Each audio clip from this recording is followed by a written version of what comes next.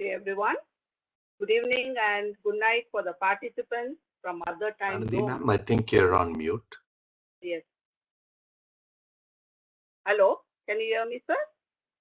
Yes, ma'am, we can hear you. Yes.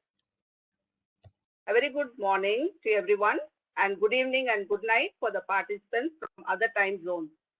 I'm Anandi Giridharan, serving as Chair, WIE Affinity Group, IEEE Bangalore Section. Very warm welcome to all the participants for the virtual inauguration of Women in Engineering Global Leadership Summit 2021. Bangalore Technology Conclave is flagship event of IEEE Bangalore Section, organized in collaboration with its two affinity groups, Women in Engineering and Young Professionals, based on the theme Clean Technologies for a Sustainable World. WIE Global Summit 2021 is based on clean production and clean material that will be held in Forno and sustainable agriculture from farm to fork in the afternoon. For the inaugurating the summit, we have privilege to have Mr. Sarjit Musa, Senior Director from Cisco. Cisco has been a wonderful industry partner walking with us in WIE journey of summit and conferences. We are very thankful to have Cisco and Nokia partners who are platinum sponsors. And also we are lined up with three excellent invited talks from Dr. Beena Roy, Chief Scientist from TCS Research, Professor Manjanna from Chennamma University, Professor Sai Gautam Gopalakrishnan from Institute of Science. Morning session has panel discussion on the theme Clean Material and Clean Technology, moderated by one of our WIE Affinity Group founder, YVS Lakshmi from CDOT. And we have distinguished speakers from various research backgrounds, Mr. Rakesh Singh, President from Solar Technology, Dr. Tejashwini Anand Kumar, founder of Adamaya Chetana, Ms. Sunita Jairam, Program Manager at SAHES, and Ms. Mangala Batma Srinivas, Director at Verizon Consumer Group. On behalf of WIE Affinity Group, IEEE Bangalore Section, and YP team and organizing committee of BTC, would like to invite all the participants for today's session. Now I call upon Dr. Sujata, our past chair, IEEE Bangalore Section, to give insight of WIE Global Leadership Summit. Over to you, ma'am. Thank you.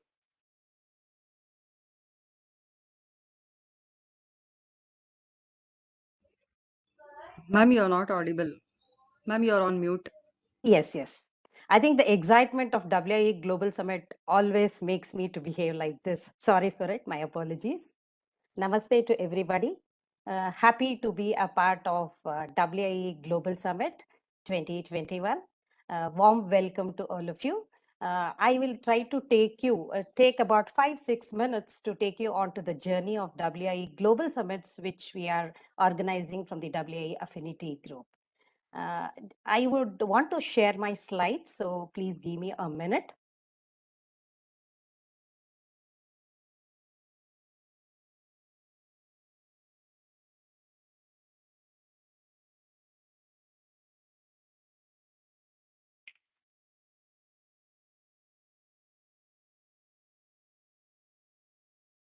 Hope my slides are visible.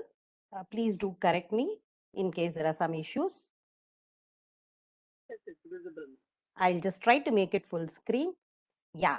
Once again, a warm welcome to the WIE Global Summit. I'm very passionate to be a part of this summit right from its inception. Just to introduce myself a little, I work as a professor in the Department of Computer Applications at BMS College of Engineering, Bangalore.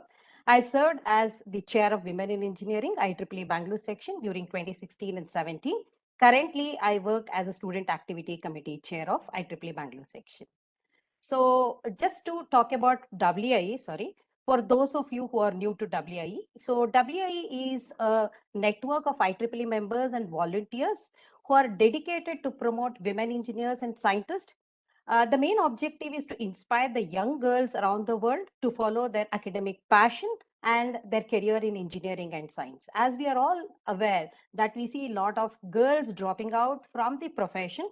And as an academician, I have seen a lot of people entering the the program as such, and also continuing their career. But we see a lot of dropouts in their mid-career level where there is probably a clash between the professional growth and their biological progression also, right? So the objective of WIE is to engage these female fraternity so that they pursue their engineering and science.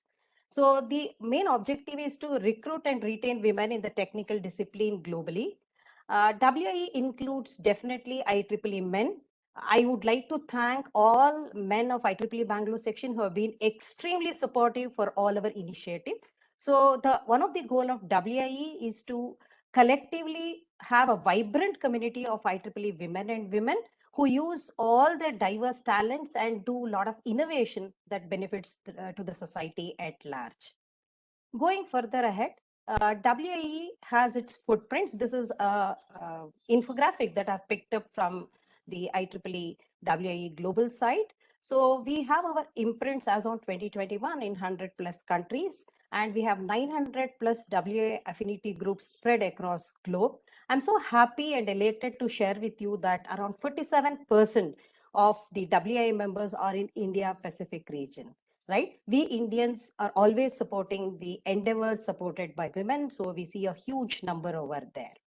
So this is a sneak peek onto the spread of the WIE fraternity globally. Now I will take you through the WIE Global Summit 2016. The IEEE WIE was started in 1994, and Bangalore section was so accommodative, and we started having the WIE affinity group in 2008. In 2016, that was when I took over. The immediate challenge that I faced is to be a part and organize the WIE Global Summit 2016. This was organized in Hotel Lalit Ashok with the theme being embracing engineering and technology, breaking barriers. I think a very, very important theme for the women fraternity. We had tracks on leadership, inspiration, innovation, entrepreneurship, and empowerment. We had 6 keynotes and 11 invited talks at WIE Forum. And for the first time, the huge event of WIE had over 250 plus participants. This is a picture, a group photo that I'm sharing it to you here. We had, if you remember, Karen Balterson was one of our eminent speakers. She was the CEO and IEEE president for 2017. We had eminent people like Manuela Velasco. You can see her here. Who is currently leading an AI lab at JP Morgan Chase US. She is also an IEEE fellow and she works for CMU. So many eminent people were a part of WIE Global Summit, which we started in 2016, which was extremely successful. Followed 2 years, we did not do much in terms of summit, but WIE affinity group in Bangalore section is vibrant, and the leaders of the WIE affinity group have done tremendous work. So in 2019, when my own friend Divya was chairing WIE, we thought of having a WIE International Leadership Summit. This was funded by Region 10. I missed it out. 2016 was jointly organized by IEEE Bangalore section and Region 10. We had this in Hotel Sterling Mac on 30th and 31st of August 2019, the theme being redefining the define. We had tracks like innovation, leadership, entrepreneurship, and women in technology. Here also we had a lot of eminent speakers. Kathy Susan Land, who is the current IEEE president and CEO, was one of our speakers. I will show a picture of her in the next slide. Then we had Shalini Kapoor from IBM, who is IBM distinguished engineer, and she works for the Watson lab and a very, very eminent person in the domain of AI in specific. She is an excellent orator. She was also one of the eminent speakers we had. And more so, if I start talking about the list, it goes on endlessly. We had exceedingly well 9 keynote talks, 10 invited talks, panel discussion. We innovatively introduced a team fitness event to keep our team fit. We did that in 2019, and there were workshops too. We had a grand cultural evening, banquet dinner, which is a part of all these leadership summit. And woofing 300 plus participants, many of them for industry. At this point in time, I would like to thank all our industry partners who have sent their delegates from industry, more so who have financially supported us. Cisco, we started the journey of collaborating with Cisco in 2019, and we are continuing with Cisco. Thanks, Cisco, for it. We had JP Morgan Chase, Google, HP, Geo, Boeing.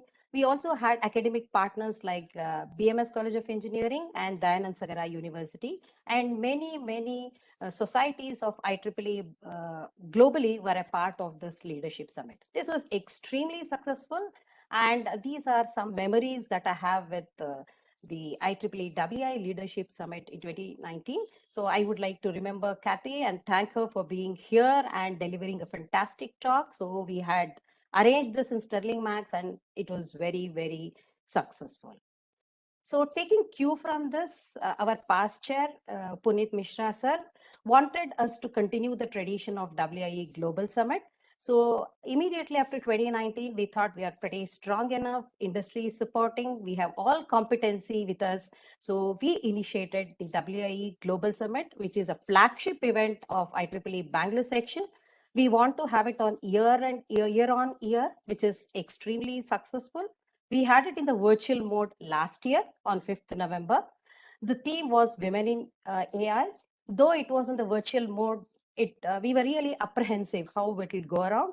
We had about 150 plus participants here, extremely talented and inspiring, and very known women in their fields were a part of this WIE Global Summit 2020.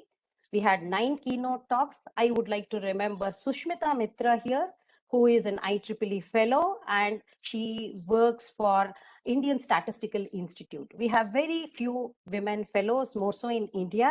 Sushmita Mitra is one of them. She delivered a keynote talk. Along with that, we had Rama Akiraju, IBM fellow, and a very known person in the domain of AI as one of the keynote speakers. And if I speak again, the list goes endlessly. So we had a lot of good speakers. We also wanted to make the session more engaging to the audience. So we had an interactive roundtable, a fireside chat, panel discussion, and the very nice part of this entire WIE Global Summit was AI-based dance. Sadhana Attavar ma'am, who was the chair at that point in time in 2020, conceived the idea of AI-based dance. And, in the virtual mode, we use the theme of AI to show to the audience how AI can be used to learn dance. A very interesting cultural event was there as a part of the WIE Global Summit 2020. And these are some of these snapshots. You can see Geeta Manjunath, our very own Geeta Manjunath, who is an entrepreneur, and she's the CEO and founder of Niramai. And here I would like to remember Dr. Udupi Niranjan sir, who was the chair of Bangalore Section. In fact, he wrote a poem, called as the poem of WIE Global Summit, trying to encourage all of us. Thank you, Udupi Niranjan sir, for making WIE Global Summit 2020. So we have a lot of male supporters who have encouraged us to grow and to create more such benchmarks, learn from each other, have given us a platform. Thanks to all of them. So then I come to our current WIE Global Summit 2021. Under the leadership of Anandi ma'am, the WIE Affinity Group has grown leaps and bounds. And as you all know, the theme is clean materials and clean production. We'll be having eminent 2 keynotes. One of the speaker is already with us. Thanks for agreeing to deliver the keynote, sir. Then we have 2 invited talks, panel discussion. Once again, I would like to thank Cisco, who are continuing to help us right from 2019, giving us a lot of resource person and supporting us with a lot of sponsorship amount too. I would also like to thank Nokia, who has been a consistent supporter of IEEE from a very long time. So with this, my little thoughts on WIE Global Summit is completed. I wish WIE Global Summit 2021, a huge success, and I would definitely attest and probably agree with all of you that this WIE's global summits will grow leaps and bounds. Welcome to all the participants. Have a happy learning. Thank you so much.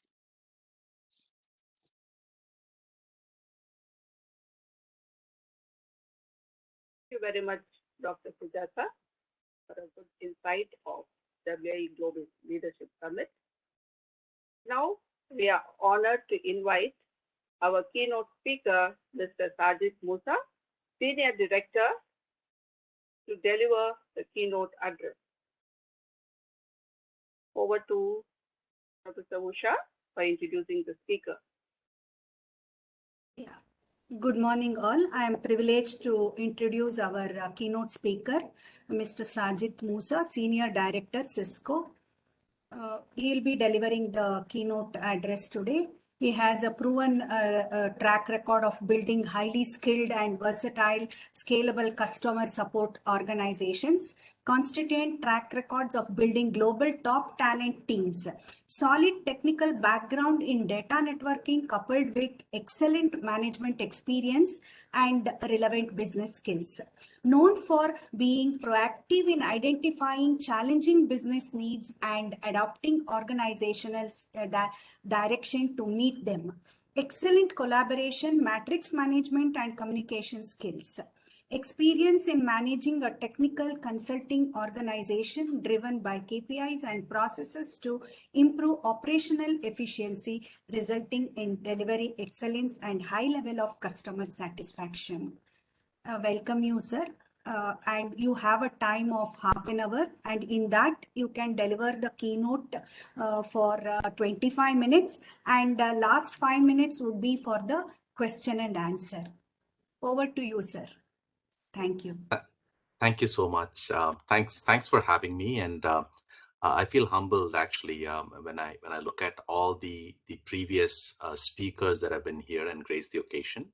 I really appreciate all of you having me, and I do not know how much of information I can share that the eminent speakers who are yet to come after me won't have. I mean, they are experts in their field.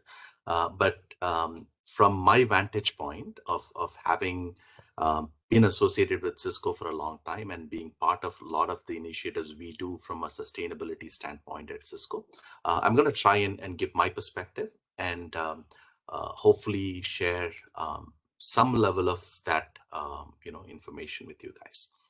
I have something to share. I'm going to bring that up. It's actually quite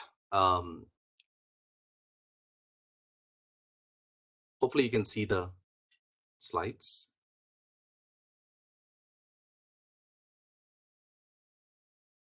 Yes, is the slides are visible? We can see it, sir. Yeah. Okay, all right. So it's actually quite interesting or quite pertinent that tomorrow, we have got the COP26 starting, right? The UN climate conference is starting tomorrow. And this conference is actually quite timely, in linking with what is happening there. Now, let's talk about COP26 for a second. One of the biggest goals that COP26, the climate conference, has for this year is to have a global net zero by 2030 and keep the temperature gradient or temperature differential to 1.5 degrees within that time frame. Now, why is this important? And then I picked up only this goal because this is the one that stands out as something that impacts all of us, right? There have been many studies that shows that anything beyond a 1.5 degree change in temperature is not going to be sustainable for the Earth. That impacts every single one of us. Plus, the net zero by 2030 is something that all of the industry leaders have signed up for. The primary reason being, as industry leaders, as businesses, we have a commitment to society. More and more now, companies are realizing that it is not how it was a profit-driven motive. I don't know how many of you have heard of the term triple bottom line. This is where companies report their impact in social, environmental, and economical terms, right? Not just from a dollars and cents or earnings perspective. What is their impact on the environment? What is their impact on society? Are critical factors that companies are looking at. Now, there's another element to this. The reason why I brought up COP26 is, as unlikely as it may seem, I have a 17-year-old son, teenager, and just like most of the teenagers, he's quite engaged, looking at everything that is happening around the world. But then he's also very anxious. I bet all of you who have or connect with teenagers at this point see that they look at the world and see a very grim future. And the grim future for them is they don't know what is going to happen to their world. So I think it is important and it's pertinent that all of us who have something to do about this actually focus and do this, because this particular quote stands out for me. It's something that stayed with me for a while. We do not inherit the earth from our ancestors. We borrow it from our children. Now, this quote was attributed to Ralph to multiple people, but I think the key one, when you look at what it represents, is significant. Because if we look at the earth as something for us to enjoy and deplete, then we are wrong. The fundamental thing is that we need to leave it for our children. We borrow it from our children. That's what my teenager is telling me. That's what your teenagers are telling you. And that's why activities such as this are extremely important. Now, coming back to industry and what are we doing about it? What is the industry doing about things like these? COP26 is one such activity where industry leaders have committed or are going to commit to the net zero by 2030. Net zero is, as everybody knows, is where we balance out our carbon emissions, from what is removed to what we add into the environment. Now, what is Cisco? A huge networking company that does production of millions of pieces of networking hardware every year, doing about this. Cisco, from our environmental and social commitment, has committed to something we're calling the circular economy. So what does that mean? Circular economy is nothing but moving from what is the traditional linear economy, where we use a product and we throw it away, to a circular economy that makes better use of our limited natural resources. That's the crux of it. Now, the clean production and clean materials theme fits right into this, right? Clean production is all about making sure that there is that view of proactive management of resources and how you use it in a sustainable manner versus doing a damage control afterwards. It's much better to design up front in a sustainable manner rather than going and trying to clean up afterwards. Right? And we've seen this in our lifetime. When I say our lifetime, I'm talking about people my age, not the youngsters who are probably listening to this here. We're all accustomed to how we used to buy things. It didn't come in plastic packages. You had bulk stores where you went and collected these your daily groceries in sustainable packaging that you brought home, right? So things have evolved and changed as part of growth and industrialization and development. But it is high time that we really look at what is it that we can do in terms of going back to due diligence in terms of better use of our limited natural resources. A little bit more detail about what the circular economy and our circular design thinking philosophy comes in, right? I talked about the circular design, right? Designing for reusability and recycling. Apologies because this slide is a little unclear.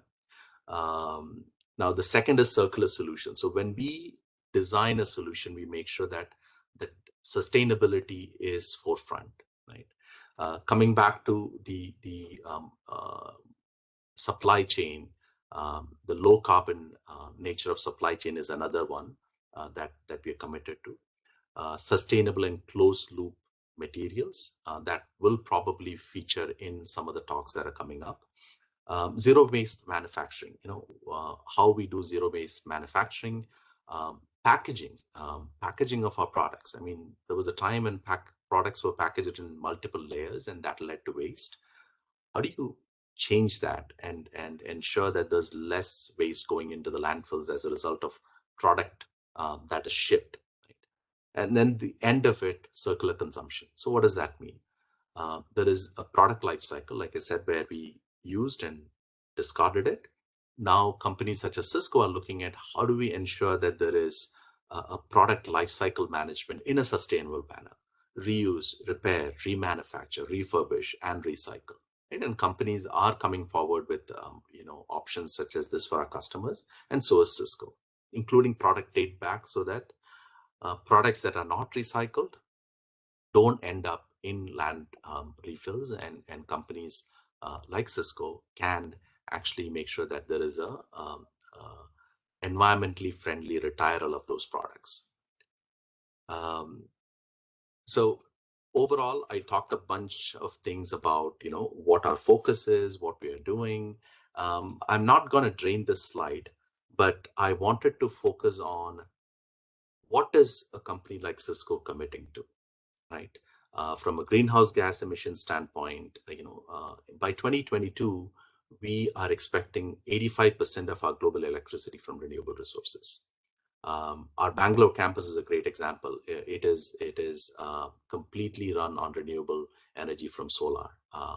We have one of the largest plants out here. From our supply chain, we're looking at reduction use of virgin plastic, foam package usage reduction, and with a very clear plan of a net zero achievement by 2040. That's our goal, right? With an absolute reduction in supply chain, greenhouse gas emissions of 30% by 2030. So unless companies and citizens come together, we don't have a way of a sustainable future, right? So I'm really, really glad that WIE and IEEE is arranging this conference with partnership and participation from all of the folks around. It is a significant movement, and I'm glad that young professionals are jumping on and making sure that there is the borrowed world is safe and sound for them to continue. I will, end my talk with this quote from Albert Einstein. The world is not dangerous because of those who do harm, but because of those who look at it without doing anything. I'd like to let that sink in, because not acting is the worst thing you can do. So I am very, very happy that we are acting, and we have, a great future for the population, as long as we commit to, from an industry standpoint, from an individual standpoint, from a society standpoint, we commit to do something about what is happening. With that, I will, I wish the conference organizers the very best. Great sessions ahead, and I look forward to jumping on a few of them myself. And back to you, ma'am, for the Q&A. I know that I didn't take the full time, because I do believe that I have very little to say on this topic, and we have some very eminent speakers coming up behind who have expertise in this field, and I look forward to hearing from them myself. Any questions, please, from the audience?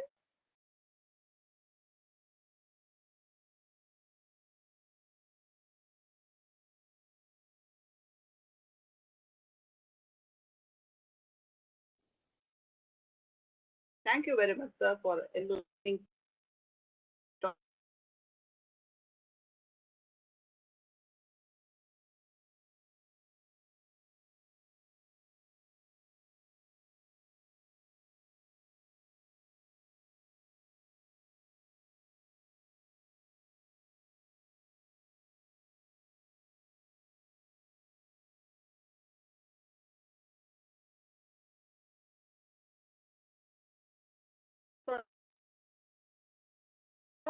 we have the session on clean product materials, and I'm very happy to chair the session.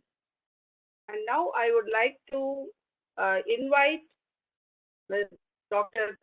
Veena Roy, Chief Scientist from TCS. She will be talking on the role of big data and AI in design, development, and deployment of novel materials for energy production and storage. Over to you, ma'am. Sure.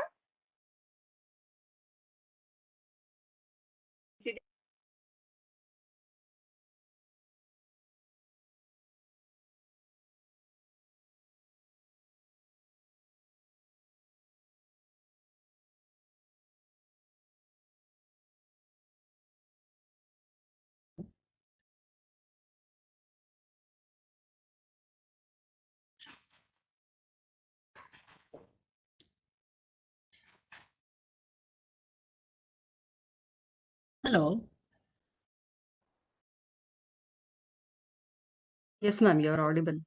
Yeah, can you hear me? Thank you. Sorry, I think there was some very small lag. And can you also see my slides? Because I want to confirm before I get Yes, ma'am. started. Yes, ma'am. We can see the slides. Just a minute, ma'am. I would request Deekshita to share the screen so that I can introduce you to the participants here. Okay, I'm sorry. So yeah, sure. Deekshita? Yeah. Yeah. Thank you, Deekshita, for sharing the screen. I would be glad to introduce Dr. Veena Rai. She is a doctorate philosophy degree from India's premier research institution, National Chemical Laboratory, Pune. She is currently leading physical sciences research area at TCS Research. She's been the recipient of prestigious Chevening Scholarship at Said Business School, UK. There's a list of awards and recognitions.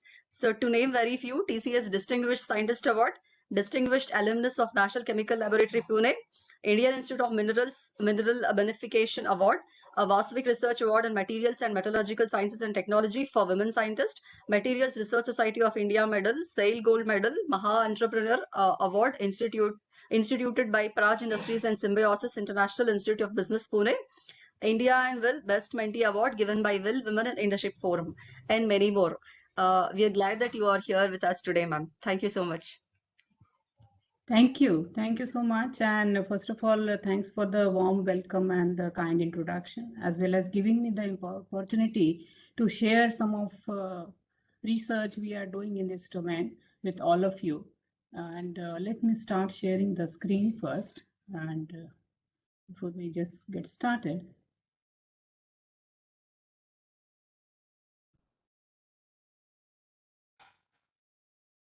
Are you able to see? Yes, ma'am. Yeah. So thank you, our keynote. Thanks to our keynote speaker, Mr. Musa, for setting up the context very right. And as he pointed out, we are borrowing this whole earth from our future generations, and we have to do something here and now to ensure that they inherit a better earth from us. So I'm going to talk in next 15-20 minutes what at TCS we are doing to a small contribution in this area. And as you know, TCS, in fact, cares about sustainability, and we have the whole sustainability agenda. But today I'm going to talk about the research because the topic of the conference is clean materials and clean production. So I have chosen something to share which my own team is working, and I'm a material scientist. The whole team works in the materials domain. And when we talk about materials, we are talking about circular economy. So we start from right from discovery, design, deployment, and then end use of the material. So that's the whole value chain we look at. And being part of TCS, of course, we want to use as much digital technologies in this endeavor, and that's where actually we wanted to make a contribution. So outline of my talk is basically I will just give a little bit of motivation introduction why at TCS we are attempting to do so. And we call it materials informatics, which is the analogy drawn from bioinformatics and how we can leverage various data and you can say computational tools to realize it. And then I will just give a glimpse of some of the examples which we are doing in our own team. So if we talk about, so I have picked actually material manufacturing industry. So all the industries are getting impacted, and we just heard that we have zero emissions target by 2030. But if you look at the manufacturing industry, they are being disrupted by this whole swarm of digital technologies coming and impacting us. And if you look at manufacturing industry, there are two ingredients which are important. So of course, materials are required to manufacture things and products, and energy. You need power to in fact realize them. So these are the two things which are the key ingredients. And more focus coming on sustainability, these industries actually have to transform themselves. And being TCS, we are working with many of our such companies or clients where we are helping in them in their transformational journey by leveraging digital technology. So that's the key focus TCS is working around. And if you look at now energy landscape, there are many aspects of, you can say, the whole value chain, right from production of energy till the storage and consumption, where technologies are impacting, right, starting from supply chain and more focus coming on greener energy alternatives. The whole business model is getting changed because instead of having the huge, you can say, power plant, now people are talking about microgrids. We are talking about even the electric vehicles which we use can be a generator of power. And when your car is parked, when suppose in Bangalore you travel from home to say Whitefield and parked your car whole day, it can actually feed back to the grid and so on and so forth. So there are a lot of innovative things, models are emerging. And two key things from our point of view we have looked at. One, of course, more and more digital you are getting into, of course, you have to worry about security of premises, security of our systems, and that's where a lot of research we are doing in cybersecurity area. My own team, as I mentioned, being materials team, we are looking into how can we in fact come up with the better materials, more sustainable materials, which can help us realize these goals. So this is what the snapshot of, you can say, research agenda, which my team is driving it. Basically, as I mentioned in my opening remark, we are looking at materials, you can say, right from identifying, discovering, designing better novel materials to their realization and use. And there are many things listed on this chart. Don't worry about reading and going about it. For sake of example, the one which is highlighted in red color text, I'm going to show that how can we actually use various digital technologies coupled with, of course, physical experiments, because once you have done everything in silico, of course, you have to go and produce the material, make the device, and use it. Also optimize the process to make it, and so on and so forth. So we leverage both data, and I will show why data, and also as well as a lot of, you can say, physics-based modeling and simulation tools, which actually is known as computational material science and engineering.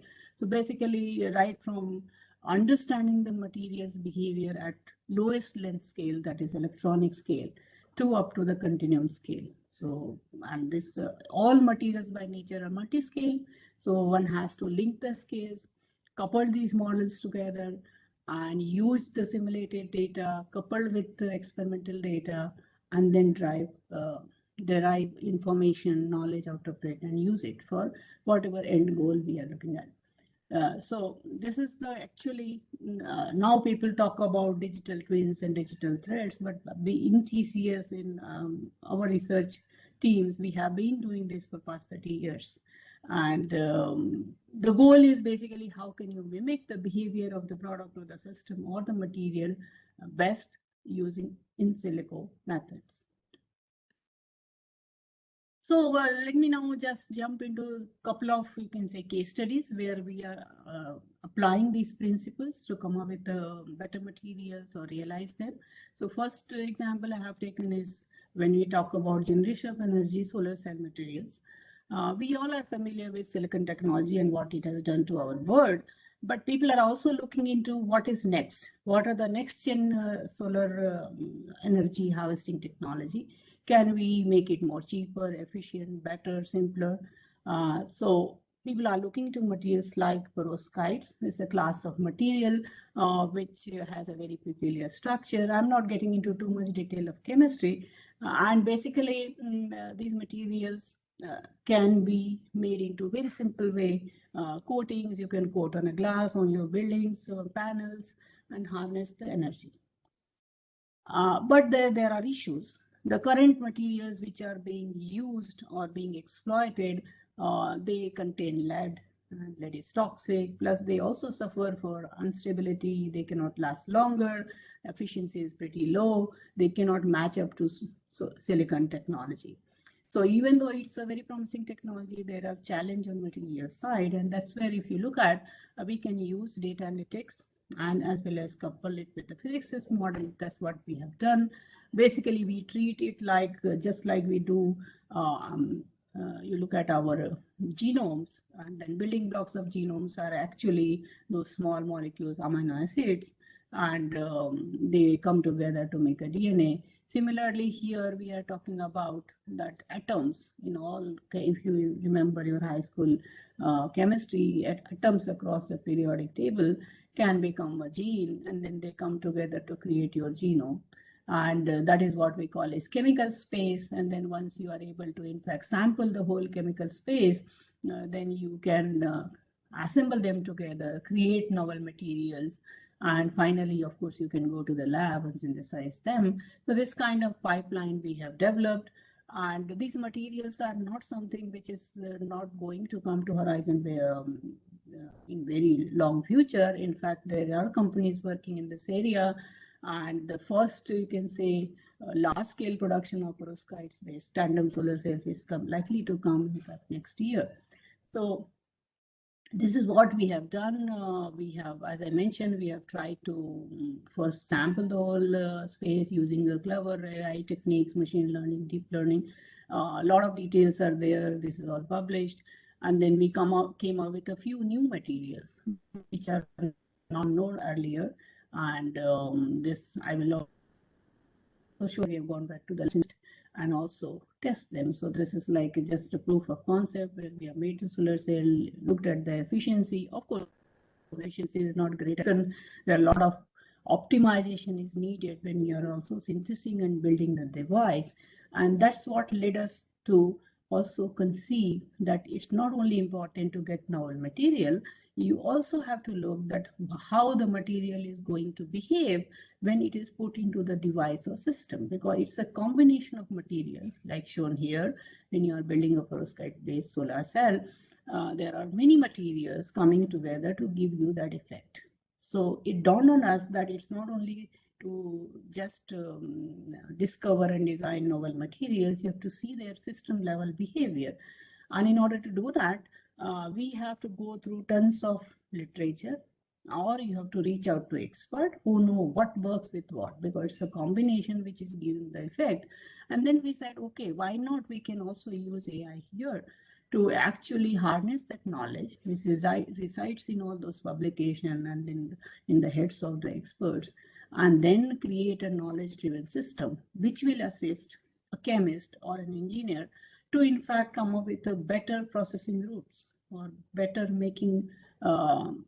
product making route. So that's the second level of, you can say, digitization, or you can say intervention of AI we looked at.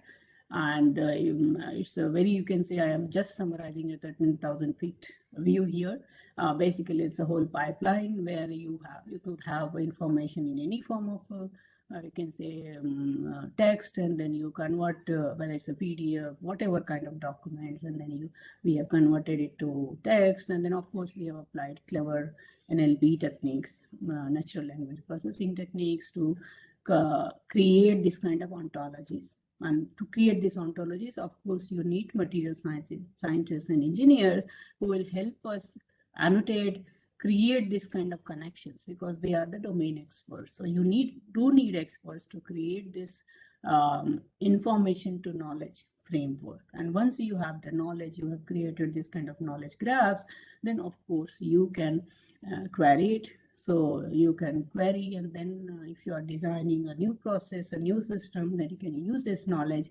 And since we are representing knowledge in form of this kind of graphs, you can actually keep on adding to it. And that's the philosophy here, and that it will help you to come up with a better alternative when you can quickly go and realize. So that then completes the value chain, and it will accelerate the process. So this is just to, and this is not something that we have finished doing. This is a live research. We continue to do that. So it is work in progress kind of thing. So this is just to demonstrate that how can one leverage these digital technologies to come up with not only better materials, but also realize them in building the systems you are looking at. So next example, we talked about energy generations. Now let's look at energy storage, because even if you generate energy, especially from renewables, you need to have a better storage systems to utilize it. And that's the bottleneck right now, even if we are talking about, say, mobility, because if you look at lithium ion batteries, they have been our workhorse. In fact, they triggered the whole digital revolution when in terms of devices, because we have so much power now in our pocket in terms of our mobile phones, which we had big computers. When I started doing computational material science, we had large machines to in fact run a small scale simulations. Now that can be done on the mobile phone as well. So, but lithium ion batteries also do suffer from certain drawbacks. There are challenges, and we have to overcome that to realize the complete potential of this whole green energy value chain. And so what we are looking at, that how can we do materials intervention to in fact mitigate some of the challenges currently being faced. Two I have listed here. One is of course safety, because everybody knows about this phone getting caught. And if you look at the cars, in fact, it's like you can say moving bomb, because you have this whole battery pack sitting in your car, and God forbid if anything goes wrong, then it will just explode. So safety is one issue, and of course, as mentioned here, that weight. So, and there are many other issues. For example, you need to charge your car very fast. If you go to a gas tank, you fill your gas into your car, you take few minutes to fill your tank. But if you want to charge your car, you have to probably put it for 1 hour or something like that, even though the shortest time is in now less than half an hour. So that's the problem, because you have to spend a lot of time to get it charged, and also you cannot take it as long as you want, whereas filling the tank with the gas is very easy. So the fast charging has its own problem, because there are safety issues, and then also how you can increase the cycle life of your battery. So these are certain challenges which we sort of embarked on this journey to see what digital intervention, what kind of modeling framework or design framework we can bring in. So this is the whole thing we are looking at. Again, if you remember, I talked about multi-scale modeling. And so we are utilizing such kind of paradigm to create this whole optimization framework for battery materials, where we are leveraging both data. I just showed the example of, say, solar cell material. Similar analogy we can draw. We can leverage data to come up with the novel materials. Here we are looking at electrolyte material. And then, of course, we can do more involved physics-based simulations, couple them together, come up with better electrolytes. And of course, once you bring the new material, if you remember, I talked about system level behavior. So we also have a system level models where we see what it does to the whole system, whether one battery is getting better, whether it is not getting heated, and so on and so forth. So this is the kind of, you can say, framework we are working on. A couple of glimpses. This is like coming to the designing better electrolytes. Of course, once you start modeling things at first principle level, in order to ensure that your models are right, you will first look at what works in the industry. So We looked at what concentration is working, and then we also see that why at that concentration there is a better efficiency or best efficiency we get. We looked at the different compositions of electrolyte, what is being currently used in the current generation of batteries, and we do see what is the science behind it, why it is working. Once you have in fact decoded that information, then you can start using simulations to come up with the better materials. So a lot of things we have tried, like can you make more concentrated salt in the whole system, and then what happens, whether you can mitigate this safety issue, and so on and so forth.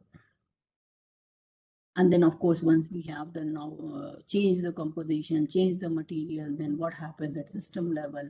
Like here it is shown that if you change the current, you can say salt, instead of phosphate, you use this sulfur-based thing, it is far better because it is mitigating the heating effect, so that safety issue can be mitigated, and so on and so forth. So this is just to show the glimpses that we do have this now bouquet of, you can say, models which can be put together as a framework to come up with a not only come up, first step is come up with the material, then see their performance in the system level, and then if it doesn't work, you go back and iterate it. So this whole process you can do digitally, thereby again saving cost and also make it much faster and cheaper. So again, we have looked into the concentration. So many studies, and then a lot of this work is in public domain, we have published. And so basically now you have a model, you can tweak, you can simulate, you can do what if scenarios, and you can come up with the best optimized solution. So this was the something to do with the battery storage, especially materials. And then finally, the last one is actually we are talking about how can you mitigate this carbon emissions? A lot of technologies are on the horizon. Of course, people are looking into, can you convert CO2 to value-added products, or you can move to this hydrogen economy, can you use hydrogen? And again, so here if you look at these technologies which are on horizon, a lot of research is going around. We felt that the major challenge here is to come up with a novel catalyst material which makes the whole process efficient, cost effective, because currently the catalysts which are making promises to realize these technologies, they are pretty expensive, difficult to scale up. So what we have picked up just to see what dent we can make in this arena is to look at catalyst material. And again, we go back to our framework of data and physics-based model. So we always combine physics-based model, that is doing first principle modeling based on the chemistry and physics of the material, and combine it with the data, because now data is available in abundance. There are high throughput experimentation, so one can generate lots and lots of data. There are also high throughput computations, so even this physics-based model can act as a data generator where you can generate a lot of simulated data as well. So that's where this whole framework is looking more promising, which was not probably feasible maybe a decade ago. So again, here we have applied deep learning techniques to come up with novel 2D catalyst materials, and these are all showing promises. So so one more thing about TCS research is that we work very closely with academia, and we believe in open innovation. So we are now working with our academic co-innovation network partner to realize these materials in the laboratory and see which one is the best one, and so on and so forth. So this is again current research, continuing with it. And with that, let me just summarize that I'm sure I have tried to convince you that this AI-based materials design discovery has taken, you can say, speed, because as I mentioned, because of the data creation availability, both computed and experimentally, as I mentioned. And one needs a combinatorial approach of both the words. So it's not only data driven, because materials world is very complex. So, and data also is very, you can say, even though we have lots and lots of data coming, but the standardization of data is still not there as opposed to biological field. So the storage of data, the representation of data, so there's a lot of standardization, so standards are not there. So just realizing the true potential of data still will take time. But if we couple that with the physics-based thing, then yes, we can make some, you can say, useful interventions. And I'm sure that I was able to convince you that we are making a paradigm shift where this field of material science and engineering has been largely expert driven, but more and more we are harnessing now information and converting it to knowledge. It is likely to be more knowledge driven. So with that, thank you so much, and I'll be happy to answer any questions or queries. Thank you so much, ma'am. Thank you for sharing your valuable knowledge on the clean materials and clean technologies. There's a question in the chat window. Can I take it up? I mean, can I Yeah, read sure. it out for you? Yes, ma'am. Okay. From Prashant Mishra, sir, one of the key challenges with choice of materials is the ability to recycle. This could possibly narrow down the materials that can be used. What are your thoughts on it? Okay, can you please come again with the Yes, question? ma'am. Because Sure. I little Yeah. yeah. So one of the key challenges with choice of materials is the ability to recycle. This could possibly narrow down the materials that can be used. So what are your thoughts on this? Yes, so very pertinent question. So as I mentioned, if we start the material design process keeping sustainability in the mind, so sustainable by design should be the key approach, and that is where we feel that this whole you can say framework where you can design things digitally will help us. So keeping that sustainability in mind or recycle in mind, we should come up with the materials which by itself, by design, they know what's their end of life fate. That should be the key in coming up with the materials and realizing them. So, and that is what we at TCS are attempting at actually. Okay. And do you have any advice for people who would like to get into material informatics? Yes, so you have to be, of course, even though I said that we are moving from expert driven to knowledge driven paradigm, but we cannot eliminate expert. We believe that the systems which we are building will be decision support systems. So we will still need a very strong foundational knowledge in the discipline. And in this case, we are talking about material science and engineering. But we also need youngsters listening to me to have if not equally, but exposure and depth in computational, especially technologies. When I talk about machine learning, deep learning, knowledge harnessing, natural language processing. So the merger of two disciplines is what is needed. So if we remain in silos, for example, my background is I'm a chemist, but I work with TCS. And that's where I have merged the word of chemistry or material science with the computational, you can say computer science. So these two people have to come together. It may be if in one person, that's the best thing to have. So be a good material science and engineer, but keep an eye, do also learn these technologies which are going to be there. You cannot get away with it. Even if you talk about experimentation, there are people talking about high throughput experiments where you need robots to do the things, you need automation. So you need to understand these two technologies. Thank you. There's one more question from Dr. Bindu Thomas. Is there any certifying body for clean technological solutions?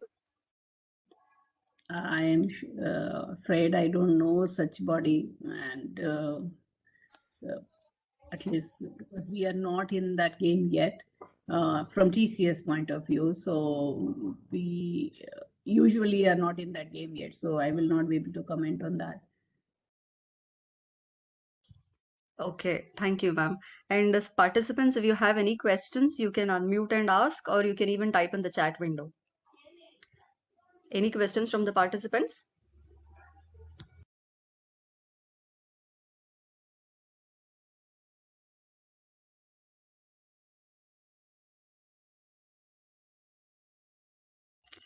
Okay, thank you so much, ma'am. Thank you. Deekshita, could you please share your screen?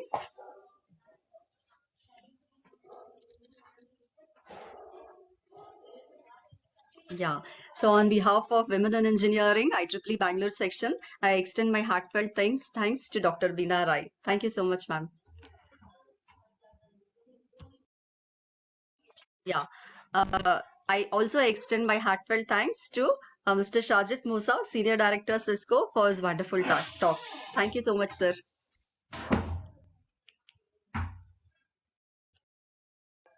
Over to you, ma'am. Usha, ma'am. Yeah, I take the privilege to invite Dr. Manjanna, Professor and Chairman, Department of Chemistry, Rani Chennamma University, for his invited talk. Dr. Manjanna is working on the material chemistry and nanoscience, nanotechnology. His area of interests are resources recycling from urban mining, electrolyte materials for solid oxide fuel cells, nanomaterial synthesis, characterization and applications, clay materials and their organic modifications for environmental remediations. He has many awards. Main ones are he got an award as a research exchange award from Await University, Japan in 2019. JSPS Bridge Fellow Award in 2017 from Await University, Japan, and also he was awarded by the Vice Chancellor's appreciation at Rani Chennamma University, and he has many funded projects and good publications in QN journals for his credit. Welcome you, sir. Over to you for your talk. I'm delighted Namaste, madam. to, yes, I'm delighted to invite Dr. Manjanna for our next speaker. He'll be talking on the scope for resource recycling and material for energy devices. Over to you, sir. Thank you, madam. Yeah, is it my slide is visible? Is it fine, madam, now? Yeah. Yes, sir. Yes, sir. Okay. Yeah. So let me thank the organizers of IEEE Bangalore Technology Conclave 2021 on the this session for clean production and clean materials. So at first, I would like to thank Dr. Anandi Giridharan from IISc and Dr. Usha Rani from UVCE and other organizing members, Dr. Prashant Mishra and other members of the IEEE Bangalore section for giving me an opportunity to speak in this forum. Sorry to interrupt. As I mentioned, so that my topic, let me just my background, I could not able to set that IEEE background. I hope it is fine with you. Sir, that is fine. Sorry to interrupt. I think there is a chat window or a participant window that you have opened. If you can minimize that. Yeah, exactly that. Okay. 1 second. Or you can close that. Yeah. Is that enough? Should be fine. Thank you. Fine.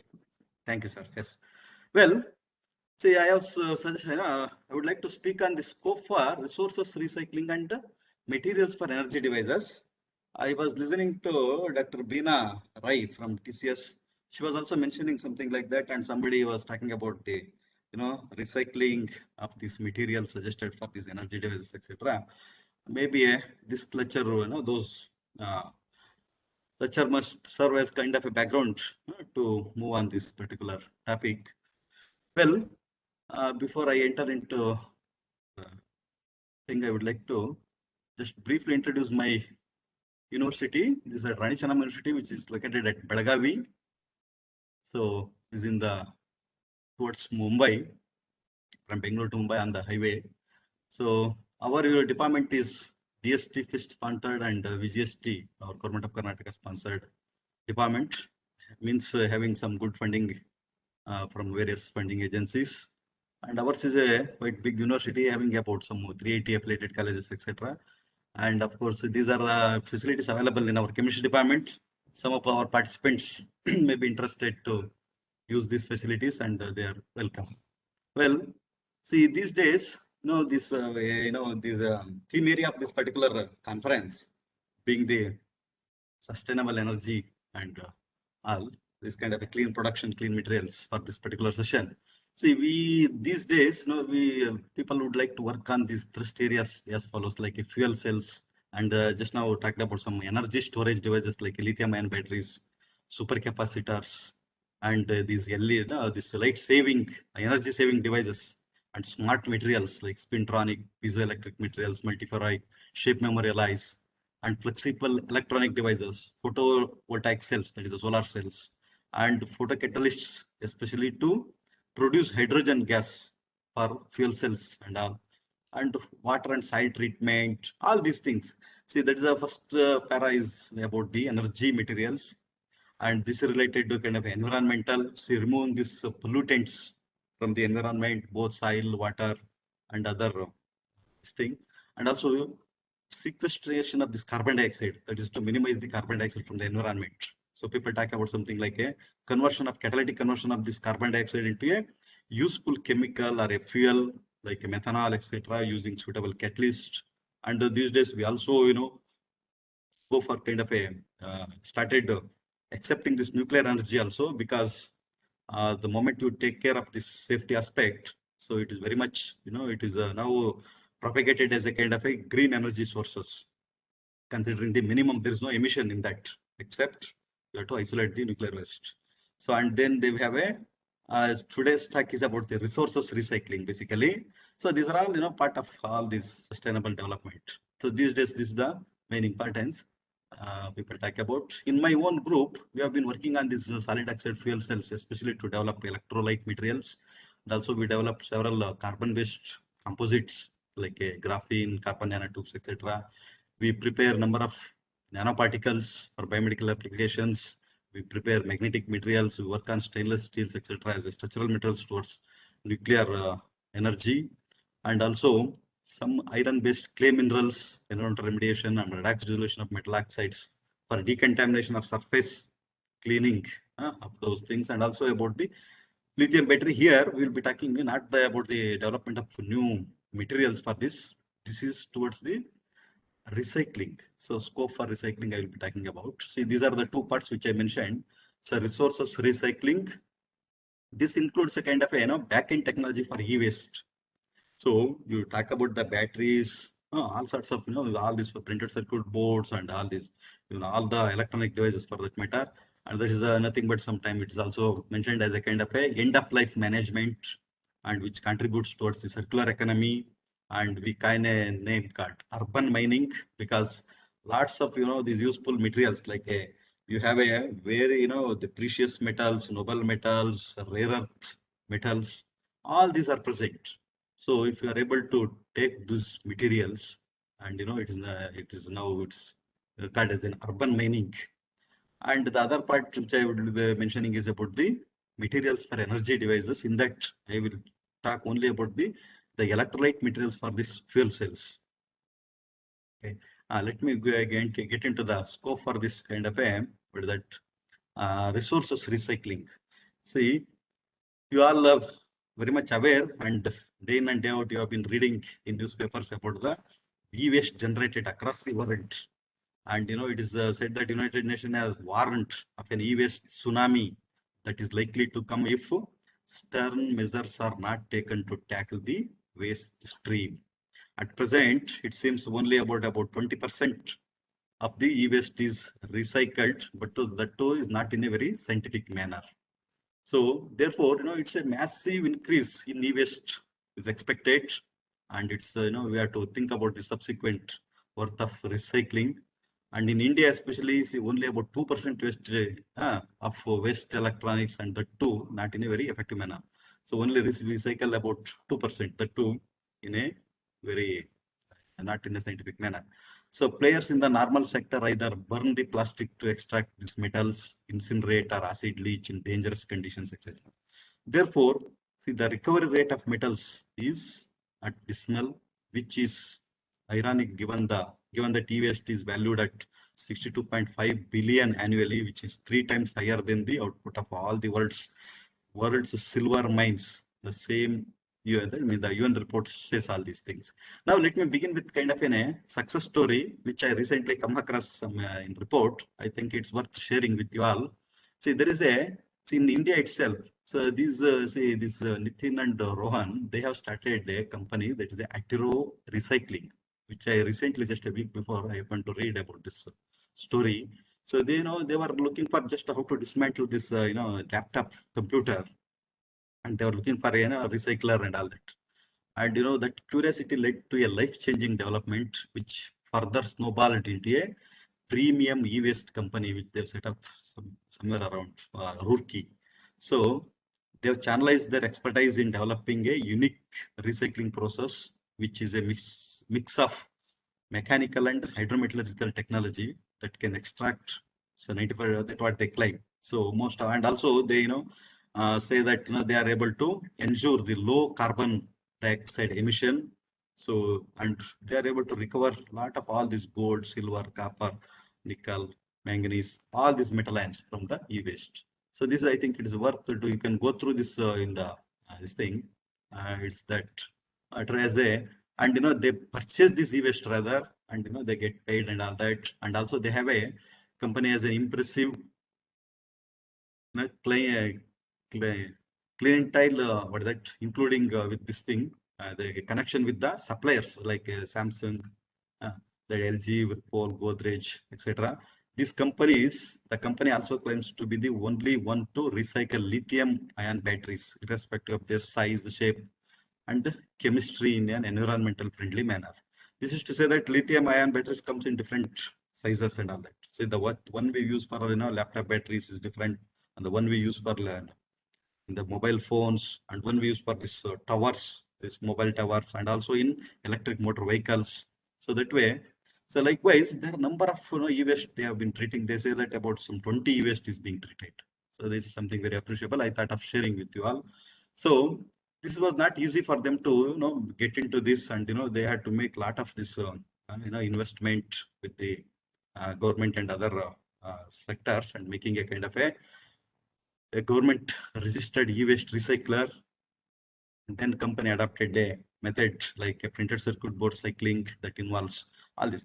So like this, there are a number of things, and also they have calculated the amount of carbon dioxide saving that they make. And similarly, so since my talk is related to the scope for this recycling, I would like to tell, see, there are way not only that that battery and printed circuit boards, you have number of other things to recycle and recover the valuable materials, valuable metals. For instance, even a simple, I have started in my laboratory this particular work. See, automobile catalytic converter, it's from the automobiles, the spent one, you collect it. In fact, these days they sell it actually. So this is about some 3,000 to 5,000, it varies, because it contains a lot of precious metals such as platinum group metals, especially platinum, palladium, rhodium, and all those things. And this is converter, all know that it is being used to convert this carbon monoxide, hydrocarbon, and NOx into a nitrogen, hydrogen, and carbon dioxide. So therefore, these are from this catalyst. So if you can do some chemical treatment, so you will be able to isolate them, and you can again supply them for the manufacturers. So similarly, the number of others, see all these number of good papers these days, you can see that recovery mechanism of platinum group metals from catalytic converters in spent automotive exhaust systems, recovery of the cerium and lanthanum from because this is made up of actually the cerium material, this is ceramic materials, the recovery of platinum group metals from the spent. Likewise, you see that number of publications on this, and not only that, some of these after recovery, these materials are also being used for some other purposes, like a kind of a electric catalyst, oxygen different electric catalyst, and also they are used in some other batteries.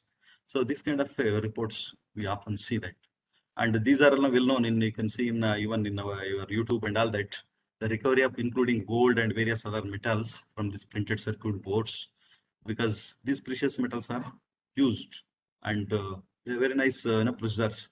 And our interest is to develop a kind of a environmental friendly approach in our laboratory. We started all this work, and I will be telling about the lithium batteries specifically. So in the meantime, I'll just give a kind of a scope and the the importance of this one. So this kind of works are being published in very good journals like a Journal of Cleaner Production, Sustainable Technology, all these things. So gold recovery from printed circuit boards, and kind of a selective, you have demand for selective leaching and using a environmentally benign, say what that solvents. So this kind of a thing, and also see tremendous potential. Not only see this, I am coming to another kind of this thing, say deep sea mud as a source of rare earth elements. So these are also kind of reports. In fact, I worked in this particular laboratory in Japan. See, there are a lot of various sources it is possible to recover this kind of a rare earth and useful materials. So similarly, leaching of indium from this kind of a LCA, what is that? You have a kind of liquid crystal displays. Earlier we had a number of this one. Now we are shifted to LCDs. So this from LCD, so you can have this indium and iridium and other metals leaching. So this kind of procedures are also being developed throughout this one. And you see that recovery of metals from these LEDs also. So lot of reports telling about the this kind of a recycling purpose, and not only that, people use kind of a spent catalyst. So these catalysts, if are used in these refineries and all. So these also contains a platinum group, platinum metal group. This thing, metals like a platinum, palladium, iridium, osmium, rhodium, and ruthenium. So all these metals could be easily recovered through a chemical treatment. Okay, so you can see the such reports. So these are all the spent catalysts, and people have developed to recover such materials. Like this, there are many ways one can think of, strategize to recover these valuable materials from different sources. So I will move on to what we have been doing about this, especially with the lithium ion batteries. See, this lithium ion battery, now we all know that its importance and all that. Now, lithium ion batteries are being extensively used for this electric motor vehicles. So therefore, lot of demand for this lithium ion battery, and this all story, this a cathode material is very important. Anode is usually this graphite material, is a layered material. The cathode that we use usually a lithium cobalt oxide, lithium manganate, and lithium iron phosphate. In this case, see this all this, especially lithium cobalt oxide. Of course, now we have mixed metal oxides, but if you see that earlier versions, most of them have got this lithium cobalt oxide, which is electrochemically very good material. So here, lithium, especially in India, we don't have this lithium at all. See, lithium is available not only in India, throughout the world. If you see that, lithium is available only in about 3 countries. Those are, we mention them as ABC countries. A is the Argentina, B is Bolivia, and C is the Chile. And there are other, that country to country, the kind of a geographical and these political issues are there to obtain this lithium. Therefore, see, extracting this lithium from the spent batteries has got a huge scope. So therefore, not many reports, you see that, how there's a lithium ion battery towards circular economy. So this kind of reports, you can see number of things. Due to time constraint, I will go to our own method. And recently we see kind of a paper in Nature. So soon after that, Nobel this one award for that lithium battery inventors. I think immediately this particular paper came up. These are recycling lithium ion batteries from the electric vehicles. So now throughout the world, in order to reduce the carbon dioxide in the environment, all even India has also agreed for such a reduction of the carbon dioxide content in the air. By 2030, would like to reduce by about 25% or so. So in this direction, so there are a lot of government initiatives to see this kind of reports all help to recycle this lithium, especially lithium is very important. Of course, you can also get this cobalt and all other materials. So the different process used in this lithium ion batteries, you can see that. And what we have been doing is about we have taken a kind of I'll come to our own. See, this is a second. Yeah. See, these are the main methods. So we have a pyrometallurgical method, hydrometallurgical method, and biohydrometallurgical methods. So we have been following this hydrometallurgical route for recovering these valuable metal from this lithium ion battery. This I have taken as a typical case. In fact, we have started working on, as I said, this catalytic converters, and also on the, even this the bulbs where we have a phosphorus that we do, and we do some other materials from the red mud, bauxite ore. So like this, we have started this one. Well, so in this say lithium cobalt oxide, you see that, see, you can subject that material into a oxidative dissolution as well as reductive dissolution. Reductive dissolution means cobalt 3 to cobalt 2. So you can reduce it by with the number of reducing agent, and also you do a oxidative treatment. You can oxidize 3 to 4 oxidation states, and thereby lithium comes out from the lattice. And we have used all these, not the mineral acids. These are all the mild, environmental friendly that organic acids. For example, ascorbic acid. Ascorbic acid is a vitamin C. So like citric acid. Okay, these are all very environmental friendly. All are like this, amino acids. So this kind of things, and we could publish a good number of papers about the all this recovery and their kinetics and how we separated lithium and cobalt. Okay, so this is the experimental procedure we show that is all manually dismantled right now. So we discharge and take out this lithium, that cathode material, and we do some pre-treatment to remove the organic binder, etc. Then look at the structural and other properties. Similarly, for the this is a laptop battery. So dismantling and all these procedures are followed, then subjected for dissolution in a kind of a citric acid and ascorbic acid, and we use several mixtures of all those such organic acids. You can see our reports, and looking at their dissolution behavior and selective precipitation of this lithium and cobalt. So finally, I will not go all these things. Recently, we published in the Journal of Environmental Management. It's a good journal, and we used kind of a microwave one for kind of a rapid dissolution. So within about some 5 minutes, we were able to recover maximum amount of this lithium and cobalt from this one, and we have characterized all those during the leaching process and the solutions. All these things have been done. And if you look at the oxidative treatment, also similar way. So as I mentioned, so we can subject, keep that material for oxidative treatment. We put it in some oxidizing agent, and then cobalt 3 becomes cobalt 4 naturally. That lithium, once that or the charge balance is done, so lithium comes out, and it's very perfect. So that solid to liquid separation is done, and we precipitate this lithium as a lithium carbonate and also lithium oxalates. So these are the stories to tell, like during the leaching of this, how these structural changes taking place. This all we monitored through XRD and the layer separation based on this D values. So likewise, we could monitor that, and we characterize the end products. So based on that, we took those products. So lithium was a lithium carbonate and cobalt oxalate. See, they are actually very good precursors to reform this lithium cobalt oxide again stoichiometrically. We did such a thing, and now we have been doing kind of a rechecking that, validating that material. So that again is a better grade material it should be. So that's what we have been doing, and further, so a few more improvements we have been trying to do on this area.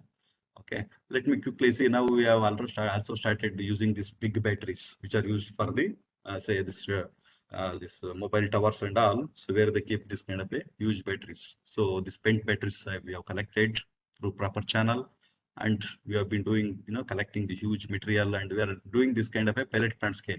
So about some 500 gram of the sample is being collected and is just treated. Now quickly I will move to the another part of my talk, which I mentioned, like materials for energy devices. Here I will not touch too many things, just only about the fuel cells. So all the energy materials means all these lithium battery, all developing new cathode materials for supercapacitors. Also this fuel cell, there are a number of fuel cells. So especially people are now a lot of interest for the polymer electrolyte fuel cell, but we are dealing with the solid solid oxide fuel cell, which is operating at high temperature. So this is that fuel cell, how it works. We purge this hydrogen on the anode side and oxygen on the cathode side. And here, see, oxygen from the cathode side, it should move to the anode side. And the material is a solid, this one, but that ionic conductor. It is a anionic conductor. So in the commercial solid oxide fuel cell, yttria stabilized zirconia, that is a zirconia ZrO2, wherein yttrium 3+ is doped, so that oxygen vacancies are created. So nothing, so that the oxygen oxide ions, this oxygen 2-. So the oxide ion can easily move through such vacancies. Okay, so this is the fundamental thing we should know to develop these electrolyte materials. So these electrolyte materials, because now we have a lot of demand to develop these electrolyte materials at a relatively lower temperature. So we call that as an intermediate temperature. So ITSFs. Otherwise, these commercial ceramics works at 1000 degree and above. So therefore, so demand for reducing that. And other stories I will not tell because how important it is, because now hydrogen is considered as a fuel for future, not the future fuel, it's a fuel for future. So therefore, these are the devices which use a hydrogen. So therefore, say, and Ministry of new and renewable energy, they all have initiated a lot of funding, encouragement, both private and public institutes and all that. Recently, our Ministry of Petroleum and Natural Gas, they have initiated, how to make use of this, hydrogen. So gray hydrogen, something you mix with the kind of a CNG and all those things. Therefore, hydrogen energy sources are very much, and the worldwide, these kind of reports, you see that world should shed nearly 3,000 coal plants to keep on climate track or something. That means we need to minimize those coal plants and you go for kind of these are renewable energy sources or say alternative energy sources, fuel cells and solar, wind, all those things you are very much aware. Well, as I mentioned, see these electrolyte materials mainly. See, we have developed a Syria-based material. Syria is a CeO2. In CeO2, cerium is 4 plus. Now we put a kind of a different trivalent materials in that lattice. Therefore, it creates a oxygen vacancy. And then which we doing all this characterization, and finally we determine the oxide ion conductivity based on AC impedance method. Based on AC impedance method. So therefore, you get a lot of see the kind of we checked series of materials. All this after doping with yttrium, gadolinium. See, these are trivalent materials are doped in the tetravalent material. So based on the impedance, you get a kind of a semicircles. From that, you can get to know the the polarization resistance. From that, you can arrive at the oxide ion conductivity. Okay.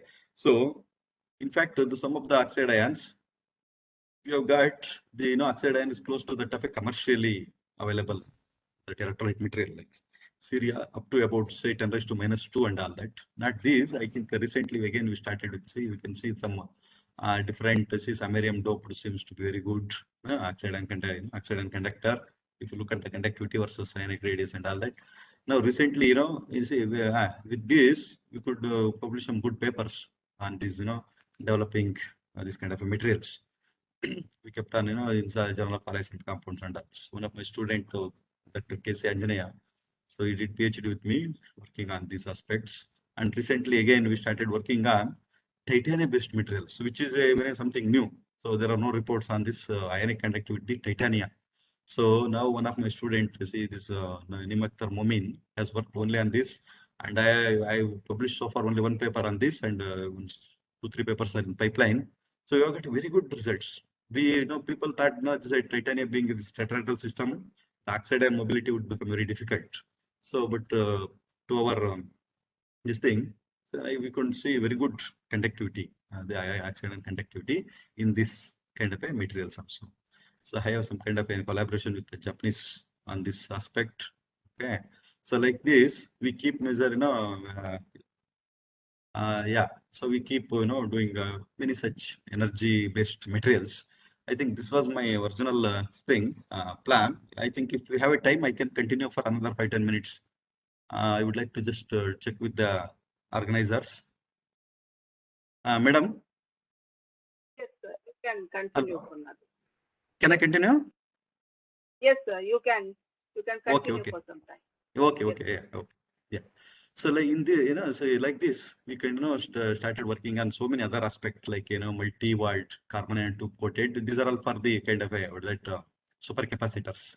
Of course, these materials did not show very good electrochemical behavior, but still, we have started working on this kind of coating, this kind of a carbon nanotubes on these fabrics. This also, we explored this material on this, and also we prepare a number of what you call this graphene based materials. This is the reduced graphene oxide was prepared by a very simple chemical process, treating this graphite, and then we used a microwave oven so that it was, well reported what is that humorous method is there, humorous method.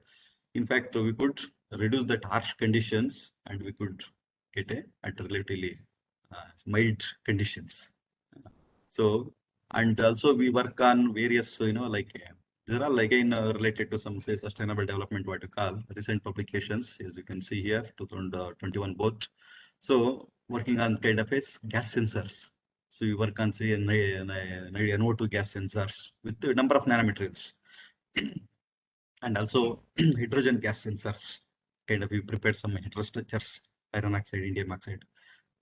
So these are like, for example, very simple copper oxide was synthesized by a very simple method. This is recently published in Ceramic International.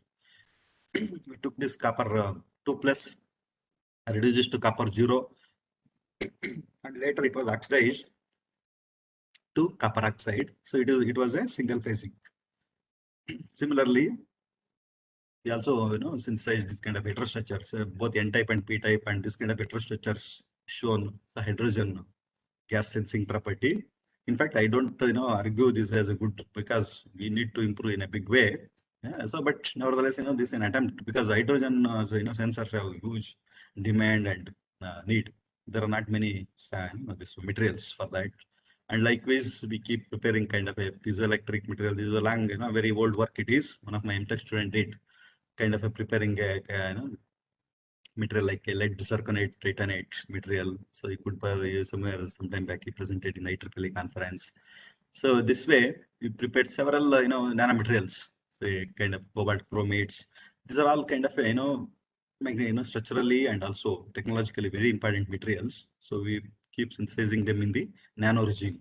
So these nanomaterials, irrespective of the field in which we are talking about, so they are very useful for all sorts of applications. You can explore in different way. Say similarly, dielectric relaxed multiferric material like this, new perovskite materials we prepared. So in collaboration with IAC, so we did, and also making kind of again this kind of a perovskite material only AB3 structured, wherein we could tune both optical and magnetic property. Magnetic property in the sense I have not given all these results. We could decrease the Neil temperature by changing the cerium content in this. Okay, and also optical property.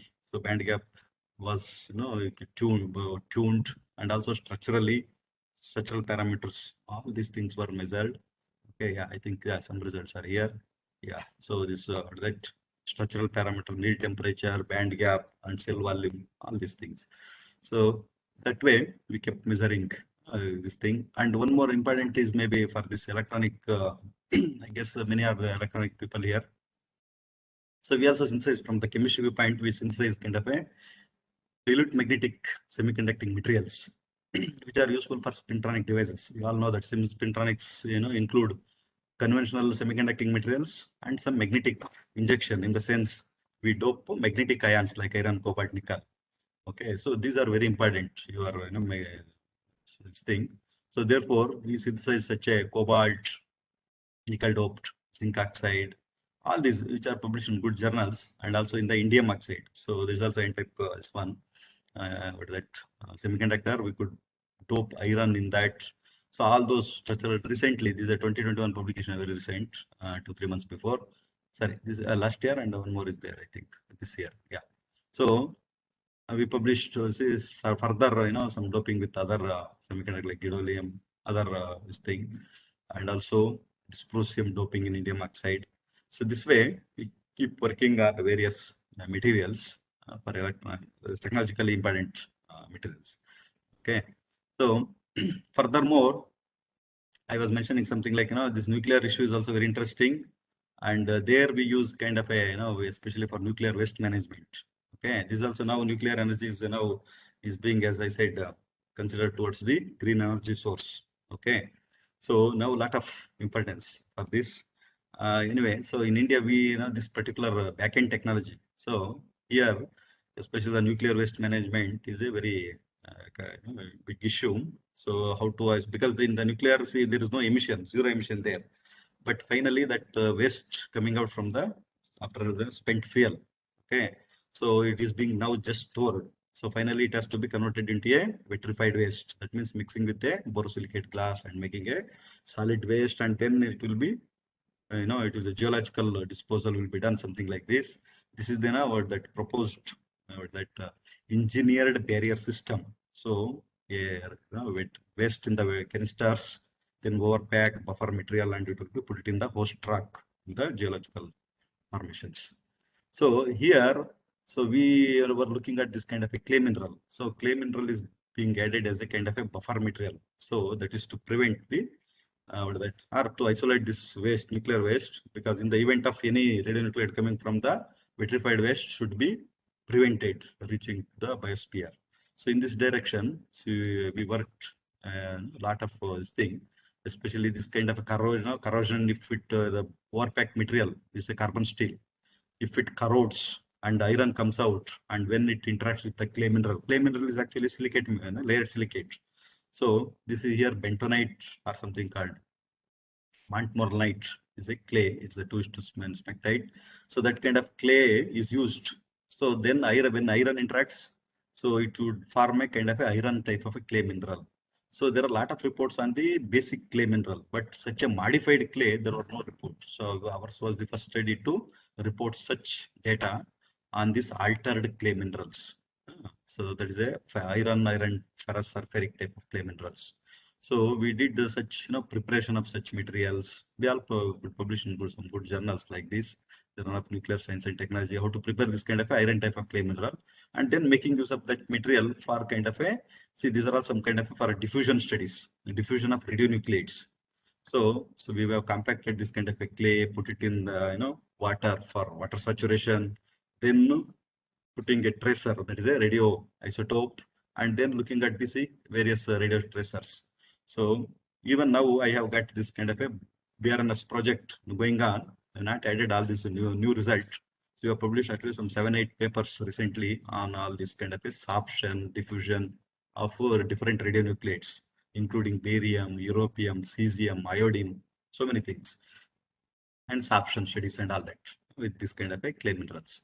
And we made sure this was very important for the waste disposal. So in this direction, we could, provide a reasonably good data. I mean, whatever say we could clear their doubts. They thought that such a modification would drastically change the basic characteristics of this clay mineral.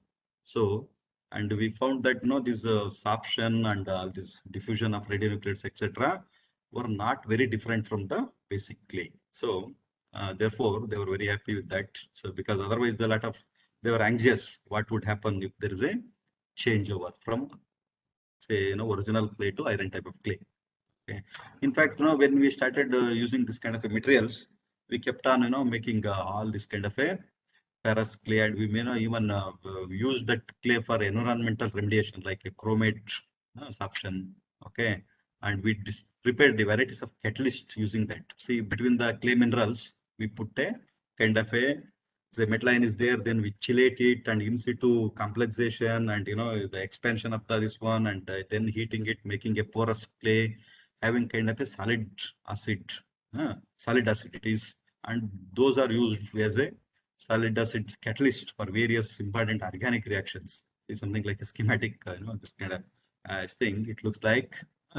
So we use such a catalyst for some of the very important organic reactions like Bignili reactions, etc. And also we did kind of a irradiation work with the cobalt-60 irradiation of this clay mineral, and we see the redox behavior of such iron. So these are all reported recently in 2021. So like this, we kept on moving all this kind of we prepared several other iron oxides, and in collaboration with the industry, making these granules, putting it in a column, passing a waste, and looking at the sorption behavior of, especially here we have checked about the molybdenum. This is related to nuclear waste management. Molybdenum is one of the fission products in the nuclear waste. So that way, so we have been recent publication on this recovery of molybdenum. So from the this kind of a simulated high level liquid waste. So this molybdenum, once if you need to remove from the so nuclear waste. At the same time, molybdenum is also very useful. So it is a nuclear medicine. It is used So in the other, say in the usual metallic industry, say all this molybdenum is in stainless steel, all it is there. So molybdenum is a very important material. So it is not a waste anymore. So in most of this waste treatment, so if you recover all that, so we can, from waste to wealth, we can convert all those processes. I think, yeah, I shall, maybe my time is up. Let us give some time for the people to ask some questions or something. Yeah. Thank you. Any questions from the audience? Thank you very much, sir, for such an informative talk discussing on various resources, recycling techniques, especially on lithium batteries, and also on various energy devices and waste management. Thank you very much, sir. Madam, madam. there is a question in the chat box. Yeah, please. From Lakshmi Madam. How are the PCB recycled? Yeah. See, PCB, printed circuit boards, see, recycling, as I said, there are several methods. Some people go for this pyrometallurgy and all that. So we chemists would like to go by this hydrometallurgical route. So that is, you need to know dismantling and, the waste segregation first, say metallic, the polymeric waste, even metallic itself, if you have some good knowledge, first you should have kind of a elemental analyzer. In fact, in my laboratory, I have a EDX. So that's a handheld. I can check each component and see what is the metal. So accordingly, you should separate it. Then you subject it for mostly some acid treatment. So we are trying to do kind of a very mild organic acids, as I mentioned, citric acid, ascorbic acid, this kind of things we have been using. Otherwise, people directly use with the concentrated acids like mineral acids, and kind of even for gold, etc. They use a kind of a ammonium thiocyanate and other things. Of course, so there are you are supposed to take care of all these, the harmful gases coming out and all those things. Otherwise, that overall, the recycling should be economical. We should make sure of that, and it is environmental friendly. Otherwise, doing all this recycling will be waste. So as much as possible, it's not that easy, but we should try as much as possible to attain that. Yes. Thank you, sir. Yes, sir. Dikshita, please display the slide. Thank you, slide. Yeah, myself. Thank you, sir. Thank you for your wonderful talk, touching upon various. Thank you. And because I just moved on because some time was there. I thought I just moved above that mistake. Yeah. Thank you, sir. Thank you, sir, for a knowledgeable talk. Thank you. Next. Now, we have our next speaker, Dr. Sai Gautam from Indian Institute of Science. He will be talking on discovering novel oxides, perovskites for solar thermochemical water splitting. Invite you, sir. Over to Dr. Bhusha to introduce the speaker. Yeah, Dr. Sai Gautam Gopal Krishna is presently working as assistant professor in Department of Materials Engineering in Indian Institute of Science. He has received his PhD from Department of Materials Science and Engineering, Manchester's Institute of Technology under the guidance of Professor Gerband Sedar. And he is also a postdoctoral research associate at the Department of Mechanical and Aerospace Engineering, Princeton University, where he is working under Professor Emily A. Carter. And his research interests are applying principles of computational material science, thermodynamics, and kinetics to understand and predict material behavior. Sir, welcome you, sir. You can take over, sir. Thank you for the nice introduction, and thanks to the conference organizers for the opportunity. Let me try to share my screen. Okay, all right. So, and now you are able to see it in the slideshow mode, right? Okay, good.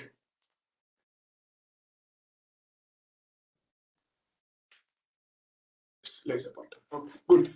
Yeah, the WebEx interface has changed quite a bit since I last used it, so I'm still sort of getting used to things here. So once again, just to reiterate, thanks to the conference organizers for giving me the opportunity, and thanks for the nice introduction. I'm Sai Gautam Gopalakrishnan. I'm an assistant professor at Indian Institute of Science. I've been here at IISc for just over a year now. And the topic of my talk today is discovering novel oxide perovskites for solar thermochemical water splitting. And my previous research and my current research in my research group, we use computational tools and techniques, broadly based out of density functional theory and also some machine learning. So thanks to Dr. Beena Roy's talk earlier in the day, I think most of the audience is familiar with the kind of computational work that research groups do, so it makes it easier for me. So most of the work that I'm going to be presenting today was started during my postdoc at Princeton University, and then completed after I came back here. So, okay, so let's go to the next slide. So what is solar thermochemical water splitting? So solar thermochemical technologies form are a pathway to obtain sustainable and renewable fuels or fuel precursors from solar energy.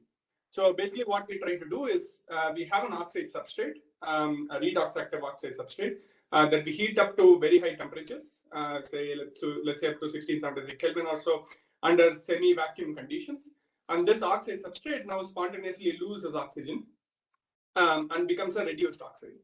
And now this reduced oxide is then metastably cooled to a slightly lower temperature, around 873 Kelvin or so, where it then spontaneously splits steam to produce hydrogen, right? And this hydrogen the quantity of hydrogen that you produce at the end of this process is determined by the ratio of partial pressures of steam and hydrogen in your outlet. Now one can have a similar cycle written for carbon dioxide splitting as well. So you can get carbon monoxide. So you can also get hydrogen, and you can get a mixture of the two gases as well. And once you have carbon monoxide and hydrogen, you can actually go about creating methane, which can then be reversibly stored, right? So part of the sort of energy input for this reduction process comes from solar radiation. It can be supplemented with other resources as well. And hence, since the main heat input comes from solar radiation, this process can be run using sustainable technologies. So you can produce fuels in a sustainable fashion. Another thing that I wanted to point out is the high temperature step is normally called the thermal reduction step, and the low temperature step is normally called the water splitting step. Okay. So far, in terms of oxide substrates, so materials that have been tried out as substrates, there have been three classes that are popular among solar thermochemical, within the field of solar thermochemical water splitting. One is ceria, so fluoride structure-based materials. Other is iron-based oxide spinels, and the third is oxide perovskites, so ternary or quaternary oxide perovskites. The state-of-the-art material for this technology is pure fluoride ceria. So it's the pure ceria that's the state-of-the-art, and people are trying to design materials that are better than it. And of course, a lot of the performance of this technology depends on the oxide substrate, and we need better materials. So we need materials that can withstand large temperature swings. So we also need materials that can tolerate large degrees of oxygen off stoichiometry here, as indicated by delta here. And we also need materials that are stable, so don't undergo undesired phase transformations. And amongst these classes of materials that have been tried out, oxide perovskites have been a significant focus within this technology.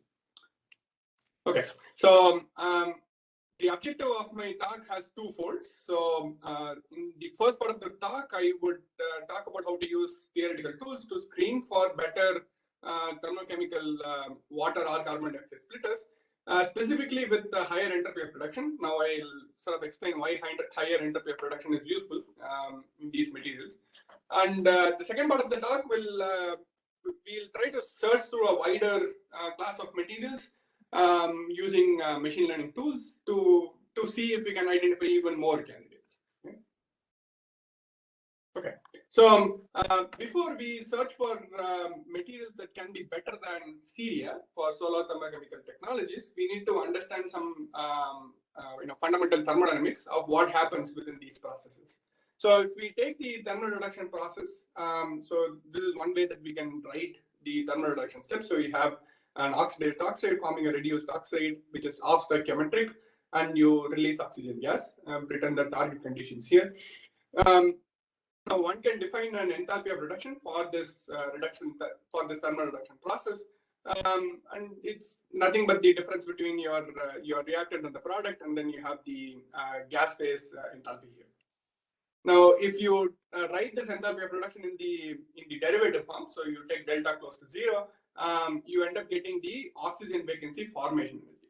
So this oxygen vacancy formation energy can actually be used as a proxy for enthalpy of reduction, and this is an energy term that can be calculated using computational tools.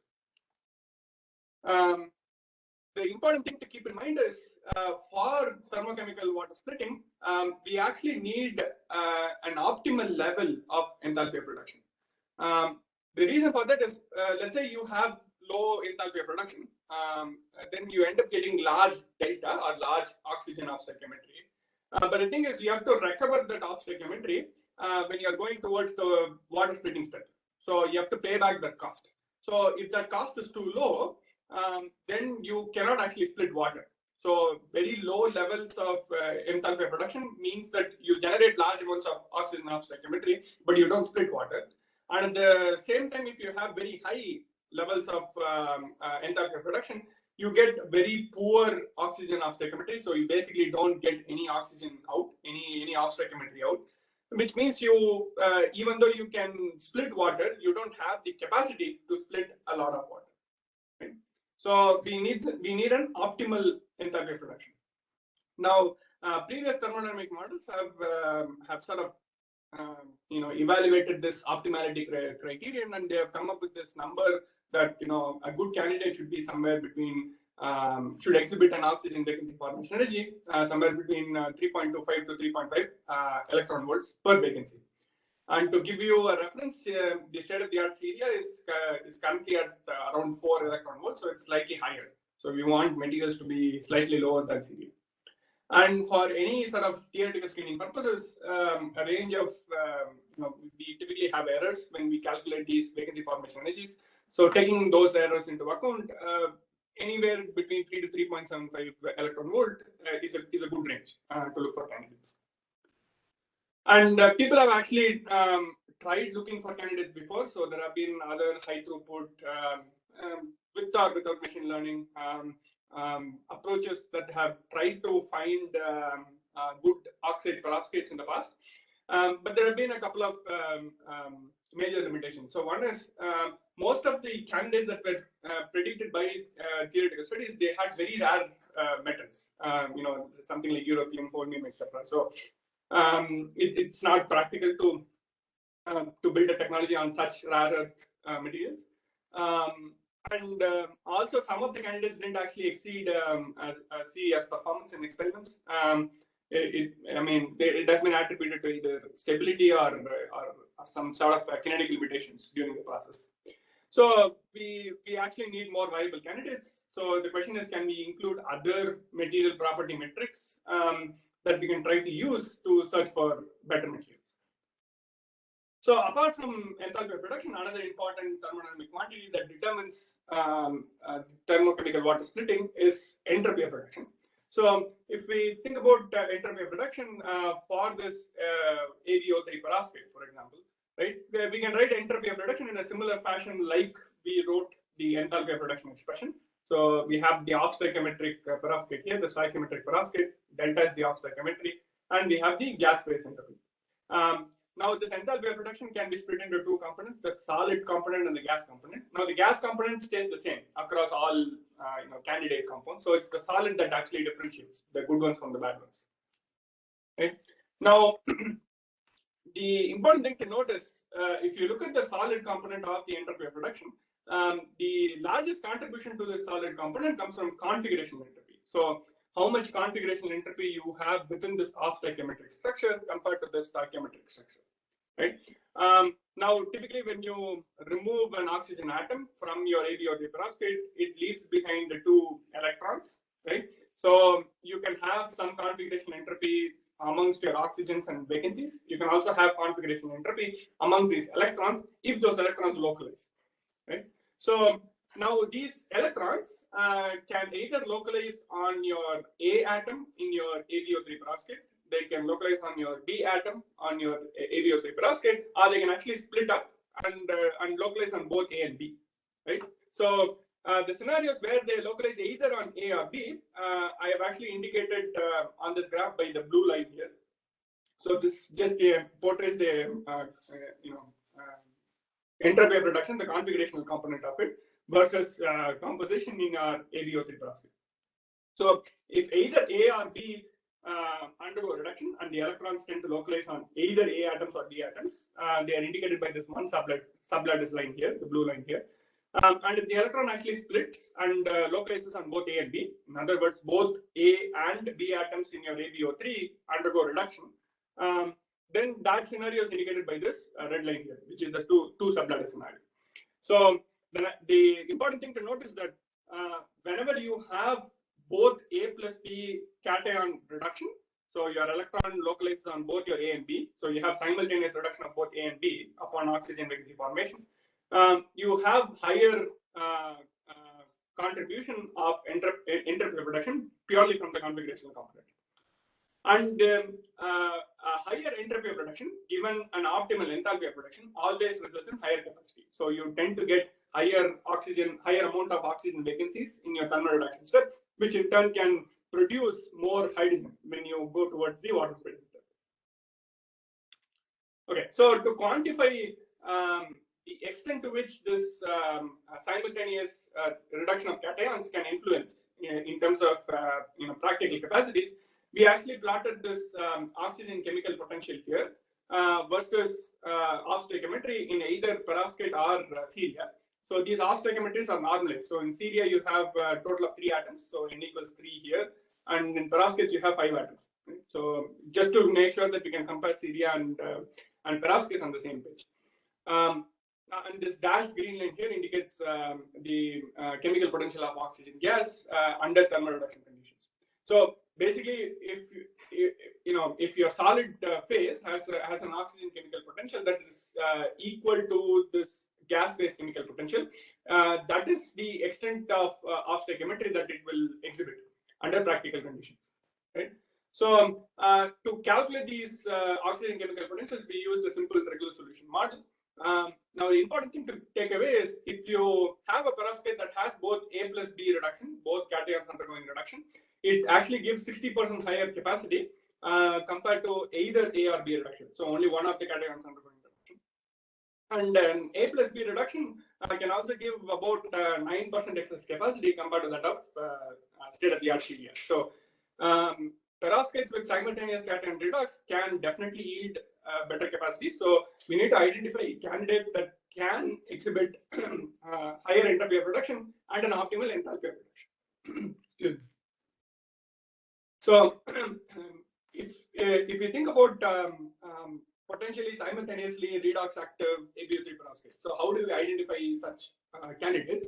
Now, if we take the perovskite framework itself, there are several constraints. So you need a certain size of A and B atoms in your perovskite structure. You need your structure to be charge neutral. It cannot be an underlying charged structure. So your charges on your cations and anions need to balance out.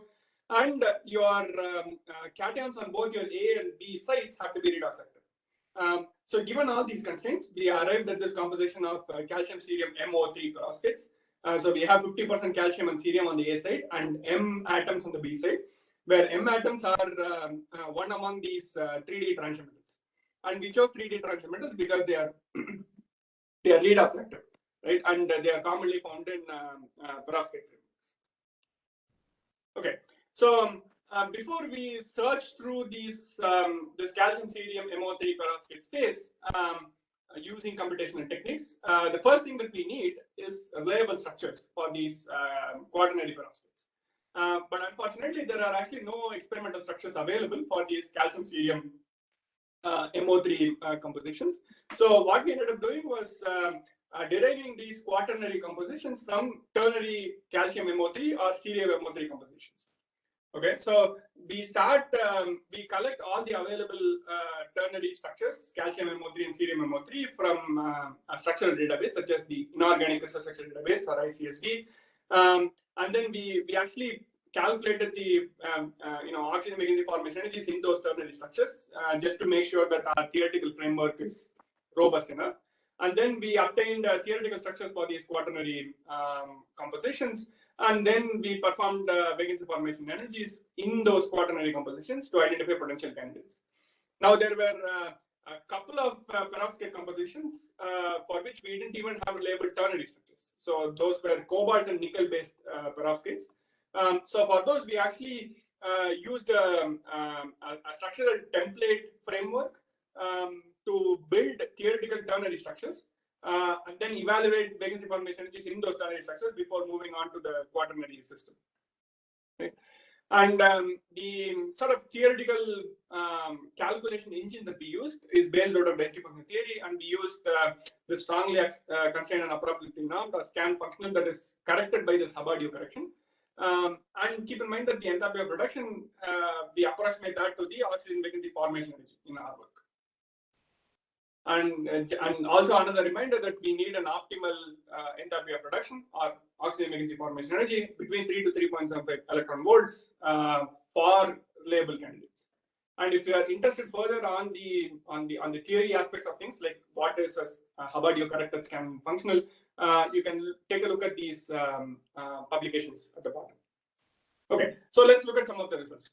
So the graph here plots the oxygen vacancy formation energy as a function of transition metal across all the quaternary systems that we considered. So the calcium, cerium, MO3 perovskites. Now the dashed red lines indicate the optimal window. So if you are too high, difficult to generate vacancies. If you are too low, it's difficult to split water. The orange and blue lines indicate structures that were derived out of the calcium MO3 ternaries and the cerium MO3 ternaries.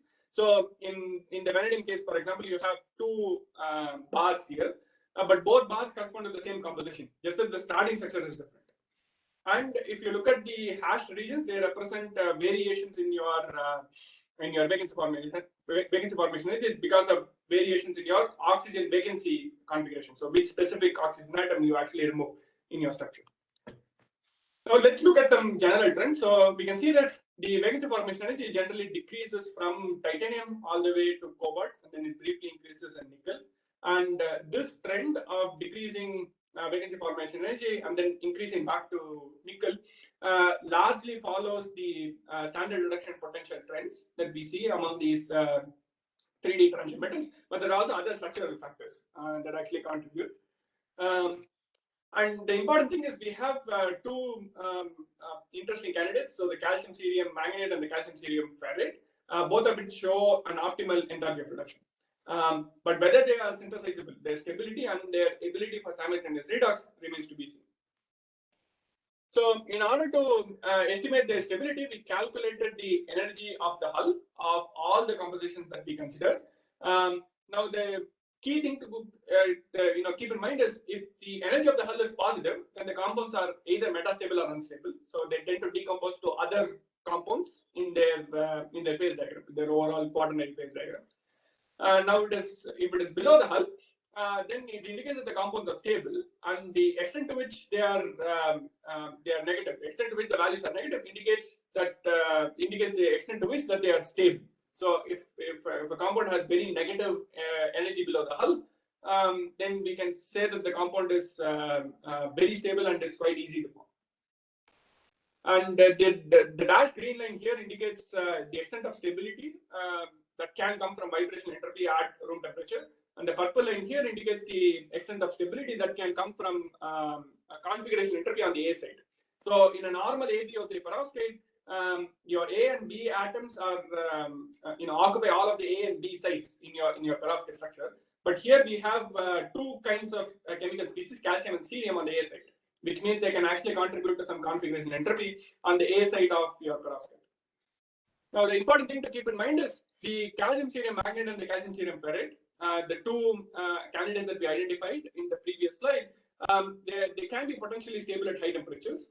And the other promising thing is the calcium cerium magnet, not the composition that we calculated, but a cerium deficient composition. So this one only has about 20% cerium. That has been synthesized before. So there is a lot of potential for these manganetes and ferrites to be made experimentally. The other interesting thing is if you take the case of the vanadium compound, so you can actually have a range in stability depending on which ternary structure you start with, whether it's calcium vanadate or cerium vanadate, and that may actually give a tuning factor to change the vacancy formation energy. So that's one thing that people can explore. And in the case of titanium, cobalt, and nickel, they can be possibly added as dopants for this system. Okay, so we explored vacancy formation energies. We also explored thermodynamic stability. Now let's see if there are candidates that can exhibit simultaneous oxygen redox, simultaneous cation redox. Now, among the two candidates that we identified, the calcium cerium magnet and the calcium cerium ferrite, we found evidence for cerium and manganese simultaneously reducing in the calcium cerium magnet. Now, let me tell you why that is the case. So, if you look at the bulk density of states for this material, we see that there's a huge peak of cerium atoms in that's above the Fermi level. So, cerium is definitely in the 4+ state. And sort of the density of states largely makes sense. And we also see that the on-site magnetic moments, if we actually calculate the magnetic moments of individual atoms within the structure, we see evidence for cerium 4+ and manganese 3+ in the bulk. And our manganese 3+ also displays Yantala distortion. So that's all evidence that we see the right oxidation states in the bulk. Now, if we look at the density of states in the defective sample, so this is after introducing an oxygen vacancy, we see that the cerium F states have moved below the Fermi level. So there's definitely evidence for cerium reduction, but there's also a small sliver of manganese D states that have now been pushed below the Fermi level. So that could indicate that both cerium and manganese both have been reduced. And if we actually take a look at the on-site magnetic moments, we definitely see evidence for both cerium and manganese reduction happening. So we decided to probe this further, and we actually plotted the differences in the charge density, the electron density, between the defective and the non-defective sample. So the gray atom here indicates the oxygen that was removed, and the green iso surfaces indicate where the electrons actually localized. So we see that once the oxygen is removed, electrons actually tend to localize on nearby cerium as well as the manganese atom here. And this reduced manganese stopped exhibiting any Yantala distortion. So there is definitely evidence that both cerium and manganese undergo a simultaneous reduction, and hence we have a candidate. So we have a candidate that exhibits optimal enthalpy of reduction and exhibits simultaneous cation redox, and hence can exhibit higher entropy of reduction. Okay, so that was the first part of the talk. Let me focus on the second part of the talk on how to search for a wider chemical space using some machine learning tools. Okay, so if you look at the first part of the talk, we did a fairly focused computational study on a select class of oxide perovskites, which led to the discovery of two candidates. But the question is, are there more candidates that are lying around that we don't know? So the key property to consider is the vacancy formation energy here. And in terms of entropy of reduction, it's not really possible to calculate entropy of reduction in a high throughput fashion. So that's something that we have to keep in the back burner. But vacancy formation energy we can definitely try to calculate for a large number of candidate structures or compositions. Another factor that is important is the stability. So we don't want to calculate vacancy formation energies in compounds that we'll never be able to make in our lab. So stability is also important. So what we decided to do was we decided to construct a theoretical machine learning model. It's a simple machine learning. So we use principles of linear regression that can predict vacancy formation energies. Right? Now, in order to train a machine learning model, we need to generate a diverse enough data set. So what we decided to do was on the A side of the perovskite, we considered 5 different cations. So we considered some alkaline earths, calcium, strontium, and barium. And we also considered some lanthanum, so lanthanum and cerium here. So these were the possible elements on the A side. And on the B side, we considered the redox active 3D transition metals. So from titanium all the way to nickel. So there are a total of 5 cations considered on the A side and 7 cations considered on the B side. So there are 35 compositions. And out of those 35 compositions, we considered a minimum of these 6 space groups. So cubic, monoclinic, orthorhombic, rhombohedral, hexagonal, and tetragonal perovskites. So, and there were actually some excess structures available in ICSD. So we took whatever structures were there in ICSD, and we also generated theoretical structures for composition structure combinations that were not available in the ICSD. So in total, we had about 233 composition structure combinations, within which we generated a total of 341 unique vacancy formation energies. So we calculated 341 vacancy formation energies using the scan plus U density Buckner theory framework. So once we did those calculations, we wanted to build a machine learning model, but we wanted this model to be physically interpretable and simple, right? And in order to be physically interpretable and simple, we need good descriptors. So the first descriptor that we thought of was, when you create an oxygen vacancy, you're sort of breaking bonds between oxygen atom and the cations here. So in order to capture the energy cost required to break oxygen metal bonds, we decided to devise a crystal bond dissociation energy, which is analogous to the molecular bond dissociation energy that is used normally in chemistry. So within the crystal bond dissociation energy, we define that as the cohesive energy of the oxide that is under consideration, divided by the total number of bonds within per formula unit within the structure. Now, if you look at the cohesive energy itself, it can be written as the formation energy of the oxide plus the cohesive energy of your metal and the bond dissociation energy of oxygen gas. Now, all these 3 quantities are available from experiments, from experimental data, and these quantities can also be calculated theoretically. So it's a very good mechanism to to substitute theoretical with experimental data wherever there is unavailability. So just to give you an example, so if you take the case of bond dissociation energy for ceria, you can sort of use this formula to calculate it theoretically. So a scan plus U calculation on isolated ceria, a scan calculation on isolated oxygen atom, and then a regular scan plus U calculation on the bulk ceria fluoride structure. So we actually calculated the crystal bond dissociation energies for a bunch of oxides that are relevant to the perovskite space that we are considering. So here the oxides are relevant to the A side, and here the oxides are relevant to the B side here, right? So the black circles indicate experimental values, and the filled circles indicate theoretical values. Excuse me, sir. Yeah. You have 2 more minutes. Okay, I'll try to finish as quickly as possible. Yeah. And we see fairly good agreement between our crystal bond dissociation energies that we have calculated and those available in experiments. So both experimental and theoretical values can be swapped with each other. The second and the sort of most important descriptor that we came up with is the crystal reduction potential.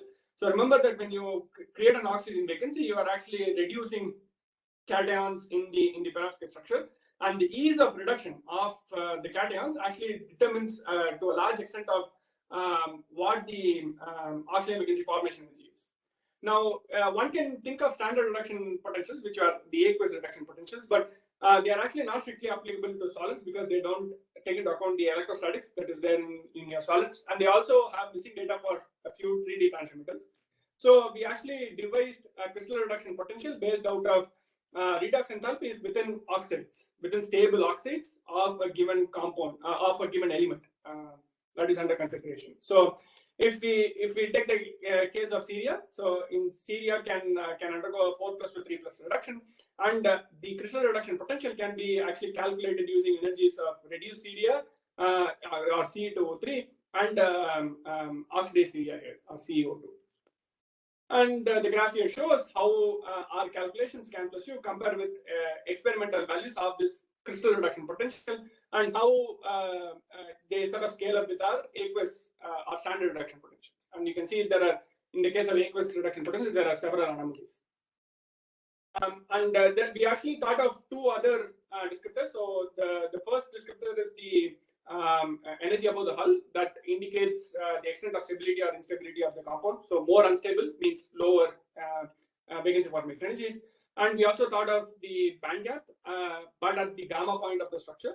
So in general, smaller band gaps means it is easy to delocalize the additional electrons that have been added. So lower vacancy formation energies. Higher band gaps indicate higher vacancy formation energies. So you can sort of visualize our four descriptors in the form of a Born-Haber cycle.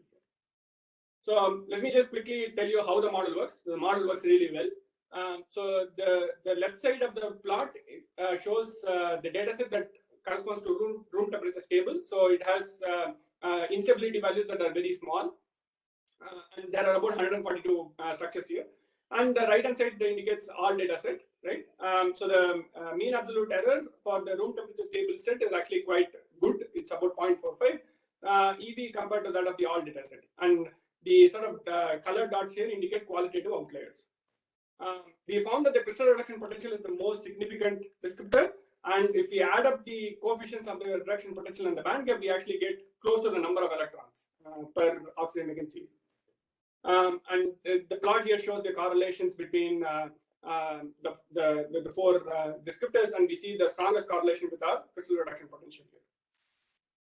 Okay, and in terms of new candidates, the sort of plot here shows how the variations of vacancy formation energies across the different transition metal classes. And we actually found two new candidates, namely bismuth iron oxide and bismuth cobalt oxides. These candidates were not part of the training set, so they are new candidates. And we found them to be quite promising from our model. So our model predicts very good vacancy formation energies for these two candidates. And the experimental validations of these new candidates are in progress. So with that, I would like to conclude my talk. So we've sort of had two different components to discovering new materials for solar thermochemical water splitters. One is identifying oxide perovskites that have high entropy of reduction. Another is using machine learning techniques to scan a wider chemical space. If you are interested in the higher entropy of reduction work, this chemistry of materials paper will be a good read. If you are interested in this machine learning model, the JAX paper would be a good read. With that, I would like to thank my collaborators, my postdoc advisor, Professor Emily Carter, computational resources in the US, and all the funding agencies. And thank you for your attention. Thank you very much, Dr. Sai Gautam, for an informative talk on discovery novel oxide perovskites, both theoretical and machine learning models. Thank you very much. Over to Dr. Rusha. Yeah, Dikshita. Yes, thank you. Thank you, sir. Thank you, sir. Thank you for your wonderful talk. Thanks for the opportunity. Next slide, Now, Dikshita. yeah. Now,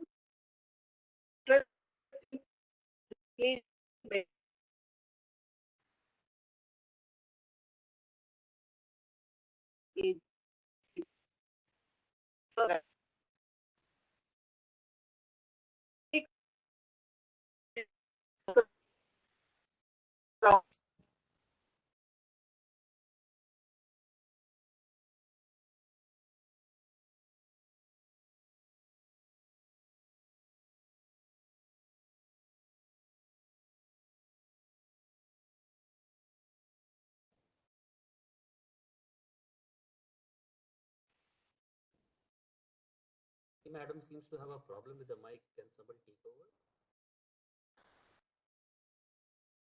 Madam, your voice is not clear. Anandi, madam.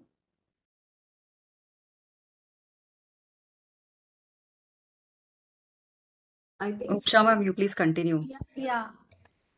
Actually, we have a panel discussion on clean production and clean materials, and moderator will be Dr. YVS Lakshmi, and the other participants will be Rakesh Singh, President, Punjab Solar Power Products, and Dr. Tejaswini Anantram from Adamya Chetana, Sunita Jairam, Director at Sahas, Bangalore. I'll be happy to introduce our moderator, Dr. Lakshmi, who was the past chair of WIE. She has gained more than 20 years of experience telecom industry in quality, reliability, failure analysis, corporate functions, IPR, training and teaching, and technology marketing. Currently, group leaders IPR, marketing and knowledge management group, Bangalore. And she has also worked in ITI before. Then she has presented more than 100 papers in national and international journals and also has a patent to her credit, current controlled variable resistor through superconductors. And also she has received Sir M. Visvesvaraya Award for extraordinary contributions in September 2011. And she has also received REVA Engineering Excellence Award in 2018 in recognition of the contribution to field of engineering and technology. She is a fellow IETE senior member and a life member of IMAPS. Madam, over to you. Thank you, Professor Usha. And before I jump in to introduce the speakers, I first of all welcome you all to this panel discussion. And the topic of today's panel discussion is clean production, clean materials. And IEEE, we are on the second day of this IEEE Bangalore Technology Conclave, and this year's theme being Clean Technologies for a Sustainable World. This is a very apt theme during this pandemic, which has taught us to be maintain cleanliness, create a clean environment, and minimize waste. I welcome all the distinguished panelists to this WIE Global Summit on Clean Production and Clean Materials.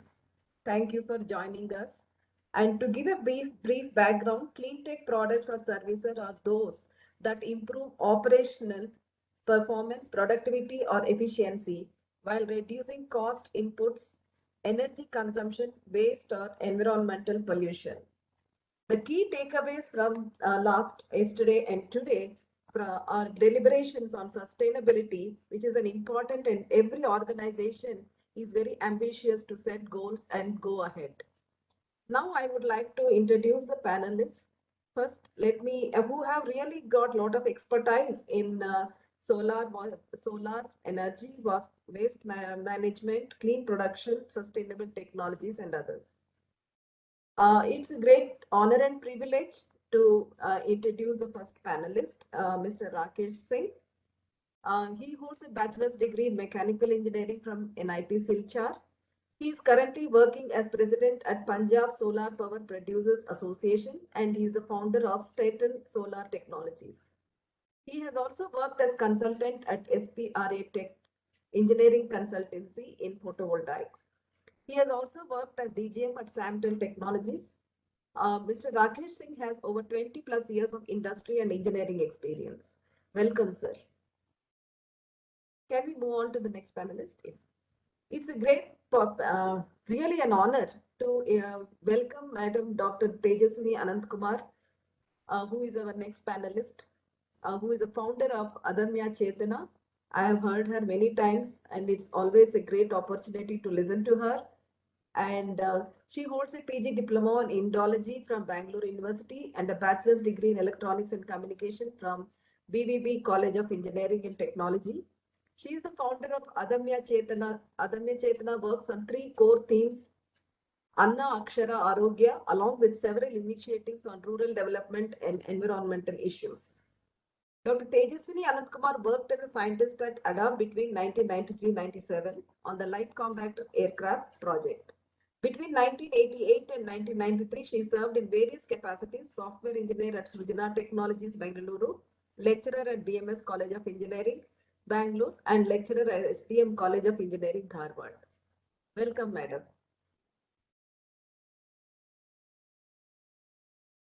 I take this opportunity to invite our next panelist, Sunita Jaira, Program Director at Sahas, manages programs towards establishing sustainable solid waste management models in southern region of our country. Being a zero waste enthusiast, her passion towards sustainability and circular economy led her to Sahas after a stint of 12 years in IT industry. In addition to worrying about climate changes and environment, she loves reading, farming, and spending time with nature. She believes and advocates that a systemic change is the way through which we can bring sustainable solutions for issues of global warming and climate change. It gives me a great pleasure to invite Mangal Padma Srinivasan, who is currently the director of Verizon Consumer Group India. She is a new technology leader, delivery practitioner, and thought leader. She leads Verizon in India's consumer group, covering the portfolios on QA engineering, intelligent automation, tech operations, digital operations, program and portfolio management, and agile journey. She has over 23 years of industry experience in new technology solutions, delivery, and client engagement roles. She believes in investing time in emerging technologies, people, and their skills, and has championed the cause of diversity and inclusion for institutionalizing and driving various programs. Her areas of expertise spans across new technology areas and intelligence. Her areas of interest include technology space, leadership principles, strategy planning, business storytelling. Thank you, madam, for coming over. Let us go ahead. I request all of you to switch on your videos, and let me start off the panel discussion. I would invite Mr. Rakesh Singh. I have a question for you, sir. And as we discussed, I think you have some slides to present, so you can go ahead. The question to you, sir, is solar energy has emerged as a clean energy alternative, but as the installations increase and become older, there is a serious concern around the waste generated by the panels and the pollution caused by the panels and the batteries. How clean is solar energy compared to others, and what do the life cycle analysis say on different energy options? Thank you, Dr. Lakshmi, and good morning to everybody. Solar energy being a clean energy is a fact. But let's split the question into 4 parts. There are 2 parts to it. One is the panel and the second is the battery. Now, if I take the solar panel separately, the manufacturing of solar panel is not a clean process. It involves a huge amount of acids and gases which have to be treated, and they do add to the waste load of the world. So having said that, I would also say that the manufacturing is very strictly regulated with a lot of controls and systems in place. So the future in the manufacturing industry would be to find out processes which add lesser waste load to the earth. The second point, solar panels during their life cycle are absolutely waste free. They do not generate waste during that process. So the effective life cycle, if we say, the solar panels are warranted for 25 years. But then that warranty is only for their power generation reducing up to 80%. But their life can continue much further. You can have solar panels. There are plants in Germany which were set up 40 years ago.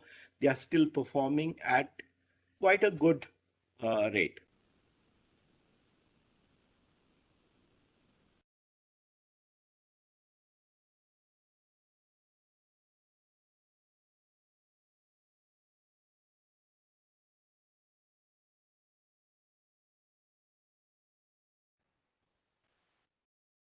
I think he's having some network issues. We'll just wait for a minute, or otherwise we can go on to the next panelist. 1050. Sir, can you repeat, because you had gone offline for a minute? Okay. I was saying the part where solar panels reaching their end of life. Now, when they reach their end of life, there is a problem of waste. By the year 2050, a lot of plants which have been set up would be at the end of life. And we are talking about 75 lakh tons of waste. Now, the issue at present, if we take India, the issue at present is we do not have regulations. There are many tenders which all the state and the central government comes up with for installing solar power plants, and it is always a price bid. There isn't a clause in the tender which says you have to cater to the end of life disposal of these plants. And that is a cost. And that cost has not been accounted for anywhere. That is a matter of worry. It should be accounted for, because even now, even as of today, as we stand, at least 0.25% of the panels installed in every plant, there would be some wastage. There would be these installation slips, improper installation where wind comes and you have a few broken panels. So every plant has at least 0.25% of their panels just lying there. And these are being disposed of in two segments. One is the, like with any waste disposal, it is the unorganized segment. And the second is the organized segment. India does not have an organized segment for solar power plant or solar panel end of life disposal. It is the unorganized segment where they remove the aluminum frame, they remove the copper wire, and a few other things. The rest of it goes to waste. With a proper end of life disposal, 96% of all the components of a solar panel can be recovered and reused. So the key issue as of today is a regulation which needs to be in place. Now, coming to the solar batteries, frankly, my opinion, I have been vehemently opposed to batteries and have been a green hydrogen enthusiast for the last 15 years. To me, battery is not a part of a solar system. And battery disposal is a very, very, what can I say? It adds a huge amount of waste to the environment. And again, that is unregulated. And again, battery manufacturers do not have an end of life buyback or disposal commitment to what batteries they sell, which in my opinion has to be a necessity. And there needs to be regulation in place for this.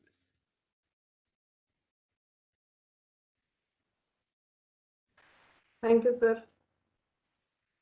I think we will move on to the next panelist. I would like to pose this question to Dr. Tejaswini Anand Kumar. Madam, how have you addressed the world problems in a very intuitive manner and with solutions inspired from our traditions and nature around us?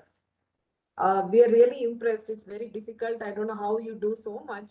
And the Cutlery Bank initiative of Adamya Chetna has inspired such banks across the country. What was the inspiration to set up this, and what has been its impact, and what is the reason behind its success? If you can throw some light on that, it will be a great help to all the women engineers here.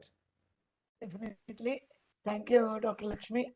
Thank you for, even I would like to thank Dr. Sujata for inviting me here. Shall I share a quick small presentation, few slides? Go ahead, please go ahead. Yeah.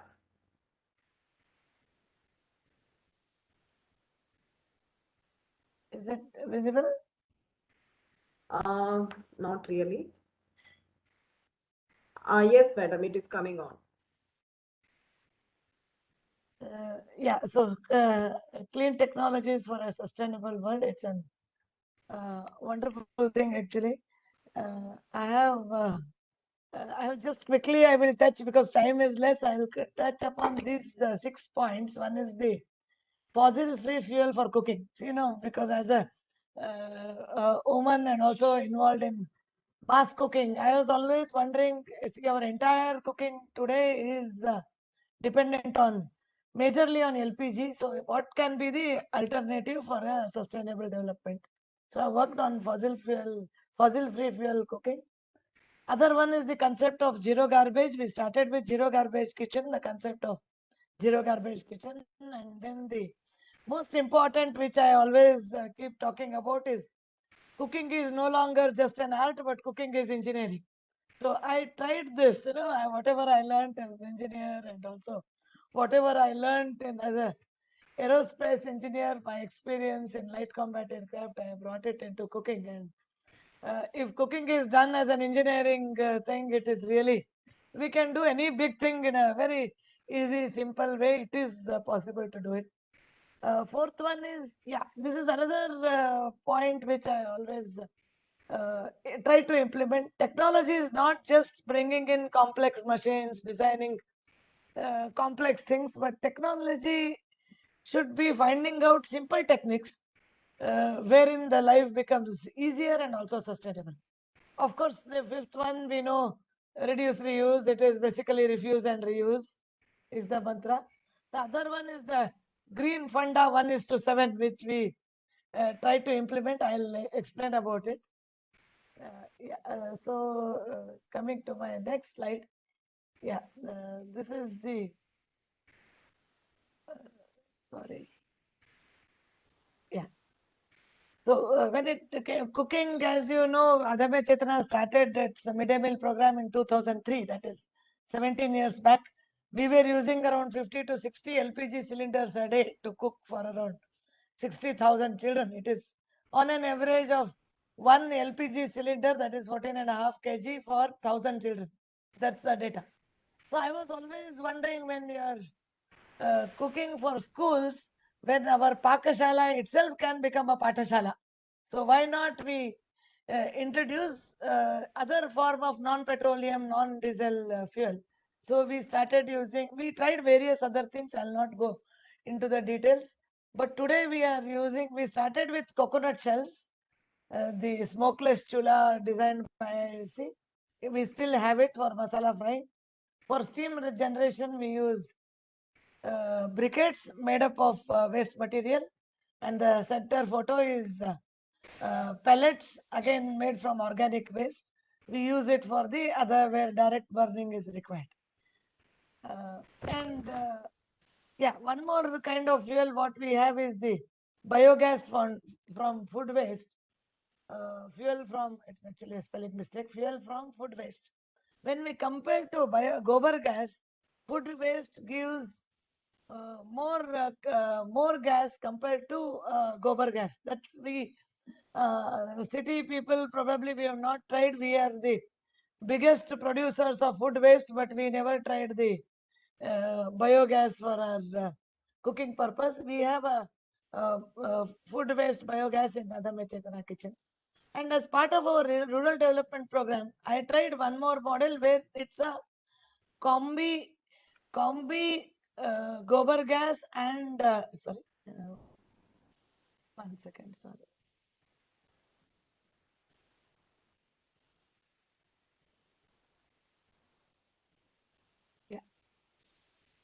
It is a generating fuel from human excreta, that is the toilet pit is connected with the gobar gas pit. So we have a common pit. We tried this in a village in Ramtir.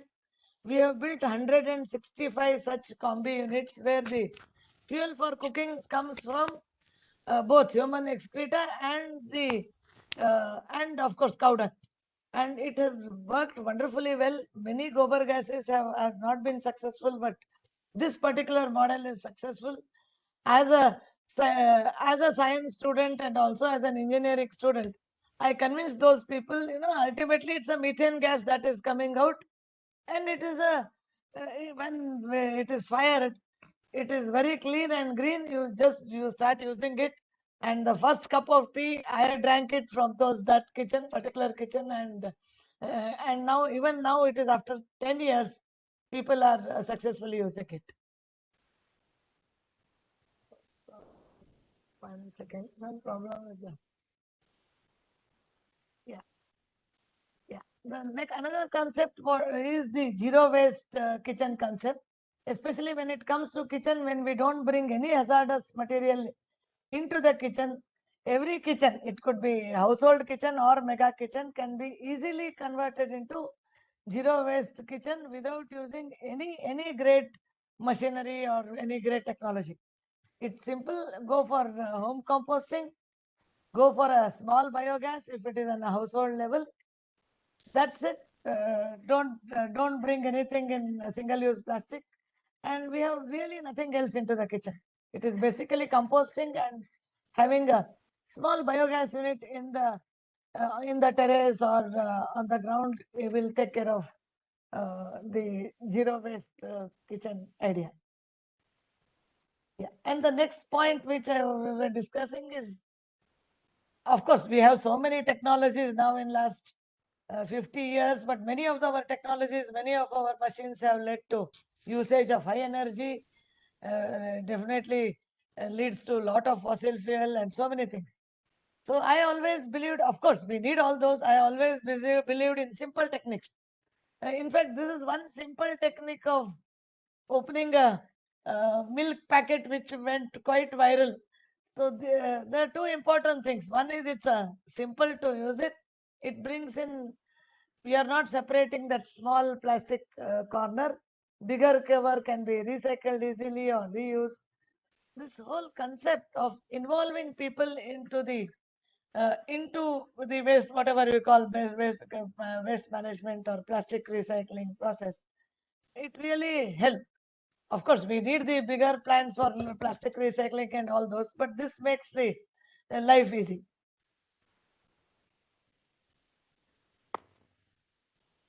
Yeah, and coming to mass cooking, where we are able to save a lot of fuel, and also approaching in a systematic manner. So we started our kitchen in 2003.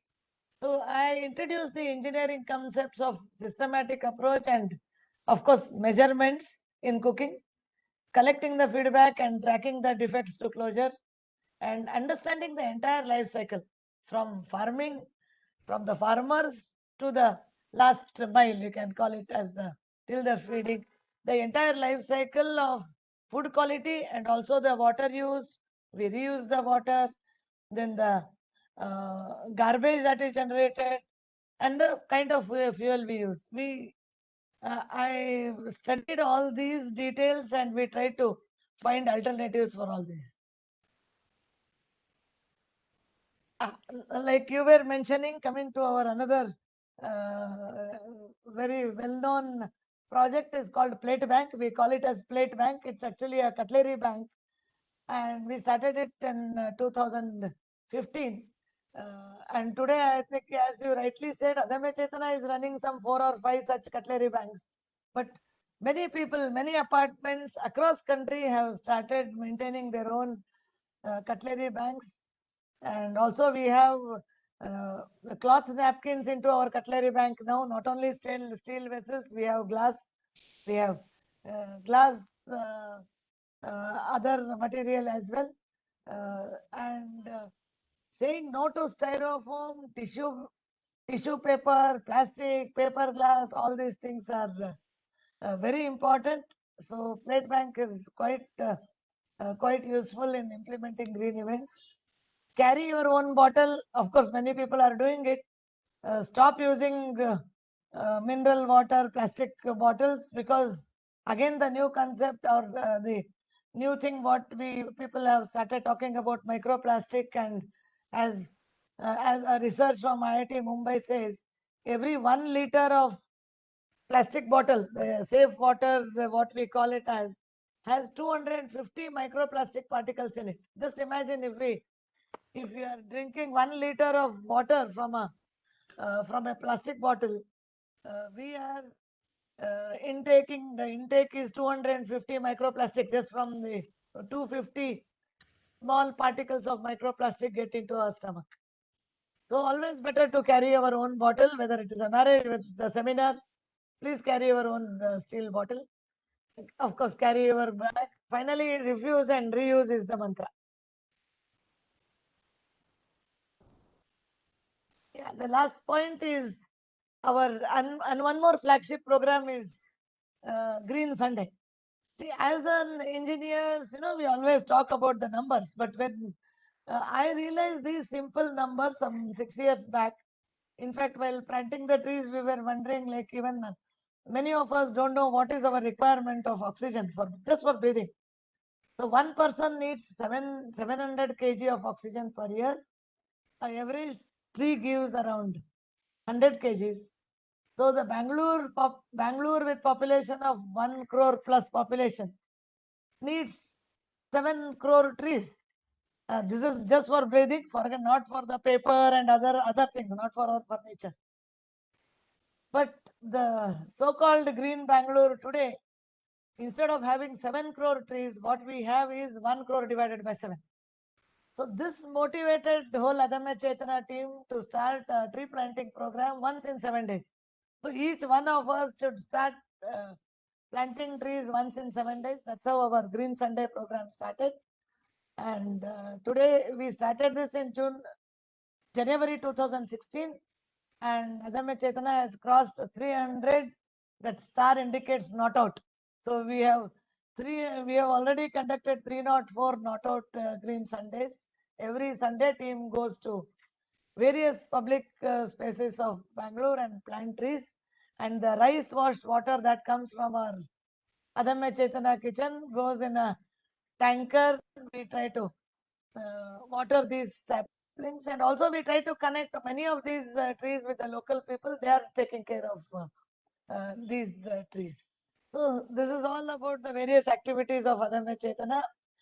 There are many more things which are actually all smaller things, use just common sense and try to implement. That's what we've used, the simple technique of common sense, that's all. Change our thought process, concern to nature, care nature. It is our responsibility, and also how we respond, ability to respond is very important. Finally, it is think global and act local. And yeah, what inspired Adamya Chetana, or what inspired me to get into this particular area of zero garbage, or finally I call it as green kitchen, not just garbage, but looking for all natural resources, energy. It could be energy, it could be water, and of course the other food material, not using any chemical in the food, not mixing plastic and food. These are all, I don't know when I got motivated with this idea, but as we started in huge big scale cooking, especially when we started interacting with school children, their speeches, their essays, when we used to conduct competitions for them. So all that probably motivated, and it is Anant Kumarji, my husband, who was member of parliament, who was minister in Atalji's and Modiji's government. Always he used to say, any change, we should become the change agent. Let the charity begin from home. And when the garbage problem in Bangalore became a big news and became I think it was a news item in, I think in US. That time he said, why not we try to convert our Adamya Chetana's kitchen into a zero garbage kitchen, and that's where our journey started. And today I'm so happy that hundreds of kitchens in Bangalore and other places are zero garbage. And also now we are working with a university in Gorakhpur with 300 acres of land, 10,000 students studying there. We have signed an MOU with them to convert that whole campus into green campus. Not just tree planting, but all these concepts of solar. We have some 10 different things, how to reduce paper, how not to use one-time plastic. All those things we are trying to implement in Gorakhpur University in Uttar Pradesh. This is the journey of Adame Chetana and those children, and of course Anant Kumarji, who motivated me to get into green lifestyle area, start various projects which are small steps towards sustainable development and sustainable change. Thank you. Thank you, madam, for such a wonderful presentation. You have always been inspiring all of us to go green. Definitely, I think people in Bangalore have realized that going green is very important, and I think all of us are doing to some extent as what we could do, and I think there's lots to be done. So in that context, let me bring upon Sunita, the next panelist. So, Sunita, can you hear me? Yes. I have this question for you, madam. And Sahas emphasizes on the waste pyramids, saying reduce and reuse must be prioritized. But why do you say recycling alone is not sufficient to address clean production and consumption?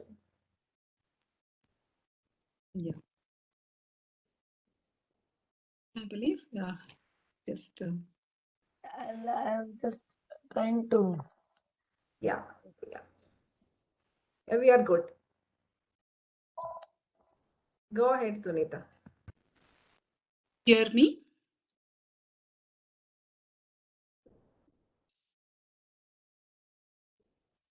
Please unmute yourself, madam. It is unmuted. Can you hear me? Yes, now we can hear you.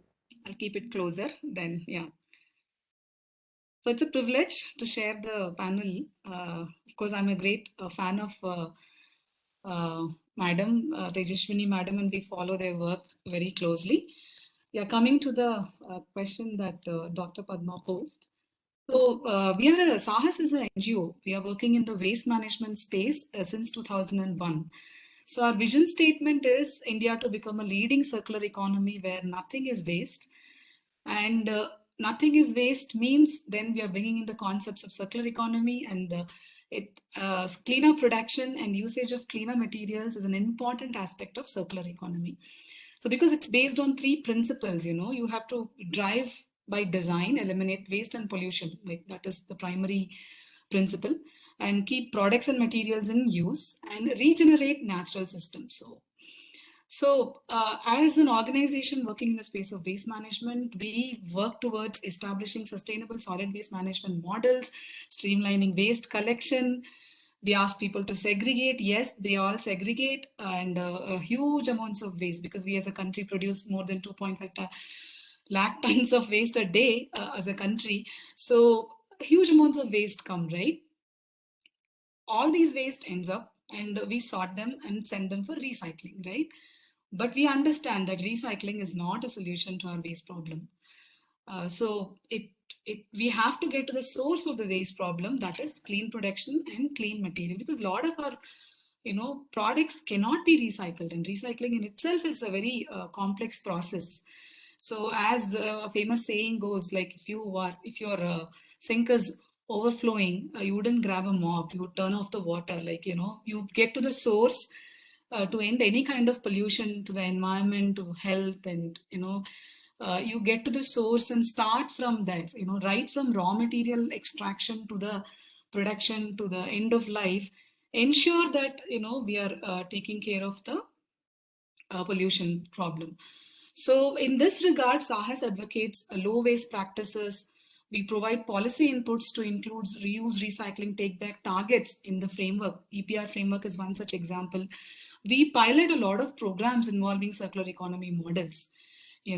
Of course, at an individual level, I definitely practice low waste lifestyle, buy upcycle, recycle products. And of course, SARS is an organization, and even for our events, we rent this one, cutlery, even rent furniture, Inspired by Cutler Bank of Adama Chetana, we also advocate in our rural programs to set up cutlery banks for all their, events and small functions, something like that. Yes, Padma.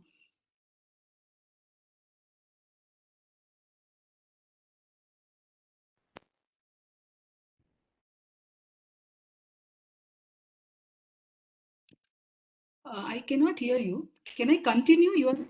Yeah, I'm sorry. I was on mute. Yeah. Thank you so much. I'll come back to you, Sunita. Let me go to Madam Mangal Padma here from Verizon. I had this question for you, Madam. How in IT software industry it is ensured that there is less e-waste and carbon footprints? And where exactly is industry focusing on this, and what are your goals? If you can give a brief on it. Good morning, everyone. I hope I am audible loud and clear. All right. First of all, delighted to be part of this panel.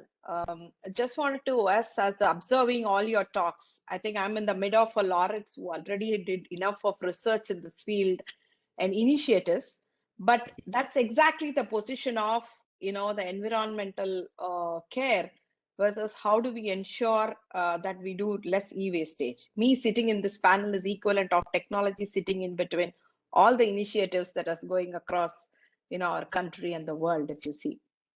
Today, if you see the journey that we have come across in the IT space, or the technology, I would call it as, right? Gone are those days where we heard huge machines in place. We used to reserve some 2 or 3 rooms to keep our servers and all the huge panels. Now it's all on the cloud, right? So it's all moved from machine heavy to cloud. And similarly, if you see the operations that we do today at the world level, we had huge sets of papers, paper-based work. Now more of it is digital, right? One such example is we conducting this panel over the virtual environment, and we all been able to collaborate with each other without being need for the travel and ability to share our information without the papers. All that was enabled by the technology that we have been trying to, drive a parallel thread across all that was discussed so far. One interesting point I would want to take back, from the earlier session, Mr. Sai was presenting, right? How artificial intelligence models be used in predict wherever there is a energy waste or taken care of. How do we do the clean technology as such to keep our clean production and clean materials? Few examples I would want to quote so that which relates to our day-to-day life and all of us use on a daily basis, right? How many of our homes currently have CDs in usage now? Very less, right? We started off with cassettes, then it moved on to the CDs, the compact disc, and now we can see very less of USB sticks and more on cloud. Everything is on cloud, right? You just download your music and listen. You no more store it in the CD because all those CDs are going to be your waste at the end of it. It will all end up like a e-waste. That's one example. And similarly, if you see all our documents at home, right, you have your certificates of your children or yours. Nowadays, it's all digital. All universities, education institutions, be it all organizations, keep their documents digitally saved. So it saves so many trees being cut, which in turn, saves our energy. Most of us drive our cars, right? Many of our cars you see having a eco mode and an artificial intelligence enabled system in place, which tells you how to drive economically, fuel economic, so that it costs less carbon footprint at the end of the day. So your car tells you how to drive fuel efficiently and manage your car, right? All those were possible by those artificial intelligence and data models that were enabled by the technology, if you see. Similarly, the other direction in which this entire industry goes is how the infrastructure of these technology organizations, for example, ours, for that matter, I've been in this industry for 23 plus years now, right? Almost over 2 decades, which shown the leaps and bounds of how it has grown innovatively, not just in the size and the resources, right? Today, as we see, the infrastructures that are built for all these big organizations are all green friendly, reusable, completely reusable. The whole bunch of Madam was talking about the kitchen, right? How we can make it a self-sustainable kitchen is predominantly the one which has been followed in our cafeterias. If you see, the wastage that comes out of cafeterias are very less, because thousands of employees are going every day, and all the cups used, the plates used are all becoming, has become reusable. So in a way, the way the infrastructure operates, the companies do their business is all focusing towards this. And also the business work that we do for our customers, right? It's all keeping this green in mind. For example, we do have our clients who are natural resources and energy industry. For example, a water purifier, right? Today at our home, the water purifier, there is a chip enabled which makes your water pure, and then, keeps the sediments away and all of that. How is it all possible? And it tells you well ahead that you're going to have your water filter going to go faulty, and better you get it replaced with less carbon, right? So those things are possible from the technology standpoint. Even now we can see our governments are taking, not only in India, all the countries are taking the steps to ensure that even in agriculture we use this technology, so that we can best use those technology towards the life-changing needs. Even in the pandemic has taught us a lot how technology could help us saving our life. So net, also in my view, right, this is we also need to see as a society, as industrialists, as all the educationalists that we have, how sustainable this model is. That's in our hands to give it to our next generation, enabling all this towards, so that's the focus that we are putting in to answer your question, Dr. Lakshmi. I wanted to just take this opportunity to cover how technology really plays an important part amidst of all this that we are doing it today. So I think that's when I just wanted to share your thoughts. Thanks so much. That was very nice. And now we have heard in different areas of clean technology and clean production. So I don't think I have much time. And before I could pose some more questions, I have some audience questions which I would take first and then pose my questions. So there is one question to you, sir, Rakesh Singh, sir. That was great. And I didn't know myself that there was, at the end of the life, when we 2050, we are not able to visualize when there is going to be this much waste in the solar panels. We never knew. This is a lot of education which needs to be done, I feel. And this is the question you have, sir. Is there any Indian technology to produce solar panels? And what is the end of life treatment?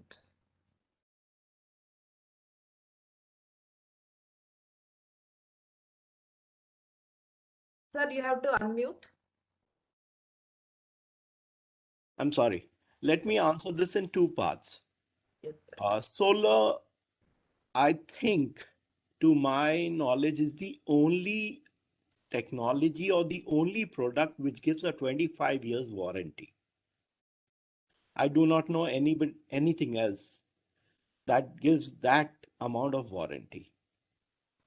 So in solar, any technology starts with the concept, goes into a lab stage, then goes into a prototype, then goes under testing, and then goes to the mass manufacturing.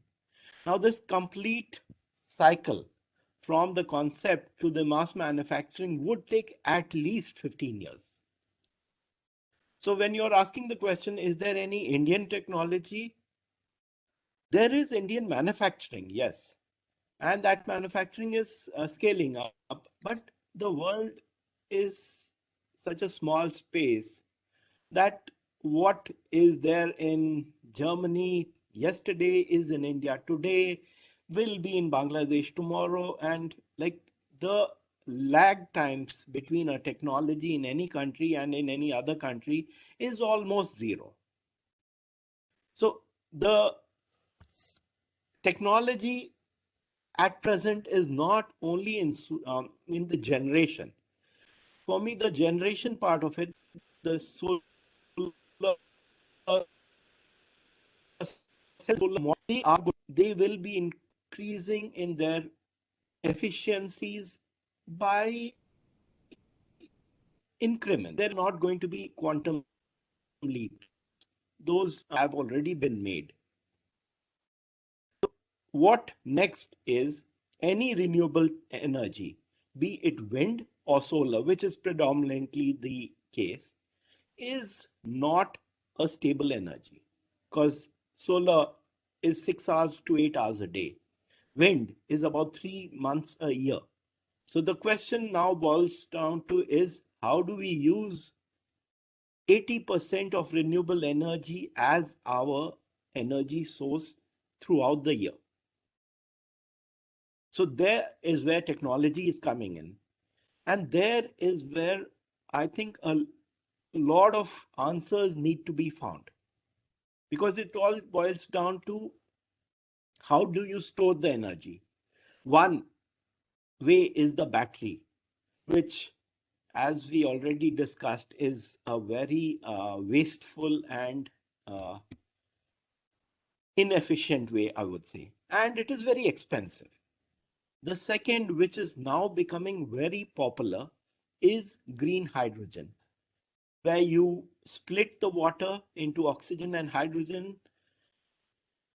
convert the hydrogen into ammonia for easy transport, because hydrogen, having a very high energy value, has a very high volumetric size too. So transporting hydrogen, liquefying or compressing it is an expensive process. So the option is to convert it into ammonia, and ammonia is an easy chemical to transport. So what I see happening in the future is we are going to use a lot of seawater. We are going to desalinate it because groundwater and fresh water is scarce. So we desalinate the seawater. That seawater, desalinated water, will be used through an electrolyzer for splitting it into hydrogen. Then the hydrogen gets converted into ammonia, and I see huge solar power setups all along waste areas like the Run of Kutch, or to a certain extent in Rajasthan, but water again is the issue in Rajasthan. So I would see it in the waste areas along the coast. You have these power plants splitting, desalinating water, splitting it, converting it into ammonia. And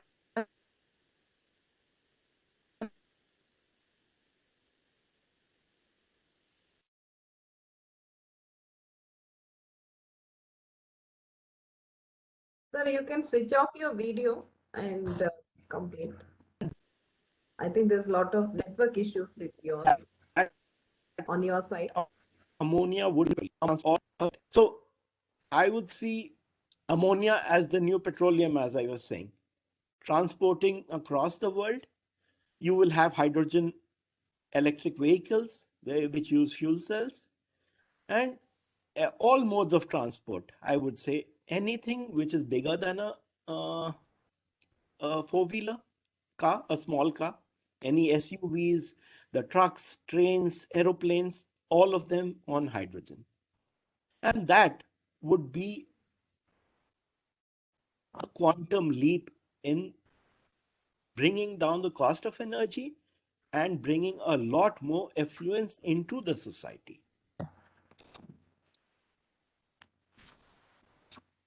Thank you. Thank you, sir. I think in interest of time, I have one last question to all the panelists. And it's in two parts. One is, what is your advice to women in engineering in this context? How we could help in reducing the waste and whatever is the goal? And if we have to be a part of some policy making, how we could help? And the second would be, what are your final thoughts on what is the biggest challenge? I think more or less both are the same with respect to adopting clean production, and how do you think this would be overcome and by when? Of course, by when is a big question mark, but still I would like to pose this question to all the panelists. And maybe Sunita, you can take first and then I will move on. Okay, yeah. So I'll address the second part first. Yeah. So the challenge and final thoughts, as I was just indicating, recycling is not a easier process. It's easier said than done because there are many different types of products are existing. It's a composite. Products are a composite of many materials. You can't split them. For the example, a carpet is a mix of 50 toxic chemicals. You just cannot separate them, and they're all very toxic to human health. So recycling as a process itself is causing pollution, you know. So it's the same as any other industrial activity, including paper recycling, which we think it is a very simple process, pollutes. And as sir rightly mentioned, battery recycling is a very, very environmentally polluting process, and we don't extract any from that. So this myth that we continue to use products thinking that they'll be recycled, you know, we should move away and, you know, go for reduce, reuse. And there are many business models available, you know, in the market to replicate. And people are, it's high time, you know, everybody is talking about, you know, material innovation, better recycling, product design, circular services, we call it, you know. So circular services is like, you know, product as a service. Don't go for, you know, buying new products. You can always rent, lease the products. In fact, big industries like Philips are coming up with, you know, sales targets. They are you know, leasing out their medical equipment. They're big in healthcare industry. And there is this company, chemical company named Solvay. They are coming up with some kind of an adhesive. They've already come up, which will you know, stick the materials in a layer part for the mattresses, because mattresses and carpets are very, very bulky items. If you see landfills, they're full of such items, massive furniture. We call them bulky waste. So all these, no, we have to come become very innovative in our product design itself and make the product very, very simple, you know. We can need not be very complex. Keep it simple, use only clean material that doesn't harm environment and health. Use reversible connections. For example, this adhesive I was talking about, you once and during the end of life of the product, at a particular temperature, this adhesive just, you know, eases out and removes the parts, you know. This innovation that I'm talking about is this particular mattress has been put it in layers. So end of life, if there is any problem, only that particular layer is taken and refurbished and put back. Again, this particular mattress is leased out to healthcare industries, leased out to, you know, hospitality industries, and it just in a circular manner. And I sincerely think industries all should come together and commit to doing something fundamentally different, because it doesn't happen in one step. Maybe there has to be targets from circular sales, targets on reducing your waste going to landfill. As Rakesh ji rightly said that, you know, there is no enforcement. All of this, you know, nobody has foreseen that so much of waste, because recycling and end of life is a cost, right? To process it safely, it's a cost. To dump it, it's free. So enforcement is very critical. There should be many policies to mandate reuse, repurpose parts and use them during production, mandate the usage of recycled materials and reduce waste, disincentivization of virgin materials. If at all, you know, if you're using this virgin materials, there has to be some kind of a disincentivization for that, and subscription-based business model. So these are some of the, you know, some of my thoughts on how we can go about addressing this issue of pollution and saving our environment. And coming to women in engineering, of course, we all, you know, have a better role as, I mean, Madam Tejaswini has rightly said, a lot of us can think in a simple simple way with our thought process and whatever we have learned earlier. We really do not need complex machinery, and that part I feel, you know, a lot of work needs still be done, and we can do a better role. We can play a better role there. Yeah. Thank you, Lakshmi. In the interest of time, I'll also stop it here. Yeah. Yeah, thank you, Sunita. This, I think we can all go along for a long time and do I mean, we need to have a one day panel discussion and really come out with action items, I suppose. I think Right. that we should take it up as women in engineering. I would like to now listen to Dr. Tejasvi, madam. What are your thoughts and what is that you will advise women in engineering to go ahead and do?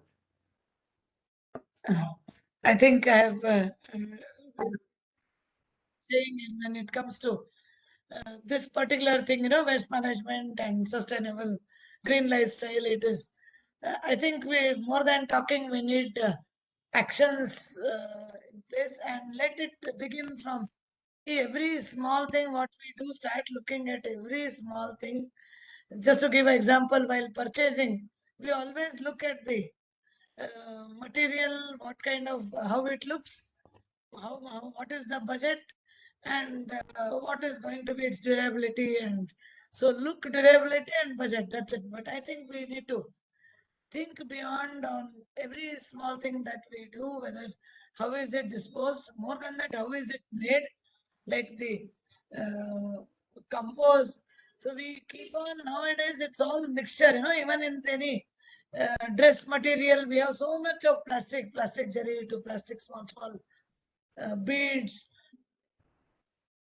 It's that microplastic which is there in sea water is many a times scary. I think somewhere we need to understand the roti kapda makan aspect, and biggest challenge is going to be building construction. So how do we change our building construction style is going to be it's going to be a big challenge, because the 8% of carbon dioxide that is generated today is from cement industries. And the way we are building using cement, granite, and metal in building construction is going to be another big challenge. Normally, you only talk about plastic, but and of course e-waste, but building construction is also one of the biggest challenge we have to look at. I end here. I always feel practice, talk less, but do more in every, wherever you are, whether you are running any industry, even at home as a homemaker, schools, campuses, think about every detail and try to bring in a change. I think that is the only solution. I think. Thank you, madam. Thank you so much. I think we have made notes. I think we should come up with something soon. Can we have Sir Rakesh Singh sir to sum up on your thoughts as to what women in engineering has to do and what are the challenges which we can take up?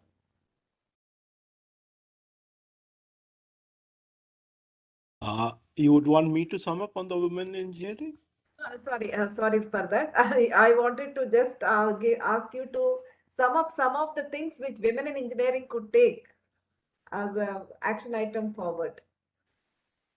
I really don't see the difference between women in engineering and men in engineering. I think engineers as such have to take up a lot of things. I can only talk for women in engineering, so I'm asking in that manner. Like the We way could go for IEEE in general, no issues. Please go ahead, sir. We will pass. We will, of course, men are also a part of women in engineering, so that is not an issue. Because here, since this is hosted by women in engineering, that is the reason I'm asking in that context. But please go ahead. Yeah, I have 1 or 2 minutes. I think we are already past time. So if you can suggest something, and then we will move on to the last panelist. like as I said, moving forward, the highest growth industry is going to be energy. Like we are talking about a growth rate of 30% CAGR year on year for the next 50 years, which is humongous. There is no other industry in the world which has that rate of growth. Now, within that industry, there are a lot of things which, like I can say, what I can say, there are a lot of unanswered questions. So to just tick off a few questions, one, like the way the vehicles on the road will change. I do not see the internal combustion engines going on for the next 10 years.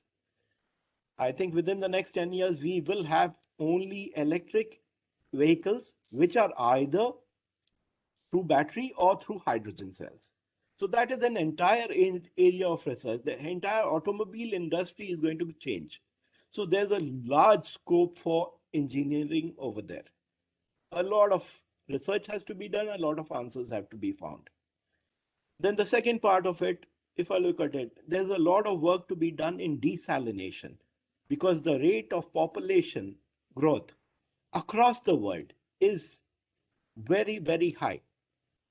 Our population within the next 50 years is going to be 2.5 times what it is now. We will have water wars. So desalination process would be a very important field to be working on as of today, so that we are ready for it 10 years down the line.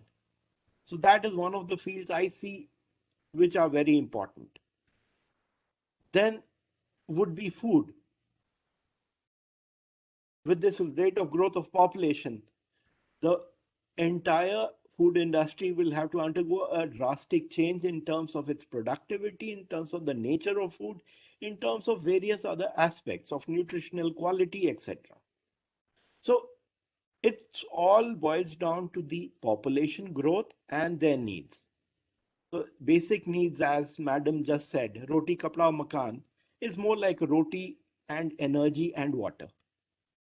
So these are the three areas where I feel people will need to work on, and there is huge scope of finding a lot of answers. Thank you, sir. Thank you so much. And I wish to thank all the panelists. I think we have overshot the time. Now I will hand over to Professor Usha for the final. Dikshita, please. Yeah, thank you, Madam, Lakshmi Madam. Thank you, sir, Rakesh sir, for participating in such a interactive manner. Thank you, Dr. Tejaswini Anant Kumar Madam, for your participation with your busy schedule with preparing such a wonderful slides. Thank you, Madam. Thank you, Sunita Jairam, for your educating us with all your NGO, what they are doing and all. Thank you very much. Thank you, Madam. Thank you, Mangala Padma Srinivasan, for technically collaborating with the others in this talk for this clean production and clean materials. Thank you very much, Madam. Thank you, Lakshmi Madam, for this wonderful panel discussion, for such a interacting with all the panelists, making preparing good questions for them, and also making it more interactive. Thank you very much, Madam.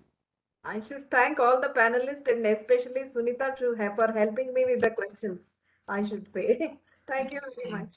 Yeah, thank you. Thank you. Thank you. Thank you. On behalf of IEEE Bangalore Section and WIE Affinity Group and Organizing Committee, would like to thank all the panelists and also moderator, YVS Lakshmi ma'am.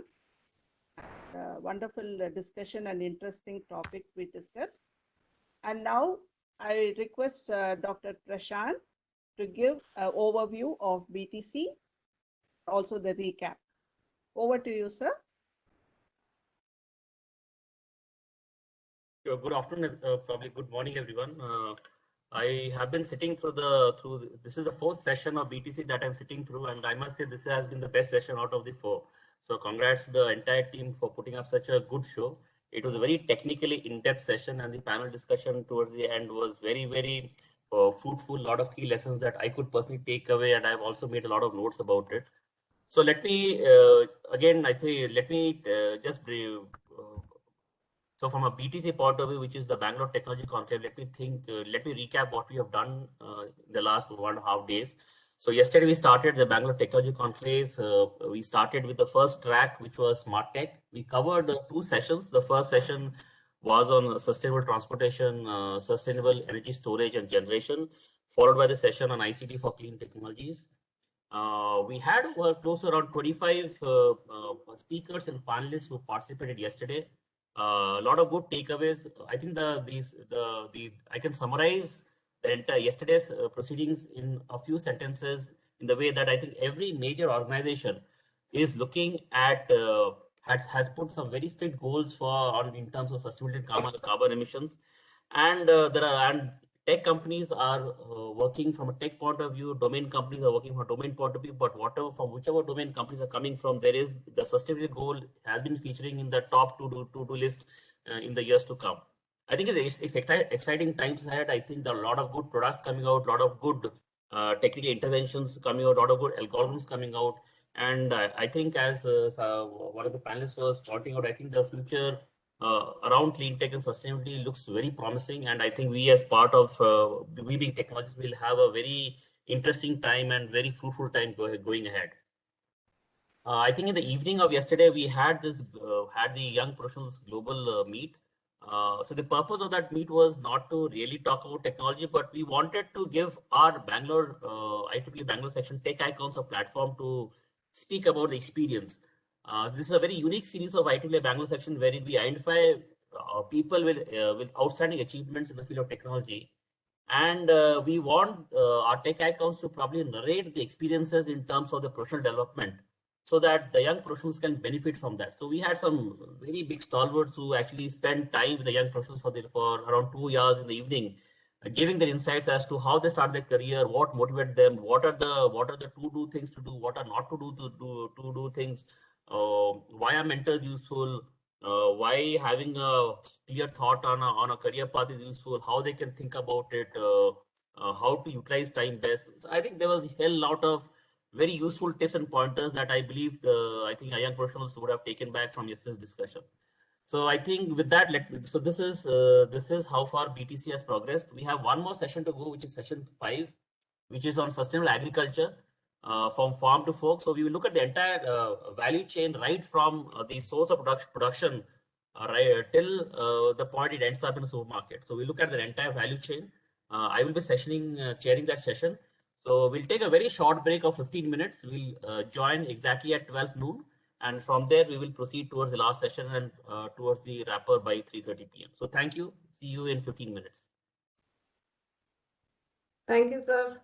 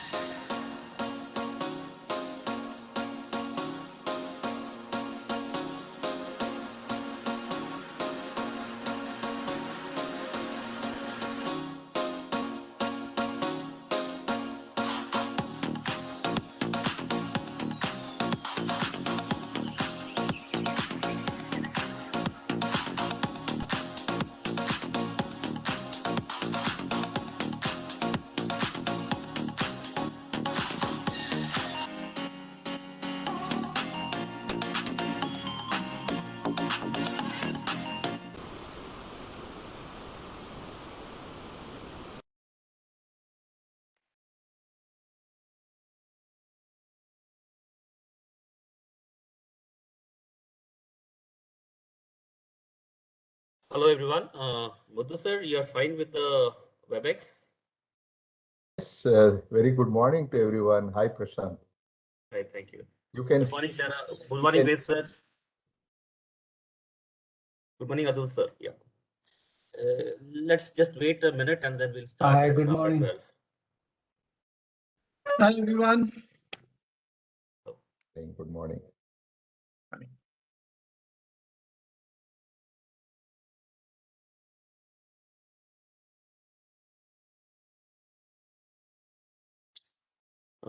Usha madam, you are there, right? Yes, sir, I am there. And even Yes. Ashwini is there. Oh, wonderful. Okay. Dikshita, you are there? Yes, sir. Great, lovely. Okay. So I think it is 12 noon. We are right on time. Without further ado, let us begin the session. So welcome to all participants, speakers, panelists to session 5 of the Bangalore Technology Conclave. The theme is on sustainable agriculture, and we look at the entire value chain from farm to fork. So this is quite a unique session because I think we are not looking at any one segment in a siloed manner, but we look at it in a complete system from end to end part of it. And we have an excellent line of speakers who will take us through this entire journey of all of the segments in their own way, but also will give us some idea to look at the system as a whole and to see how we optimize the entire value chain from the farm to fork, and that essentially should lead to sustainable agriculture practices and so on and so forth. So without further ado, let me invite our keynote speaker, Professor Muddu Shekhar from the Indian Institute of Science in Bangalore. So over to you. So can you just flash the slide, Dikshita, and over to Ashwini and Usha madam to introduce the speaker, please. Thank you, Prashant. Hello, am I audible? Yes, yes. Yes. Well, good afternoon, everybody. It's a privilege bestowed on me to introduce Professor Muddu Shekhar. With over 21 years of experience and specialization in hydrology and water resources, Professor Muddu Shekhar has been working as a professor in the Department of Civil Engineering in the Indian Institute of Science.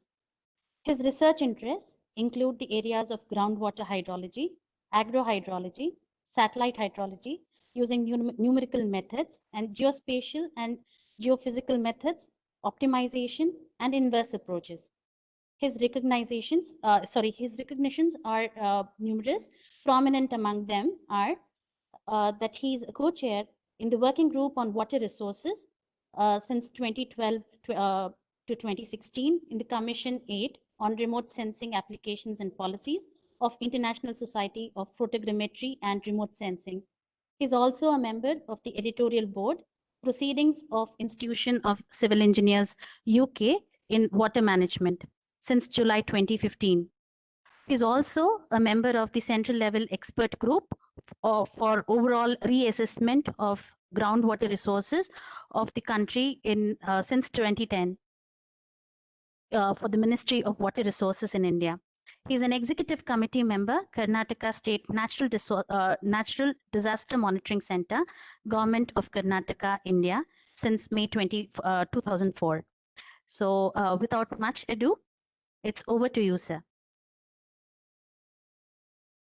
Thank you very much, all the members and Prashant in particular for inviting me to this forum.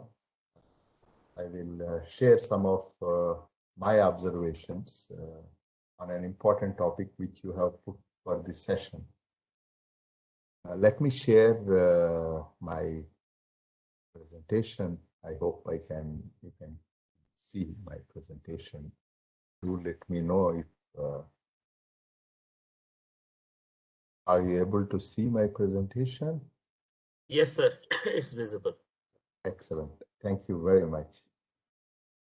So I thought since you had an interesting session on sustainability of agriculture and also what you said, farm to fork, is the concept. So let me try to put some perspectives with my strengths of my work, where we look at water as a commodity, water as an important input into the agriculture. So let me, with that as the focus, I had put in a title here, how we look at water use efficiency.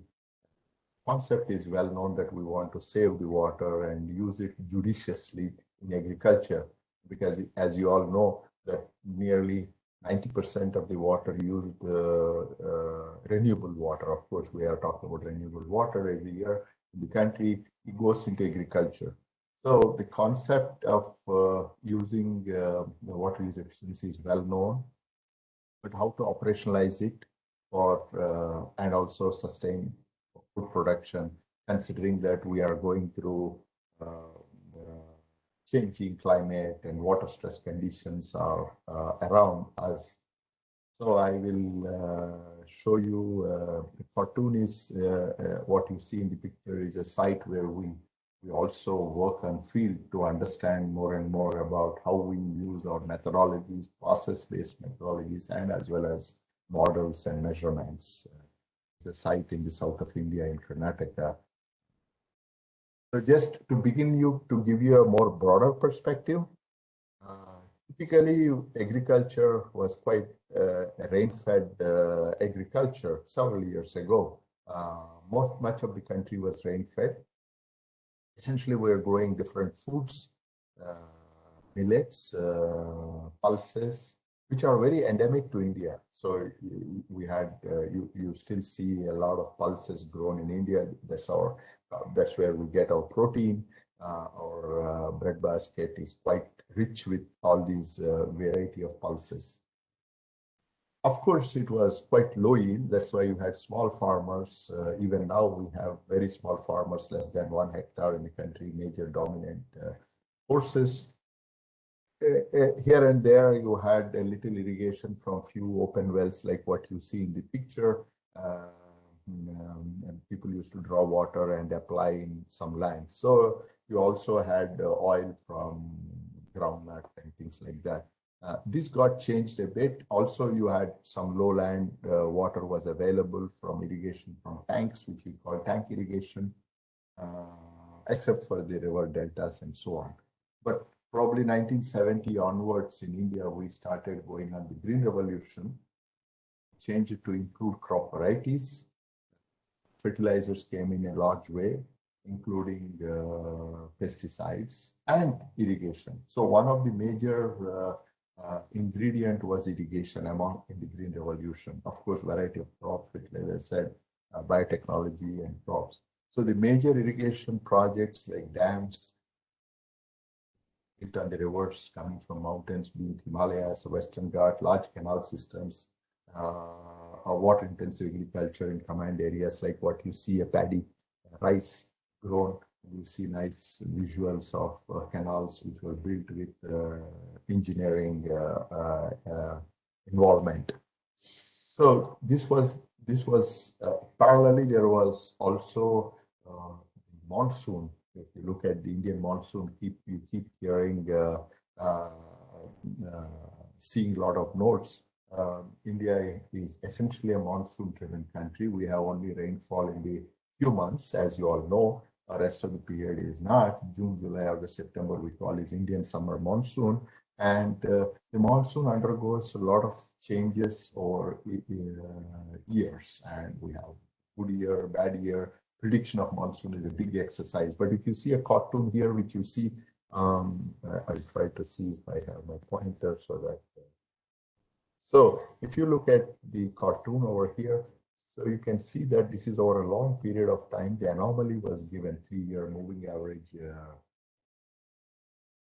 You can see that during this period, we have a positive anomaly in the early part of 1900.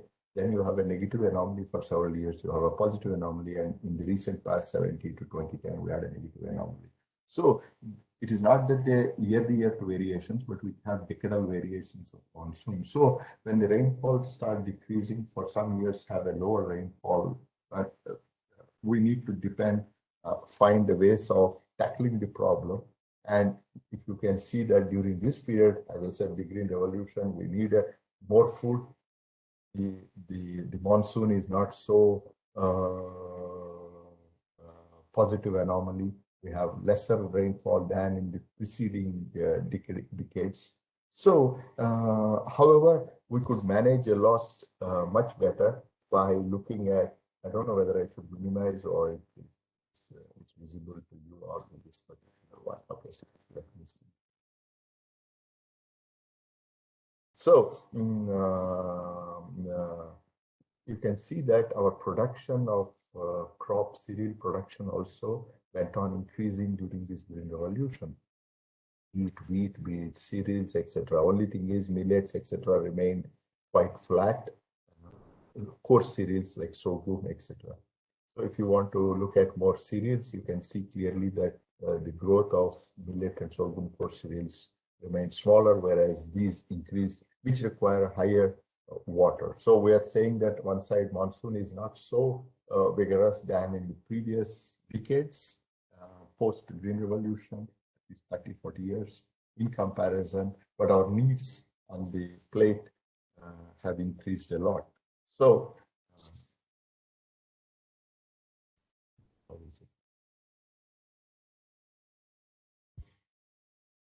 Yeah, okay. So, parallelly, we also had the ground. So it led to use of new technologies. The technologies is the using bore wells, deeper wells, not the typical home wells driven by shallow wells. So you had deep wells. So if you see, India went on from 50s, we had a very small amount of groundwater use. The groundwater use has increased over years. So India is by far is the highest user in the world in terms of groundwater use. So we built in, it's not about the use of groundwater, it has to be put in technology. Today, you all know very well that you can easily drill a well, you can ask a well driller to come, he can drill several hundreds of meters.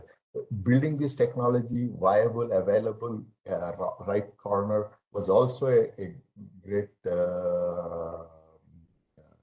advancement of science to the common user. So India built on that, and you can see that both China and USA are somewhere here, plateaued somewhere in terms of the use, and we are somewhere here. We use nearly 2.5 times of what US or a China, whose land masses are much bigger than India, can use groundwater. So the arable land in India is much smaller than these two people, but then we have the benefit of climate that we could use multiple times the crop, multiple times the land. We can use the crop in the rainy season and on the non-rainy season, makes us the land to be much larger than them because they have winters, strong winters, which they can't use multiple times the land, whereas we can. So the water requirement increases, and we adapted to this increased water requirement through use of borewell. So you can see that just to flag some of you who are not familiar with, you can see that the canal irrigation plateaued somewhere here, which is from the dams and so on, but the groundwater irrigation went out. So the major irrigated country in the major irrigation in India currently comes from groundwater, which is a major source of irrigation, not other sources. So this is a small well, humble well, but a stakeholder like a farmer building a well, and these have propelled the irrigation. So the history of irrigation in India specifically is linked to the specificity of water resources. So you can clearly see that large rainfall occurs in these areas, in the eastern part and in the west coast part, which is the rain areas, whereas you have a shadow rainfall region. So these are regions of more arid in context, as I showed you here, to the western part of the India, and also in the southern peninsula, you can say Deccan Plateau area. So in these areas, the irrigation got enhanced in the Indian context. Today also you have the major irrigation here, and this is where we have issues as well coming from the use of all these. So as I said, the pump revolutions happened. Well started, small farmers could put water, pump it and put it in small farm ponds and things like that. And you can say that the major irrigation, which was the Green Revolution forte, we could further on enhance the irrigation in rain-fed areas, in the upland areas through borewell irrigation. So continuing on that, we improved upon on the other revolutions, if you want to call it as a white revolution, we call it milk. Yellow revolution is the new seeds moving from oil seeds moving from traditional groundwater to sunflower, call it a yellow revolution. But all this comes with some price of development of groundwater. We had traditionally the water is not in groundwater resources are in hard rocks. 2/3 of India is rocky nature underground. So that means the water resource is not plenty. Groundwater resource is not in plenty. Renewable groundwater resource. And if it is a sedimentary formations, you get a lot of water like Indo-Gangetic plain. The groundwater is there for several hundreds of meters. But if you are in like in Bangalore or you know that we are in hard rocks, we are in granitic gneissic rock. The rocks are very tight, the porosity is very small, and so on and so forth. So you can see that a cartoon presented by one French scientist. So you can see that slowly we started deepening wells post 1980 because we had a submersible pump. We wanted access deeper layers of water and so on. But you need to understand that in the upper horizon, we have a soil, then you have a weathered material coming from our geology, understanding of the rock getting disintegrated, and then you have the fresh rock, and you have this weathered rock and the fresh rock interface can have a lot of fractures. So that means the fractures provide water to the well. So these are essentially like micro fractures of 100 to 200 or 300 micron meters, providing water to the well. So if a well cuts many fractures, you get a good yield. If the well is not connecting good number of fractures,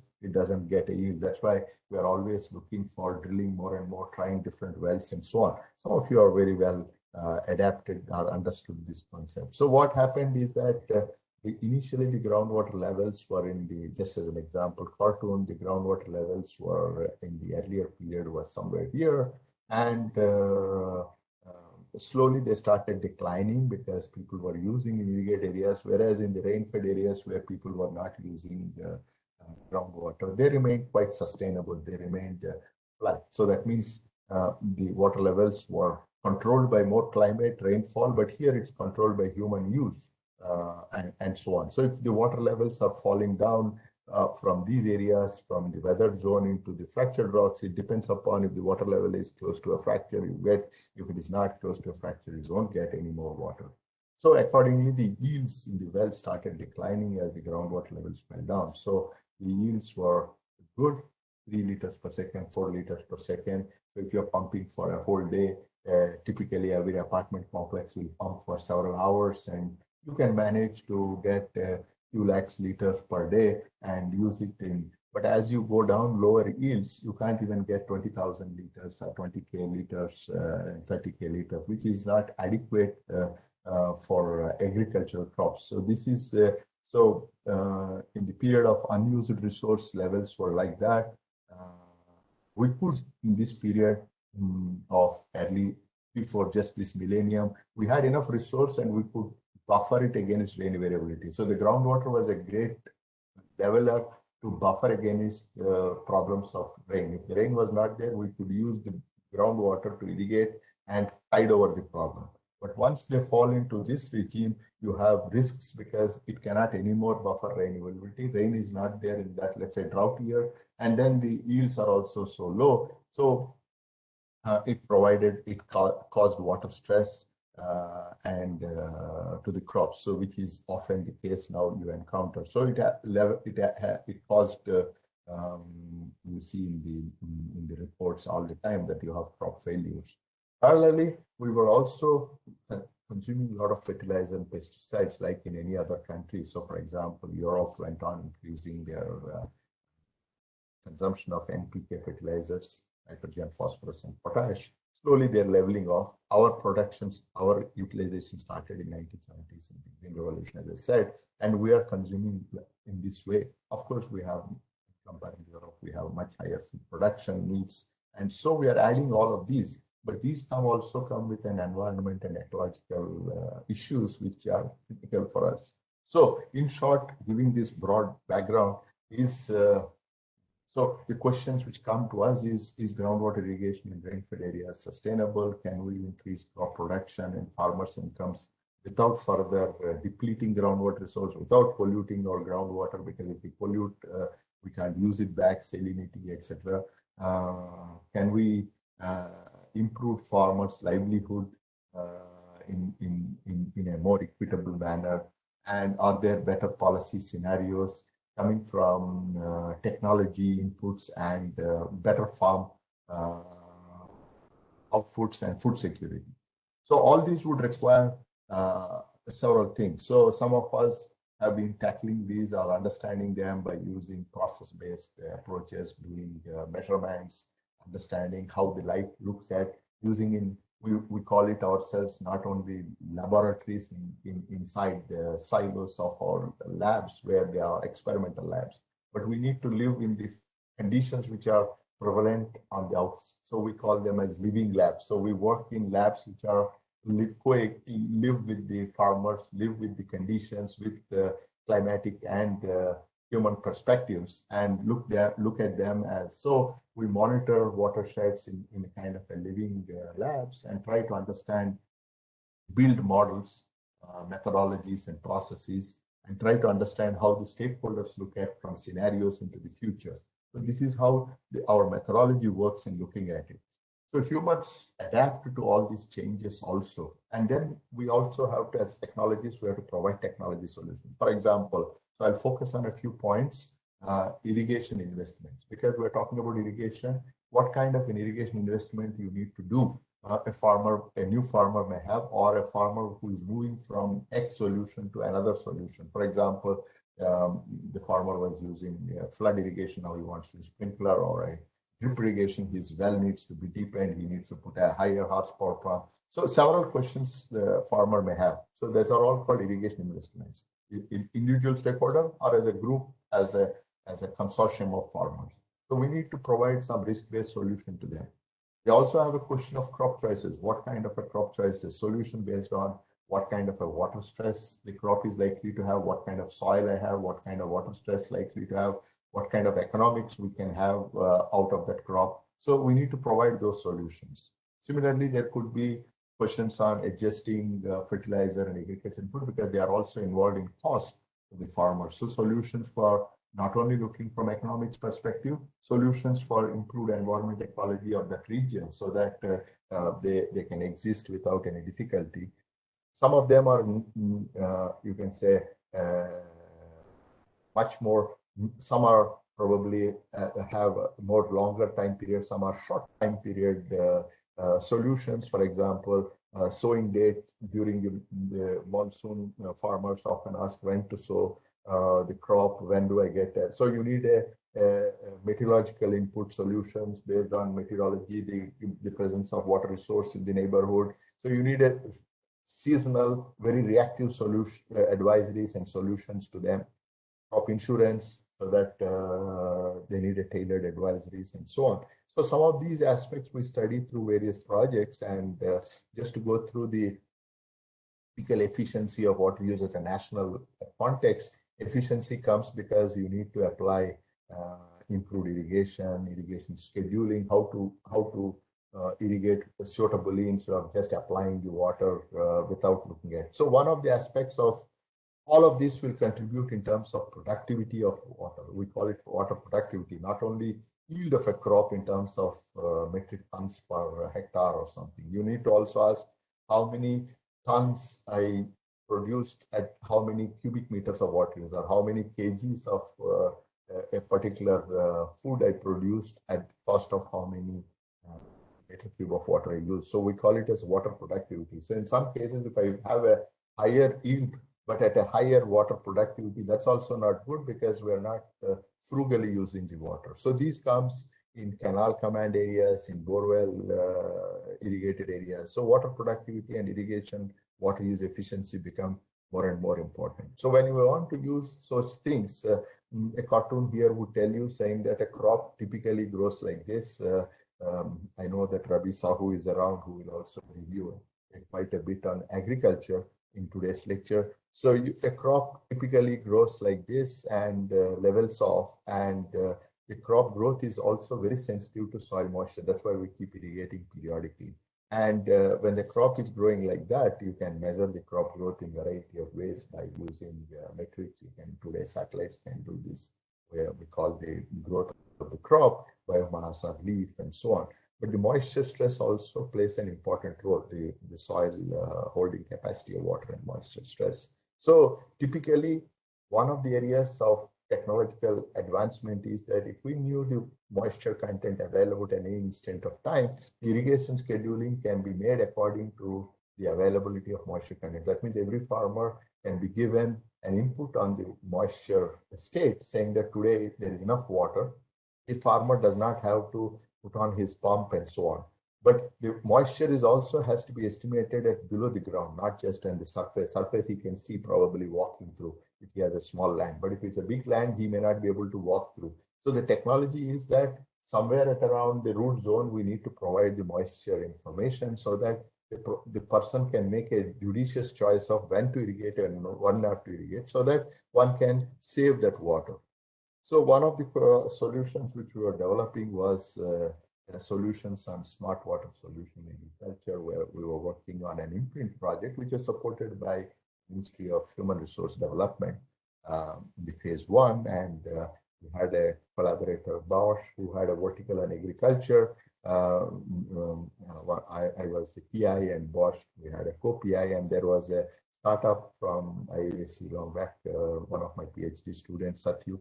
So she is looking at various solutions. So we all together had a project on this, and we continue to. So there are several aspects in this project. One of the goals was, can we develop a DSS using satellite-based advisories on soil moisture, looking at even crop variables in some manner, so that we can profit from various sensor inputs and as well as satellite products. Now, as you know, satellite products are not easy to be converted into soil moisture. You need satellite products which are microwave, because they need to see all weather, unlike a visible platform. Typical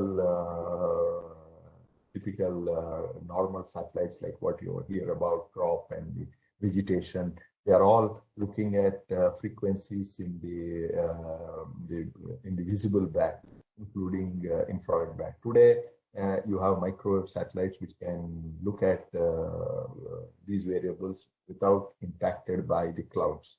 So when you say microwave, we are in the radar range. So you have you need to understand the radar. So several of you in the electronics and electrical engineering work a lot with radar technology. So this is the area where the more and more satellites are being put world over in using microwave range.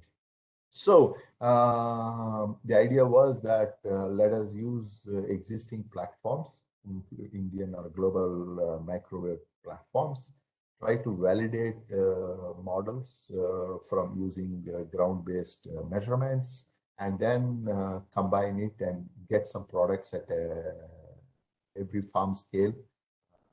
As I said, our farms are very small, 1 hectare. Getting information of every farm with a different crop.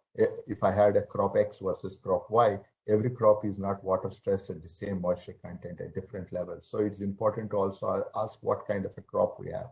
So that puts us quite stringent challenges. And then once we have kind of a decision support system, provide for irrigation scheduling through an app and so on and so forth, or even in some cases, if it is more advanced, it can be a controller, can be attached to a pumping well, which itself triggers off the irrigation. And also have inputs on web interface for government to decide on how to provide many other things to know what is the state of water stress in some places, or maybe rotate the electricity in that particular village in a better way, and so on and so forth. So, so this was done with that as a goal, but then we needed to develop some technologies, because if I had a small sensor on the ground, the sensor could fail because there could be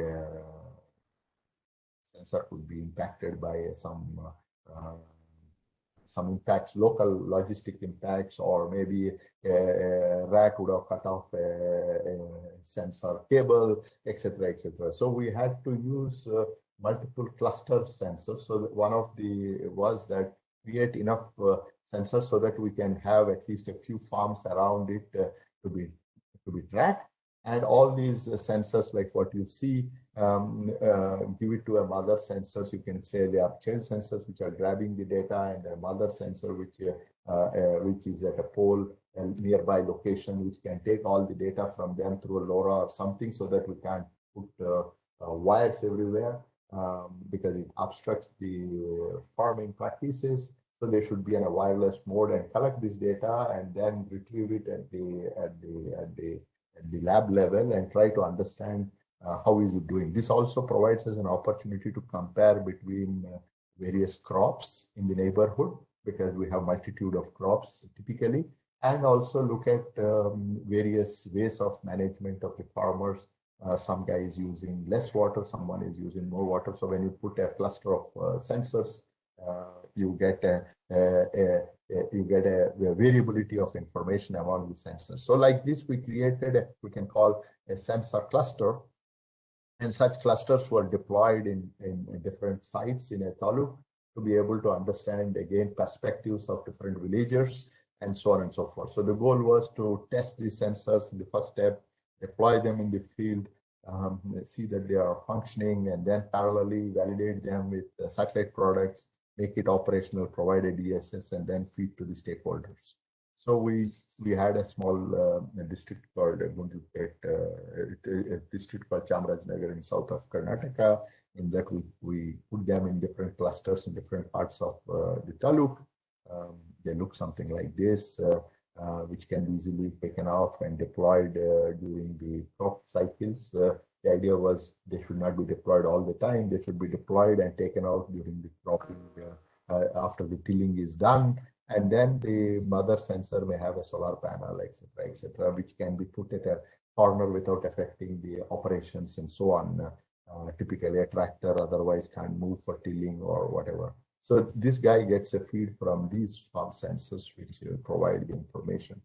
Of course, we have to also play around with the satellite, because satellites are not providing frequency of information in time as well as spatial.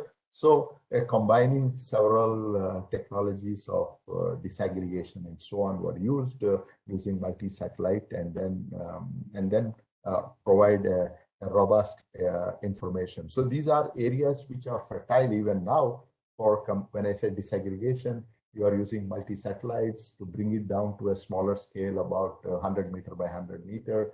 So you have an opportunities to bring in AI and ML tools into this. So there is an opportunity here of improving our knowledge base of retrieving information from the satellites to bring it to the disaggregation. So that means this area will be quite fertile for some more time for research to improve the accuracy of the soil moisture retrieval. So typically we say about 2 to 3% of accuracy in the RMSC is required for using this. So an example like this, we take a small watershed and say, okay, we have all the soil information, and then we have the soil moisture. You have so many wells of the farmers, a small watershed of about, let's say, something like about 5 square kilometer, 500 hectare, and so on and so forth. And then, of course, the rainfall changes every now and then during the rainy seasons. For example, this is on a particular date. And then if you say after the rains are over, a few days later, my moisture will go down. So it's important to keep that looking at how the rainfall was there on each day, and then how the moisture is changing, so that we need to provide. So this was done, the validations and so on and so forth. And then we created some apps where the farmers were able to utilize in their phones, so that they can effectively use. So there is still ongoing work on looking at how the socioeconomics of it, how beneficial is in their ability to reduce their irrigation, improve their irrigation efficiency, and so on, which was not fully tracked at the moment in the project. It was more technology. But there are challenges. I should not say that everything is rosy here. One is how to quantify the irrigation. Now, it's not easy to say the irrigation is quite different when I say scheduling an irrigation using the moisture. It becomes different. If it's a drip is a different issue. If it's a flood irrigation, a different issue. If it's a sprinklers, a different issue. And farmers are quite adapting to these technologies very swiftly, very quickly. Unlike in the Europe or in the Western countries, they are quite standard. They don't change so fast. So that's because in India, we are very quick in adapting all these technologies. And so it is also not easy for us to come back and provide them very quickly. So it requires us to look at how to tackle, how to provide better advisories or information based on what changes on the ground. We also need to understand about the crop, water stress, and so on and so forth. So today you have better. Shekhar. Yeah. Shekhar, probably if you could wrap up in a minute or two, it'd be nice. Great. Right. Thank you, sir.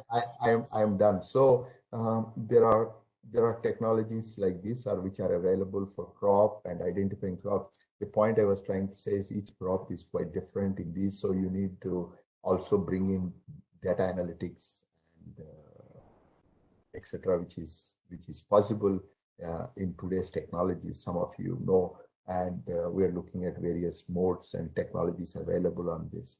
So some lessons learned are that we could irrigation crops can be encouraged by using all this knowledge. There is strategies how to be. Our learnings are often risky with groundwater irrigation sometimes. So a lot of vulnerable conditions. So going forward, we need models, much more complex models of combining farmer decisions with economics, with groundwater, with crop, with all these technologies to be able to come out with what kind of a scenario. So you need multidisciplinary models, interdisciplinary teams have to work. So the applications are not limited to just, I said, irrigation is one intervention. There are many. Today, people are looking at a whole lot of these. Today's probably in the group of people who will talk, there may be a lot of issues where how to look at fertility, disease, pest. We look at water stress and things like that. People are looking at soil, crop monitoring and things like that. Also, energy is a big issue today. You have seen the water energy in India. We are talking about due to a lot of groundwater use and large number of wells. Nearly 1/3 of India's energy goes for irrigating these wells. So energy may become so how to have a better efficient energy use for these wells become an important issue because we have large number of wells also.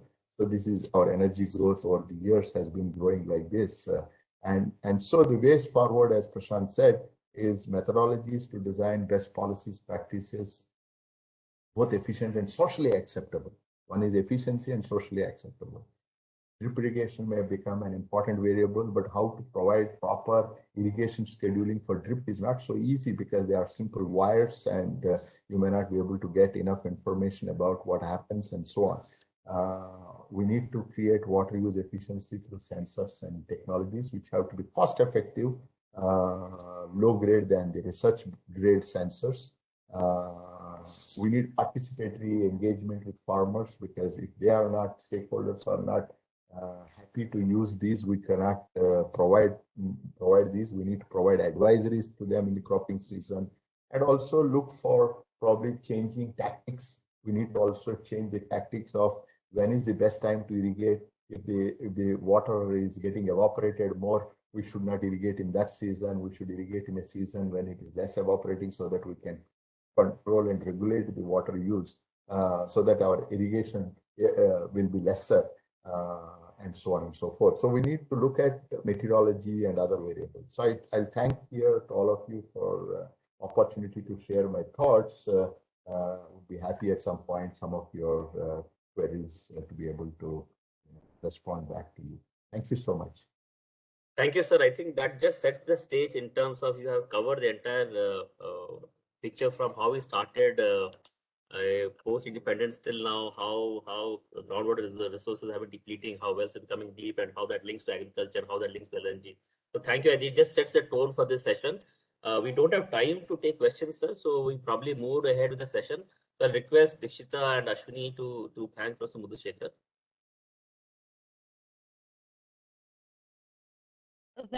Yes, Prashant. So it's been a lovely address by Professor Shekhar. So here's a virtual memento as a token of appreciation from the team BTC. Kindly accept, sir. Thank you so much. Thank you.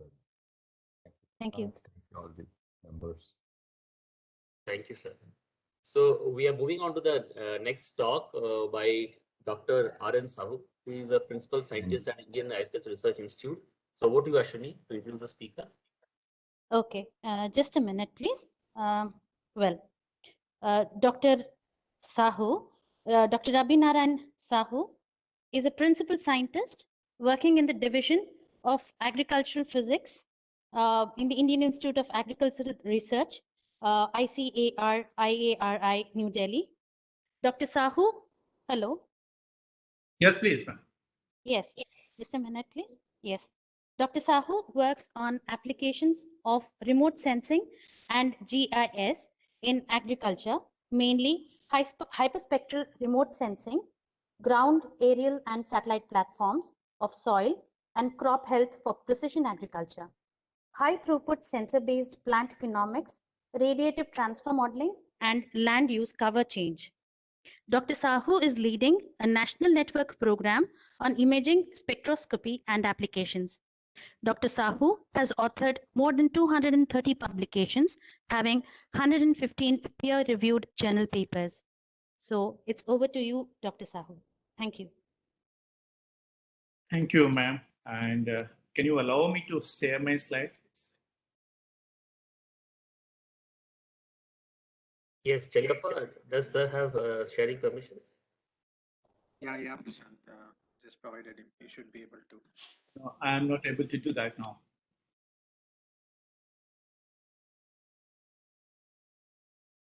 Share is inactive for me. Sir, you are already a presenter, sir. That's true, but I'm not able to.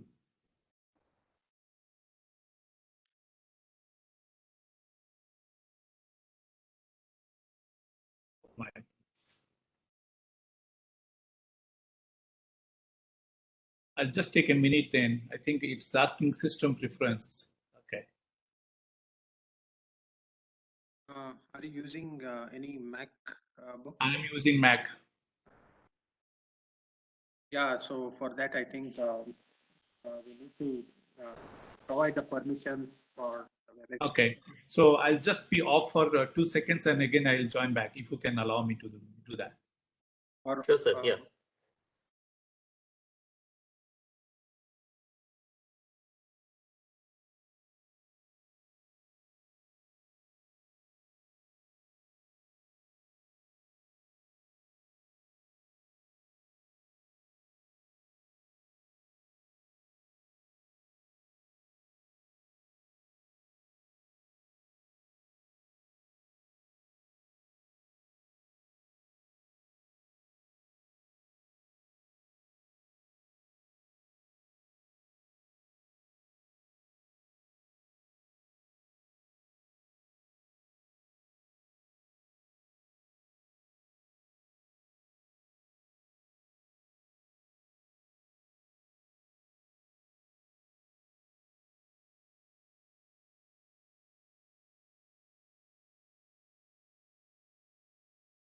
Yeah, we can see it now, sir. Dr. Ravi, we can see your slides. You can continue.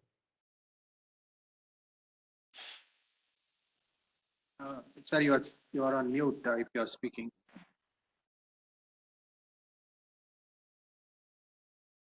Are you able to see?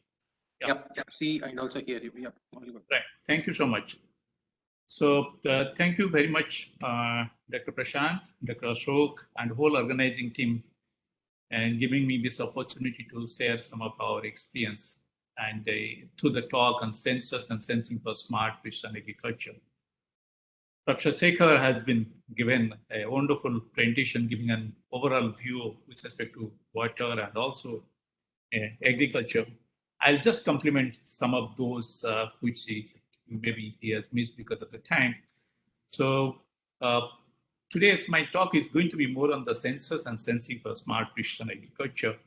And keeping in view the situations right now, what we have knocking at the door. The situation is how to optimize the yield and how to increase the trend of the yield tons per hectare, how it has been and how it is right now. You can see for the major crops, maize, rice, wheat, and soybean. So it is somewhere around 0.1 to 1.6, not maximum more than 1.6. But what we require is 2.4% per year. That is what we need, a little change with exponential growth with respect to yield trend. So that's what the challenge we have. The second challenge what we have is whatever the inputs we have been using, I think most of the area agriculture covered is rice and wheat. You can see around 53% total fertilizer use in India is in rice and wheat, and 70% is nitrogen. And again, nitrogen use efficiency or any input use efficiency doesn't exceed more than 30% or 50%. So that's what the biggest challenge. Again, you talk with respect to irrigation, that's the same. So what the challenging problem we have is how to meet the demand of the food, what we have for the more than 120 million tons by 2030 to 106 million by 2050. So how to do that? That's what the biggest challenge for us. So there are two ways. One is either genetically you can modify the plant, you can do an inherent or the intrinsic capability or the potential capability of the plant to produce more. That's what the genomics, plant biotechnology, or the phenomics, what we do. So, but to some extent we can do that. But with the aberrations of the climate change, with the aberrations and other constraints, socioeconomic constraints, and also natural resource degradation over the years, that has been the biggest challenge. Again, second challenge is how we can design a crop that we call smart crop to have a high input use efficiency. Efficiency with respect to input is maybe water. More detail has been talked by Professor Sekhar. I think I don't need to talk more on that. Again, coming back to the nitrogen, also how best it can resilient with respect to the climate change, weather aberrations, and also pest and diseases. That's why we call it a smart crop. How good it will be, how smart it can be to cope up with those changes, what is happening, again, same time producing more. And you can see the potential yield, attainable yield, and actual yield. And what are the factors affecting them and how they are limited, what are the reducing factors. So if you go for yield gap analysis, you can see some of the constraints remains is input use efficiency and the capability of the soil or inherent productivity of the ecosystem, how it allows you to address or to achieve the attainable yield. So these are what yield gap analysis has been done worldwide and also India itself. So the conclusion remains over here is how best we can design a crop to have a potential yield. One way, that is what we call phenomics right now. So we will talk more detail of that later part of the story. Then how best we can increase the input use in terms of smart farming, or precision farming, or automation using some of the sensors and also latest technologies what we have with respect to sub-computation and data analytics. So coming back to just to give a basic idea about what precision farming stands by, it is nothing but managing the variability. How best you are managing the variability with respect to spatio-temporal scale. You can see the number of factors, how they are placed if you put in the 2 dimension time and space, how they are placed. Then if you look at the yield is governed by inherent soil fertility parameters, environmental aberrations, and of course, crop management factors. And you can see an example given over here down there. It shows you inherent capability of the soil fertility status with respect to the basic nutrient, that is potassium, phosphorus, and organic carbon. That's what major nutrient we look at as far as the soil fertility is concerned, and accordingly go for fertilizer doses. So you can see this is a 4-hectare land where the variability you are able to see it is captured. And the color shows these are the regions, top left corner, they are rich with respect to nutrient status. And fortunately, we could see the yield map, and this is what the yield map of that. And you can see how rich with respect to the yield contour shows the more yield over here than less. That means there is a relationship between the inherent soil fertility status and also the yield. And if we can manage that with respect to that 4 hectare land, the variable rate technologies If we can manage that, then we can make a uniform optimized yield while having the same uniform color throughout of the field. And that's what the challenge, that's what our purpose, how best, this is what 4.16 hectare I'm talking of. You can talk of village or block or district or state level, how you can make a optimized yield, managing the variability so that the best you can get a benefit cost ratio much better and more pocket money. So the main purpose of precision farming remains is the profitability, safe environment, and a sustained yield, a sustained ecosystem for the next generation.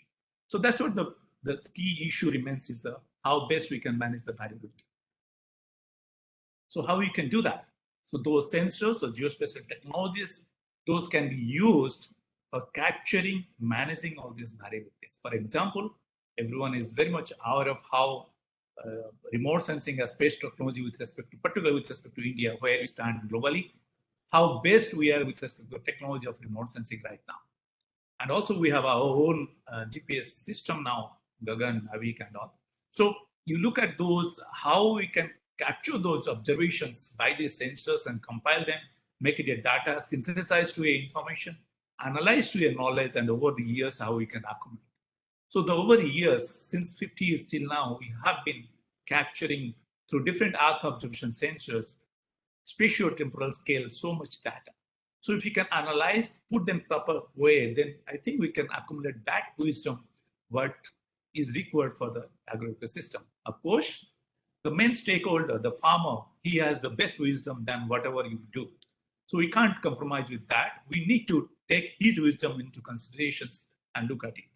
Then looking at the geospatial technology in the GIS environment, you can characterize all those layers, what you create from remote sensing, understanding the basic sensing interactions with the target, and put them together and make a decision rules where what to be done, where what kind of management has to be taken place. So this is how the geospatial technology is going to help us with respect to precision agriculture. Coming back to sensors, so today I'm just going to confine about the sensors and analytics, how we can use and sensing with respect to ground, airborne, and satellite. So coming back to the sensor, you can see that there are a large number of sensors available, starting from optical range to microwave. I think bit a glimpse of microwave applications Professor Sekhar has given with respect to the hydrology, with respect to soil moisture. So you can see this is kind of a CAD scanning from the sky. It's a, if you look at the number of channels what we have over the years, what we have starting from panchromatic data to hyperspectral, starting from a platform from the ground to satellite, we have all kind of sensors available with us, and keeping an understanding how that interacts and takes place with the vegetation or with the water or with the soil, and characterizing the parameters what we are looking at, and how best we can characterize and quantify and go for modeling for the best management options. So this is what the remote sensing is going to help us. This is what I'm giving an glimpse over here. This is what the principles of remote sensing tells about how best interaction, the basic physics, understanding the target, maybe the soil or maybe the crop, and based on that, you can develop the different thematic maps or products, and you can look at the multispectral. This is what the bars calls you the multispectral, and these are the discrete channels on which you get the information about the vegetation. But if you get a hyperspectral, that's a continuous channel, you'll get a very narrow band. You get a wonderful spectrum like this, which deviates from each field, from each canopy with respect to their biochemical compositions, with respect to the stresses, whatever you can look at. So that's what the beauty of looking at the spectroscopy, how best you can characterize that. So we can move from a qualitative analysis to quantitative analysis if you move from panchromatic or multispectral to hyperspectral. That's what the capability over the years we have built up. So, and again, you look at the capturing the variability. So you have the sensors starting from the lab conditions, looking at the fruit, looking at the grain, looking at the soil, how it behaves in the lab conditions. A single pixel having interaction, basic understanding. Then you can go to the field conditions, putting a cherry picker, putting a drone, or you can collect the same sensor in the field with whatever the ambient conditions and capture those informations. Then you can go to a low altitude drone flying and integrating with the different sensors, capture the data. Again, you can have a manned aerial vehicle where you can capture the data. Again, I'm going to come back that campaign, what we had wonderfully, again in collaboration with Professor Sekhar and also Vimal Bhattacharya from Space Application Center, ISRO, and also from the satellite level. So all possible techniques, tools are available, opportunities is available to see whatever the model we develop with respect to characterizing the target, characterizing the ecosystem, starting from a single pixel from the lab conditions, what you see here, to a regional scale in the large scale in the farmer's field. That's what the beauty we have with respect to the technological advancement, what has been taken, how best we can take that opportunity to use it for the public purpose. So coming back to those sensors, what we have in the ground, you can see the kind of the signatures what we try to see. This is what the soil spectral signatures we are able to see. These are the different sensors what we capture. So this is a ground sensor which we do in the lab conditions. This is what the airborne sensor, average NG of JPL NASA, which you could see the spectrum, how it looks like. So when you do the same soil in the lab conditions, this is what the spectrum. When you fly something around 3 kilometer high to 5 kilometer high with a 3 meter to 5 meter pixel resolutions, you can see the spectrum, how it is. Again, you go beyond 2500 nanometer, look at the MR spectroscopy, you can see the signatures, how it looks like. And those tagged here, those values with respect to the specific band, tells you to the biochemical composition, how it affects the signature, what you are able to see. So like you have a unique signature for each of us to identify what we are, and accordingly, we go for other processing. Same also, this signal, what you receive in the sensor, based on that, if at all we can get the soil health. There's a bigger program going in country, like soil health card program. So our understanding, basic understanding, spectroscopic understanding for the soil behavior will lead to complement the soil health card program to see how we can complement to the wet chemistry what we do and meet the demand of the country. Then coming back to that's what the lab conditions, coming back to the field control conditions of the polyhouse or greenhouse conditions. This is what the plant phenomics facility where in IRA, where we have decorated with all kind of sensors you can see over here, starting from visual to hyperspectral, and they are all almost kind of automations and capturing the image in a climate control conditions with the different climatic conditions. What you have outside, same you can simulate here and see the behavior of the plant. They grow over there, and they're all automated with respect to imaging systems. These are all imaging systems what we have. Then capture the data, and purpose is how to characterize the whole plant with respect to PET scanning, with respect to X-ray or MRI, what you do in the diagnostic center. Same thing we do. This is a kind of a diagnostic center what we have with all advanced sensors, imaging systems to diagnose how the plant is behaving with respect to different treatment given, so that we can do modifications of benefit with developing some of the varieties, or go for the adoption in different scenario, agroecology scenario in country, and also understanding how plant is behaving with respect to the input use efficiency, with respect to water, nitrogen. Accordingly, we can go for precision agriculture. So there are two purposes for which we do that. So this is what the control conditions. Same time, you have a field conditions where we have a frame where the sensors keeps on moving. Sometimes also you can do drone based, and also we have mobile platform. So what I mean to say is, whatever the control condition you have, if at all we can develop those models to see how genic that model is going to be, how it will be applicable to the farmer's field. Before that, we should do all those things, keeping understanding in the control conditions. So these are the different sensors. Because of the time constraint, I don't want to go to each the science behind each sensors putting over there. Purpose is to characterize the plant in whole aspect of it with respect to biochemical, biophysical, and all aspects, so that to characterize that integrated way to see how it behaves. So till now, the kind of the data what we have captured over is 52 million images has been captured over the years, and all are labeled and tagged data with respect to the information what we have. So here what the data analytics requirement is, here that's what you can characterize those with respect to different aspects to go for the input user efficient driven smart crop. So I'm not playing the movie. Let me give you a glimpse of that. जलवायु इस लक्ष्य की प्राप्ति के लिए भारतीय कृषि अनुसंधान संस्थान ने एक अत्याधुनिक एवं स्वचालित प्लांट फिनोमिक्स केंद्र की स्थापना की है। विनोमिक्स एक आधुनिक बहुविषयक विज्ञान है जिसमें लगभग वास्तविक समय में पौधों को बिना क्षति पहुंचाए सेंसर्स एवं कंप्यूटर की सहायता से लक्षण प्रारूपण किया जाता है।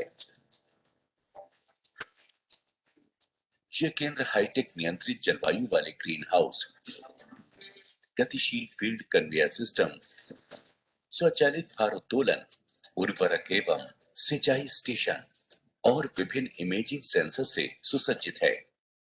So I'm not, because time is a constraint, I don't allow me to complete the whole movie. I think that's what they'll give a glimpse of idea of what is that facility does. So what we observe the data, how we can convert the information and to predictive science, that's what we are working on. These are some of the data analytics, so what we have been working on to retrieve those parameters using different algorithms. I think I can skip these slides. Then coming back to the drone-based applications, nowadays we talk of starting from satellite to how we can complement with the drone technology. So this is what again, drone-based phenotyping, precision agriculture we try to do, develop all those methodology over the years now. And looking at the sensors in the satellites, you can look at the 1969 over 2019. So 50 plus years we have in remote sensing in India right now. So over the years, we have done a journey starting from a black and white picture in coconut wilt disease in Kayankulam of Kerala. Now in the same place, we are moving with the hyperspectral data, capturing different information and retrieval of them. So you can see the kind of movement what has been done, simply panchromatic data to hyperspectral imaging. So if you look at the kind of gamut of the satellite sensors what we have, I don't need to cover that, but I think many of you know how ISRO is working on that. Coming back to the airborne campaign, what has been done for precision agriculture with respect to soil and crop health, in collaboration with ISRO and NASA, this is a wonderful campaign which has been there. I think Professor Sekhar was part of it also. And you see this is a raw data which you capture from 3 kilometer height. And this is what the crop classification. And you can see, look at the organic carbon content of the same soil. So whatever the model we develop in the ground, same we try to see how we can go look at the field level, looking at the organic carbon content. And see again, coming back to the digital soil mapping, that's what the recent concept is coming up, how best we can use these sensors, both on the airborne and also satellite using the spectroscopy. We can come out with all the fertility parameters. So these are looking at all the soil fertility development or genesis of the soil, how we can develop a nitrogen map, a phosphorus map, or organic carbon map. So what I mean to say is the technology is available now. Sensor, data analytics, everything is available now. The best way is how we can put them, collate them together, come out with in a platform where it can be accessed, have access to a common user to come out with what the fertility status in the field conditions. So this is a lab-based condition. This is what the field-based, airborne-based digital soil mapping, what has been coming up. This is again a satellite level study. Same thing done in the satellite level study. I'm not covering that detail right now. Then if at all we do, then what is the next? Next is, if at all we generate those maps, these are the maps for organic carbon, phosphorus, and potassium. You can put them together, develop a homogeneous regions, and accordingly keeping the understanding of inner-net fertility status, target of the yield, what you require by farmer's field, then you can go for modeling how much nutrient to be applied. So this is what the precision farming in a larger scale. So this is what inherent status of the soil. This is what the packing you can do with respect to nutrient status in that different color patches where you have. This is what the precision farming with respect to the block level or district level or state level, what we can do. So coming back to some of the very typical studies with respect to genotypes of a response with the plant with respect to nitrogen and water. From the drone, this is what the captured. You can see the variable colors that tells you how it has been responded with respect to drought, that is D, with respect to irrigation, that is I. N0 and N120 stands for the nitrogen response. Nitrogen not applied, N120 is the recommended dose of fertilizer applied. So that shows it's not from the field to field variation, within field also there is a variations. And this is what automatically mapped. These are the different varieties and that the treatment given. So you can think of in a larger scale also how the farmer's field, each farmer's field can be mapped and rank them together with respect to how they're behaving at the different stages and with respect to different treatment what has been given.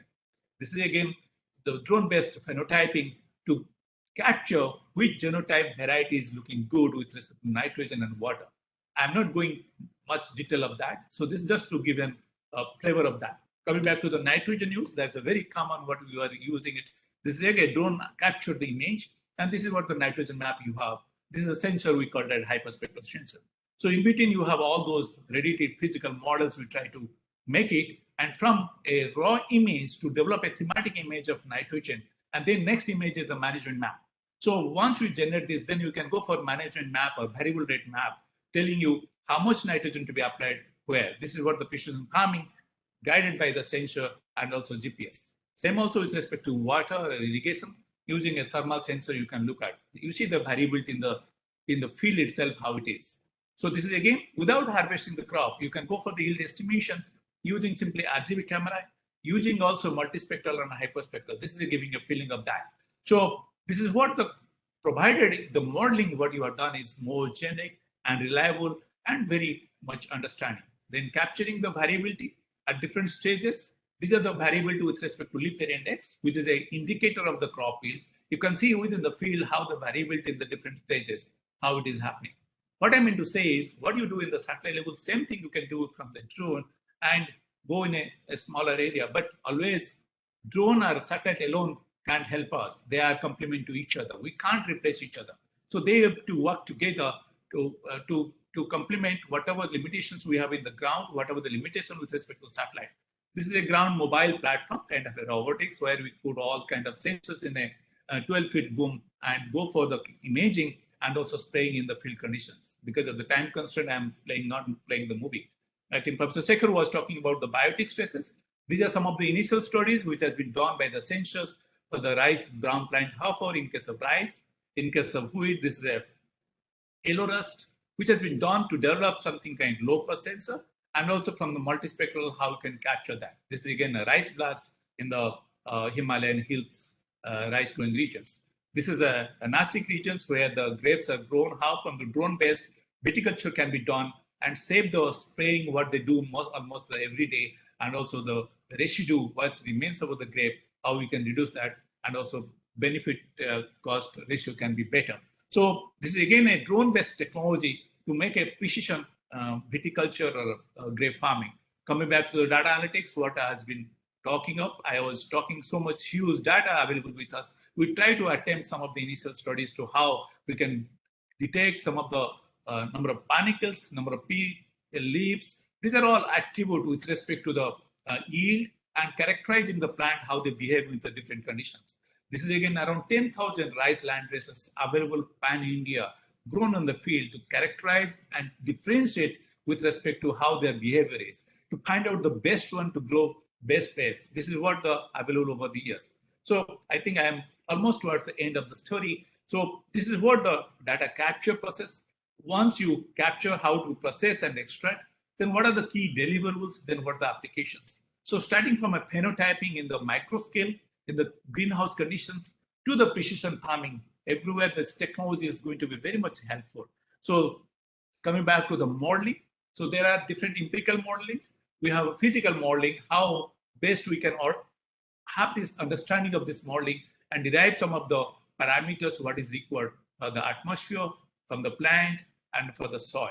So keeping that in view, you can see here, this is what the satellite derived the wheat area, and this is what the product which has been generated over there automatically using those ready-to transform model.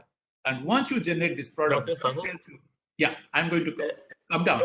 Just 1-2 minutes we could wrap up. Nice, thank you. So we can integrate them together, coming out the crop health monitoring, and you can see whatever the free data available with us, how best we can use them, like time series data, and coming out with the cropping system. This is what we try to do. Predominant cropping system, you can find it out, and you got the inherent soil status. And this is what the precision farming in a larger scale you can do. This is what upper gangetic plane. This is all, everything is done by the remote sensing and also GIS environment. So put the layer of the crop or wheat, and accordingly you can go for customized fertilizer doses application. Again, real-time crop monitoring system we developed, having the satellite data receiving stations. We have a residue bonding informations every day coming up right now and reporting to the Prime Minister office for the monitoring purpose. And these are the decision rules what Professor Sekhar was talking of. These are different models what we have developed over the time, and you can integrate them together with respect to remote sensing derived parameter estimate and enforce those models, go for decision rules. So this is what the smart agriculture framework, what I am leading now in the pan-India with the different institutes in the country. This is what, looking at the opportunity what we have with respect to sensor, data analytics, how best we can do this precision smart agriculture in country. This is what the framework we developed and is right now, it is operational. And coming back, this is the last slide what we have. So what we require is remote and in-field sensing, how best we are capturing those variabilities with respect to the fertility, biotic and abiotic stresses, quality and grading in season and post-harvest. Because of the time constraint, I did cover that part. Of course, the technologies what are available with us is robotics, UAV and IoTs, and data analytics. The major challenge remains is how we make it possible to real and near real time. Then most important remains is how we can communicate from the lab to the land. Communication innovation, best using the mobile network, what we have 90% cover. So again, challenge is Indian small farm holding. So keeping that in view, we need to design our experiments, the policies, so that it is more of a farmer-centric and demand-driven or the farmer-driven precision agriculture. And thank you very much for giving me this opportunity. I must acknowledge all my team for the data, for the results, or the experience what I have shared with you. Thank you very much. Thank you, Dr. Saw. That is, I think, a lot of work that you have shown over this period of time. I think half an hour is not doing justice to your work. I think we have to call you back for a very elaborate session because this is very interesting work. Thank you for sharing the information with the participants. So the brevity of time, we will not take questions, but I'll invite Ashwini Madam and Dikshita to please thank the speaker. Well, thank you, Prashant. And most importantly, yes, sir, it's been wonderful listening to your talk. Professor Sahu, we would really look forward to hearing more from you. So kindly accept this token of appreciation from the team of Bangalore Technology Conclave. So looking forward to more interaction with you, certainly. Thank you so much. Thank you. Thank you, sir. We'll move on to our next speaker. We have Clara Pribula, Managing Director of the Yield Lab Asia Pacific. She'll be taking on the session. Ashwini, could you please introduce the speaker? I have my colleague here, Professor Usha Rani. So just a minute, please. Ashwini, I'm here. I'm Jessica. So I'll be introducing the speaker to the participants here. Go ahead, please. Yes. Yeah, thank you, sir. Ms. Clara Pribula is an entrepreneur and partner management and strategic business development professional. She's been recognized as a pioneer and change agent. She's highly skilled, driving significant increases in profitability by leveraging business synergies and innovation to build new companies and corporate lines of business. So her expertise includes international operations and sales, global sales and marketing leadership, marketing services, word of mouth marketing, consumer insights and analytics, developing strategic partnerships and channel strategies, emerging a new venture capital funds, startup markets, business technology, building and leading cross-organizational cultural teams, supply chain, transportation and logistics, creating and leading strategic initiatives, consultative and value-based selling. Thank you so much, ma'am. We are honored to have you here today. Thank you very much. And hello to everybody on this lovely Saturday. I'm here in Singapore. I want to thank the IEEE Bangalore Section and this Conclave and Dr. Ashok Das for inviting me here today. Thank you very much. Is it okay if I share my screen? Yes, please go ahead, Sarah.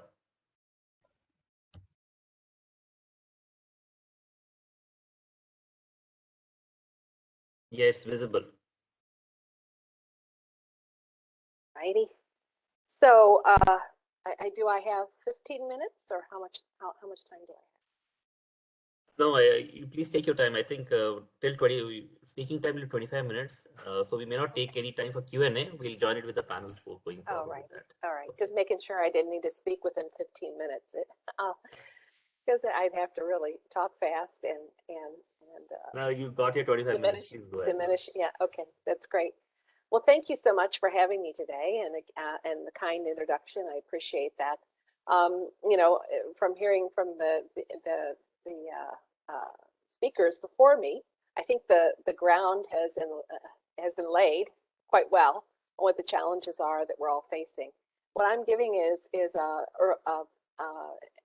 view from a venture capital perspective of what needs to happen and what we've been doing at the Yield Lab to identify impactful innovation and help get it through that, you know, valley of death towards commercialization so that it can actually have impact. Because yes, we've got to do a lot more with a lot less. And what we focus, if you don't mind, I'll give you a little bit of introduction of the Yield Lab. What we focus on is ag tech innovation at the early, what we call late early stage, which sounds like really bad English. But what it means is that, you know, beyond ideas, so it has to be innovation that is registratable, potentially it doesn't have to be registered, but then that also would be able to, at the seed or the Series A level. That's our focus of our fund, looking across all of agriculture, crop science, precision ag, animal health, sustainability, traceability, and food ingredients. And the reason why we were created was out of necessity. Our first fund was created in 2015 because there really wasn't any innovation in agriculture outside, not much deal flow outside of what was happening within large strategics. So we kind of looked at the reason for this, and the reason why is because there was no safe haven for innovation with people that understood the relevance of their innovation within these sub areas of agriculture to be able to advance it through to commercialization. The tech industry, where, you know, early stage investment was coined the term accelerator, more of a, you know, what we call a fail fast model, pay and spray, help them with their value proposition and send them out the door. And this is really what would be more likened to deep tech. It's in deep agriculture. You need to have people that understand the relevance of that innovation to even know what kind of impact it's going to have, let alone be able to help it get through to commercialization. So that's the reason why we were created. Now we're at funds since 2015. They're in North America, that's where we started, and then Europe. We just got to our second close of 55 million euro. Latin America and Asia Pacific. I'm the managing director of the Yield Lab Asia Pacific Fund in Singapore. We set up at the tail end of 2019. We also have, I put this out here to remind me to mention the Institute, our not-for-profit side of what we do. So if you really mean it and you're trying to get enough calories on this planet within the next 30 years, you have to make sure that you're driving inefficiencies out of all aspects of agriculture. So what we do is we utilize this not-for-profit as a way to stimulate by identifying those areas that are light in touch with innovation and need to be stimulated more. And we issue challenges, and they're sponsored externally to the Yield Lab from a sponsorship from outside. And then we run it just like we do what we do with all of our early stage investment, in that we spend, you know, greater part of a year with these companies, aligning them with subject matter experts that we identify of their areas of need, and help them get advanced in their science and towards commercialization. But we do the challenges on the not-for-profit side as a way to give back, but also because it's necessary. Everybody's sometimes it's the innovators are clustered around different parts of the agricultural spectrum. And so, for example, we had a manure challenge, which was looking at new and different uses of manure. Soy challenge, soy is grown everywhere, but there could be more innovation done with soy. Controlled environment agriculture. I mean, indoor farming is really important, but right now it's still more of a vanity play. You know, I want to be able to say that I have a very fresh salad for dinner and that it was picked that morning and delivered to me. But it's still not economical nor equitable because of its water usage and its high power usage for, let's say, a food pantry in an inner city to run, or you know, a third world or underdeveloped country that's very arid to be able to run. So this controlled environment initiative is kind of a think tank of the experts in CEA to be able to come up with leveraging innovation that's going to drive down the cost. So these are the sorts of things we do on the not-for-profit side. We had a global aquaculture challenge. It's a very fast-growing protein, looking for, you know, but yet very light in its use of big data, let alone, you know, doing predictive analytics and prescriptive for prescriptive action. So that's kind of a snapshot of us. The reason why it's kind of important that we're focused on ag tech is because, sure, it looks pretty good. I mean, we're getting more and more innovation, which is great from where we were a few years ago, but still not much deal flow. Even now, ag tech makes up just a small portion of the venture capital deals at $4 billion for ag tech investments for the full year of 2020, which is still just a fraction of the $300 billion that was invested globally across all sectors. And if you look at it a different way, you can see that although it's better, I mean, there's still there's an opportunity here. Agriculture is still a very tiny bit compared to just in the U.S. the ag tech deals, which were over 25,000 deals. Agriculture was just a very small portion, 380 deals. So you can see that there's a lot of room for growth in this one, what could be more important than the agriculture sector. So yes, to speed time, I don't think I need to describe the problem and opportunity space for you, but let's just suffice to say that if we're really gonna drive out inefficiencies, there's gonna have to be finding new and different ways to leverage science. I don't know, wait a second, see my screen. Science and expertise to increase innovation efficiencies. We're going to have to find new and different collaborations and industry technologies and applications,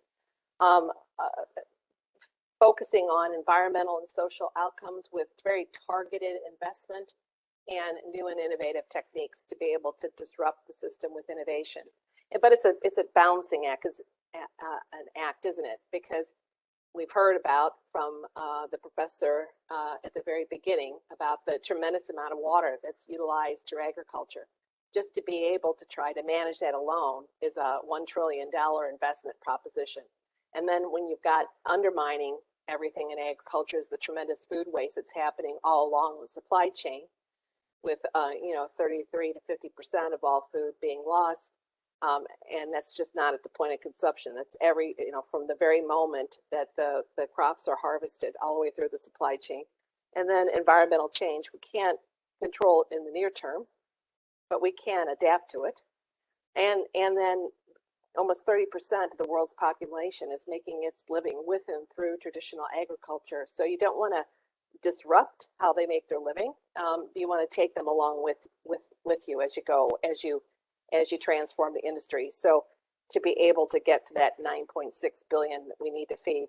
So it's a great balancing act. The important thing is to be able to help this innovation, identify it, and be able to help it through to commercialization.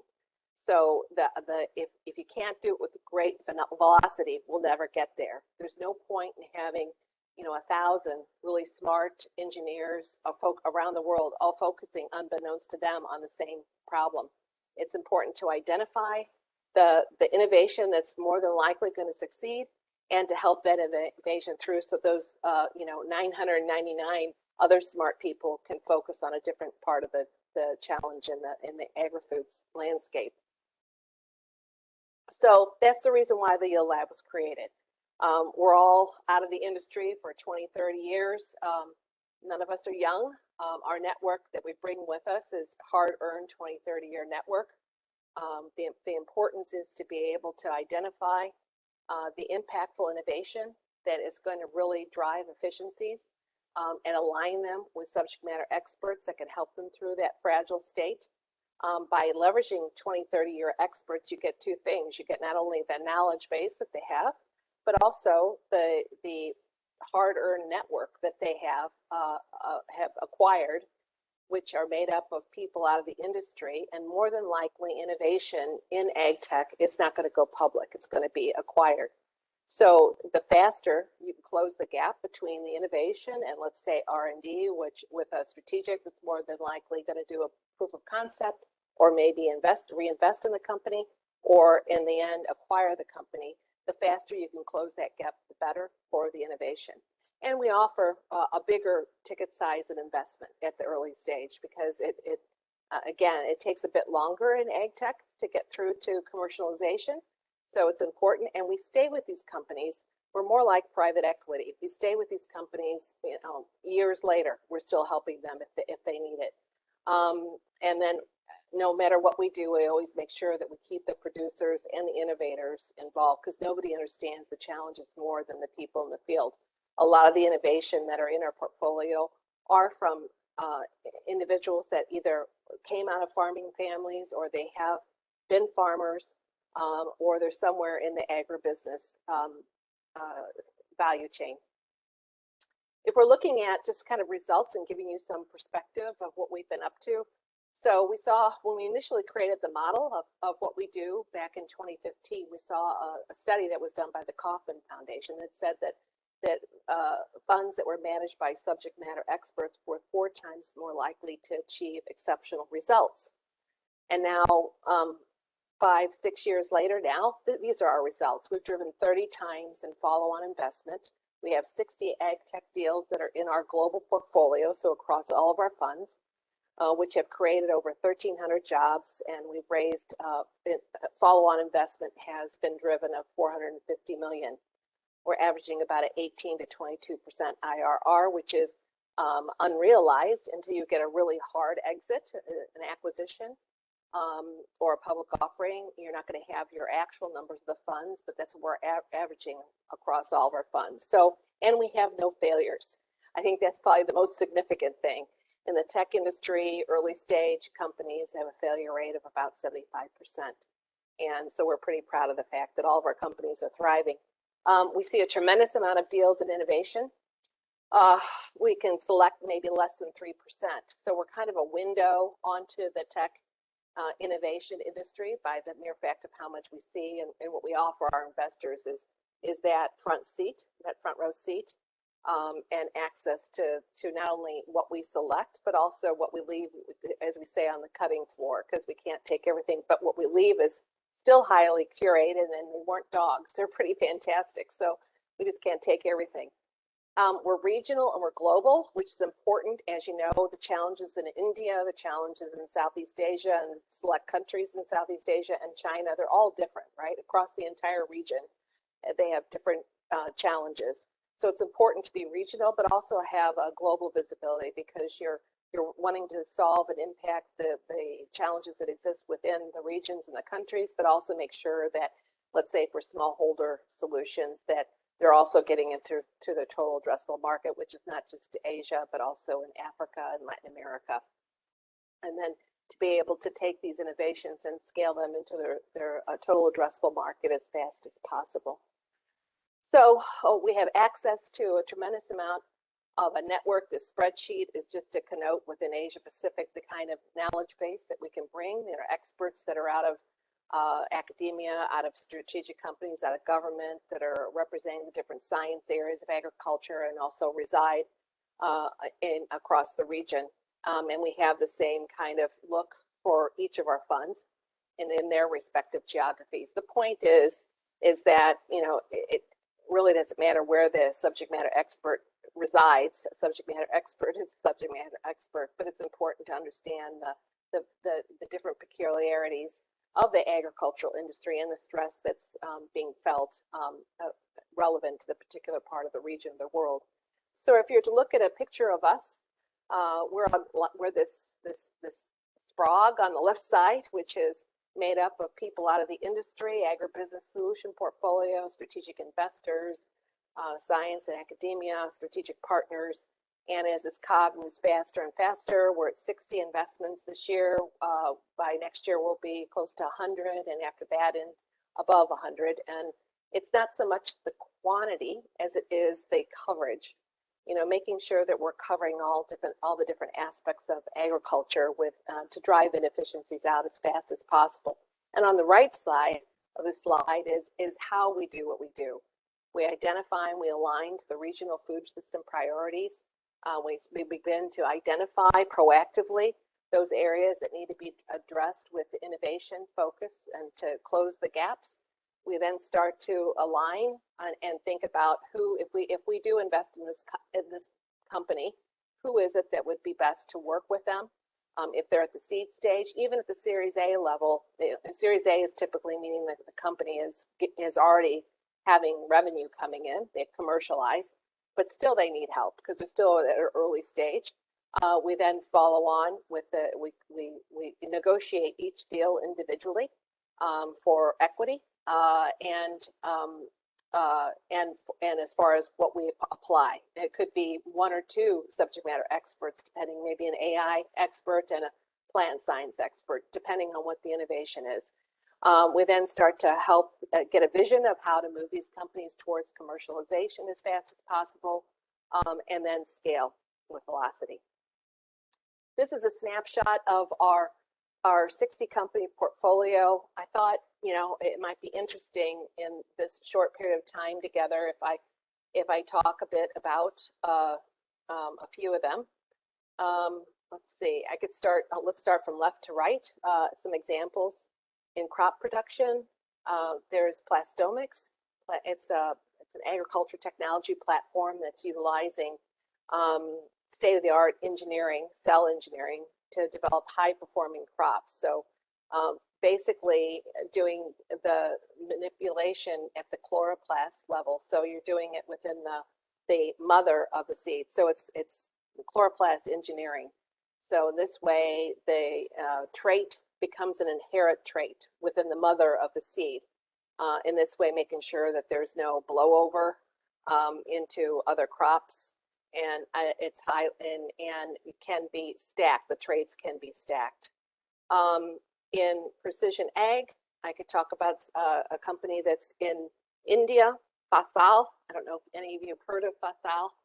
A lot of the things that have been presented earlier remind me of Fasal, in that Fasal is a climate smart, crop specific, data driven precision ag solution that is recommending in real time agronomic solutions. So using on-farm microclimate data under the canopy, using a very affordable one piece, easy to install, inexpensive sensor that's capturing data in ground and under the canopy, intersecting with broader weather data. Actually, within Fasal's predictive weather analysis is more accurate than AccuWeather because of the different data points that they're taking. And then performing predictive analytics that then is applied to the data. And Fasal has done the right thing. They're going crop by crop. So they start with grapes, capsicum, chili, tomato, pomegranate, and new crops are being added, tea, palm. And the whole point is to remove the guesswork, which results in poor utilization, like excessive irrigation, as we heard earlier today, which is a big problem in India, where 90% of water is consumed in agriculture. And also, this is the sensor and the data that's captured is able to provide prescriptive action for the farmers. So because it's not so intuitive. A lot of these are smallholder farmers that have been doing things the way they've been doing them for years, and their father before them. And one farmer in particular that Fasal works with and talks about is a great farmer who said that he said, okay, I'll try this sensor and this data and follow your prescription, and for treating fertigation to stave off fungus and disease, and watering at this prescriptive amount. And his neighbors that are farmers were saying, what are you doing? You're not watering enough, and you're not watering what he says, I know, I'm following what it's saying, and I'm a little worried about it. And then he holds up this bunch of grapes. He goes, and in the end, the grapes are far bigger, it's heavier, the sugar content is higher, it's sweeter, so converted, right? Converted to the fact that this technology actually does work and does help them. And they saved a lot in regards to fertigation and watering. So the whole point is to address the huge water shortage in India. They also are creating a value proposition that's aligned to this, which is water credits, waiving a subscription service fee when farmers maintain water levels at a certain threshold.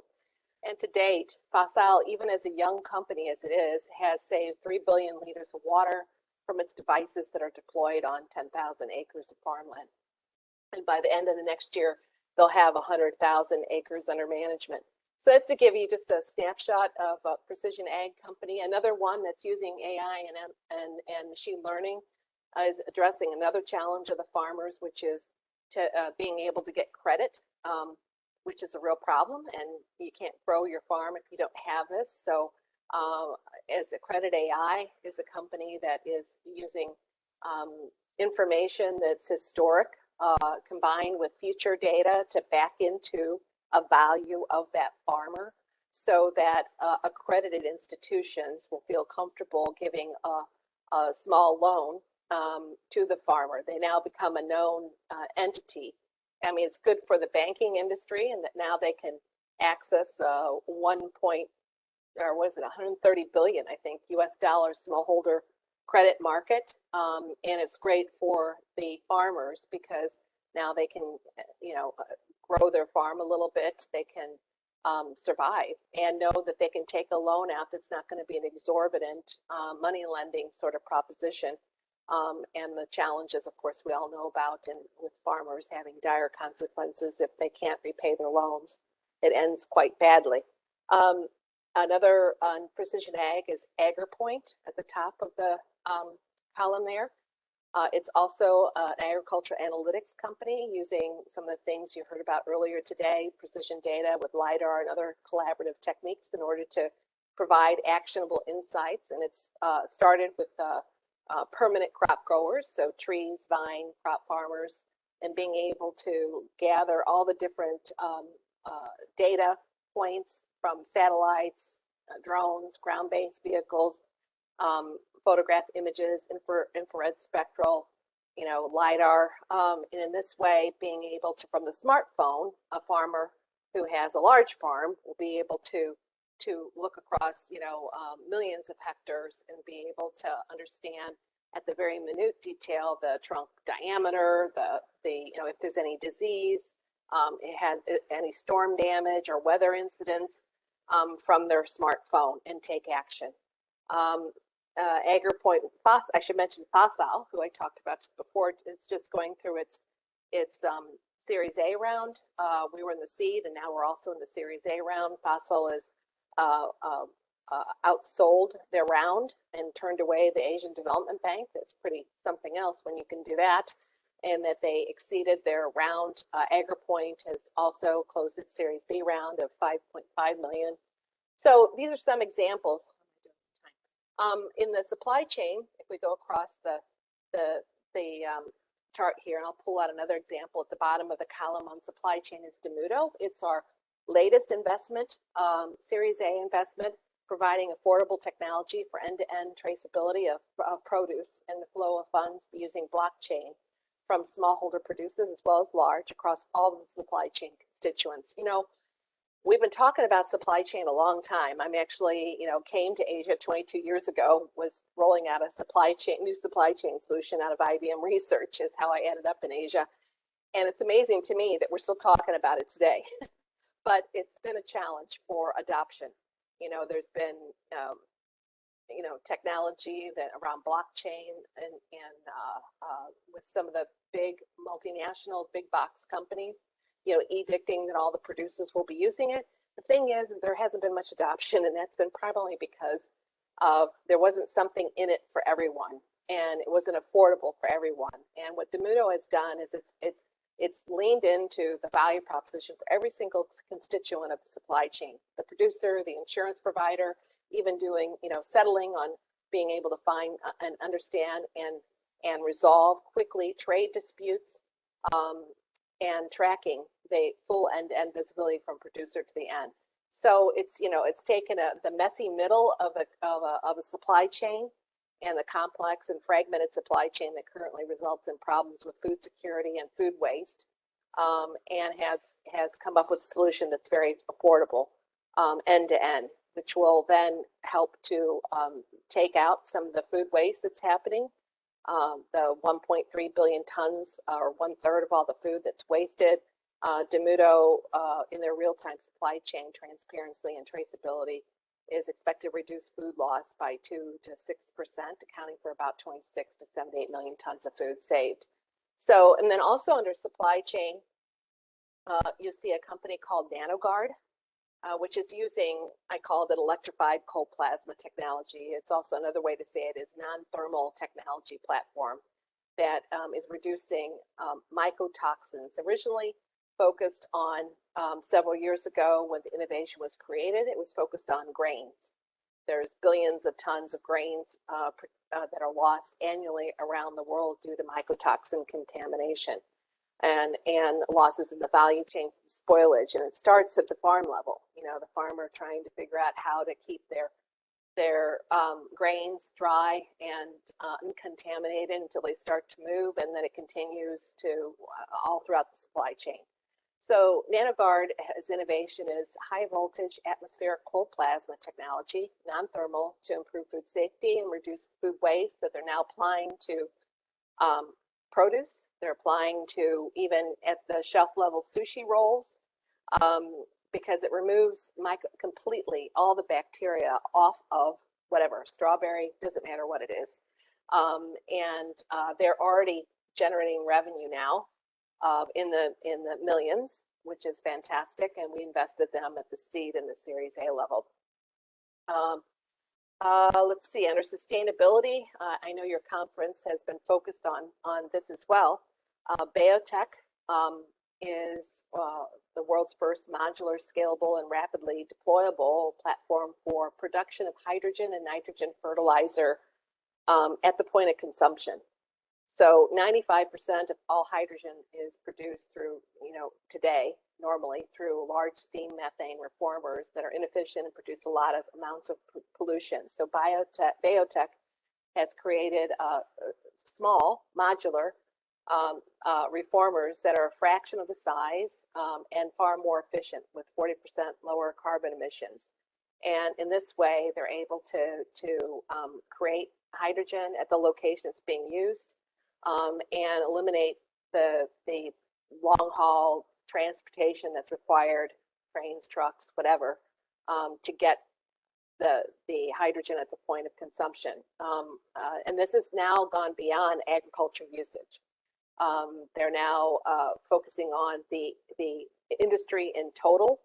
So energy, power, cells, and the company is now valued at, it's actually just raised, several hundred million in its last round.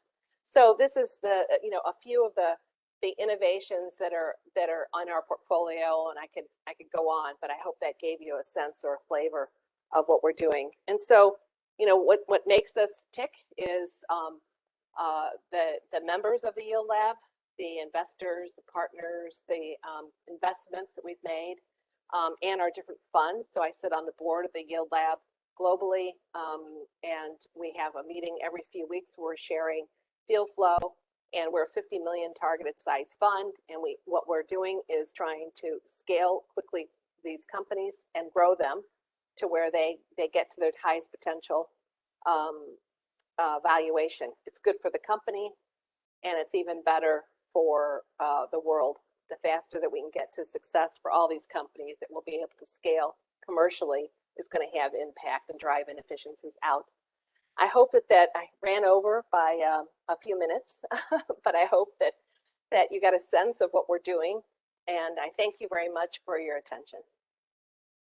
Thank you, Clara. That was a wonderful talk, because I've heard very few talks of HR capitalists who probably make it so interesting, especially the way we went through what all the different startups invested in and what exactly they are doing. That gives us a lot of sense that this is a field that there is a lot of activities going on, and probably we are not very up to date on that. So thank you for sharing that perspective with us. Yeah. So we don't have time for questions, but I have Mr. Sarabjit who had pinged me to probably ask one question to you. So Sarabjit, if you can quickly post a question, and then we'll close the session. Yeah, hi. Thanks everybody for giving me this opportunity. I am Sarabjit Dey. I am an IT professional working out of Bangalore. And in the interest of time, we'd just like to ask is that are all these initiatives and this technological innovations that have been shared so brilliantly over the past few sessions. Like, are all of these aligned with the 17 Sustainable Development Goals, which has been charted by the UN towards 2030? If you're asking me about our portfolio, yes. We're tracking the impact of all these companies.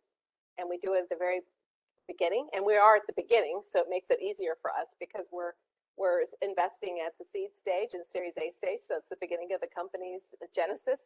So we put in place those areas that are going to be tracked and measured, and then we continue to do that as the companies advance. For example, Treviva, I didn't mention, one of our food ingredients companies. It's a carbon negative tree. And so they hit about every button on the SDG goals. And so we track it on all of them, or fossil, which I referenced in regards to water management and employment and other things. Yes. So it's important. Wow, Investors want that. They demand that now. Yes. Yeah, wow, that's certainly very, very reassuring to hear from you, Claire. Thanks a lot for sharing that. Yep. Because I think, the reason why I wanted to ask this question is because, we know now that the technology in place, a lot of people have put a tremendous amount of hard work to get that, to be able to develop the technology and to implement it.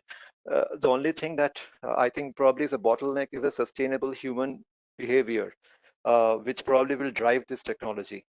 So, I feel that, the more we go back into the depths of all these 17 SDGs started by the UN, we will be able to bring about a revolution in our own lives by which we'll be able to adopt a sustainable way of living and sustainable behavior so that we are able to best, leverage the technology that we have in place right now. Yeah. I couldn't have said it better. Sure. I agree. Thanks, I violently agree. So may I request Jesudha Madam and Dikshita to please thank the speaker? Yes, sir. Dikshita?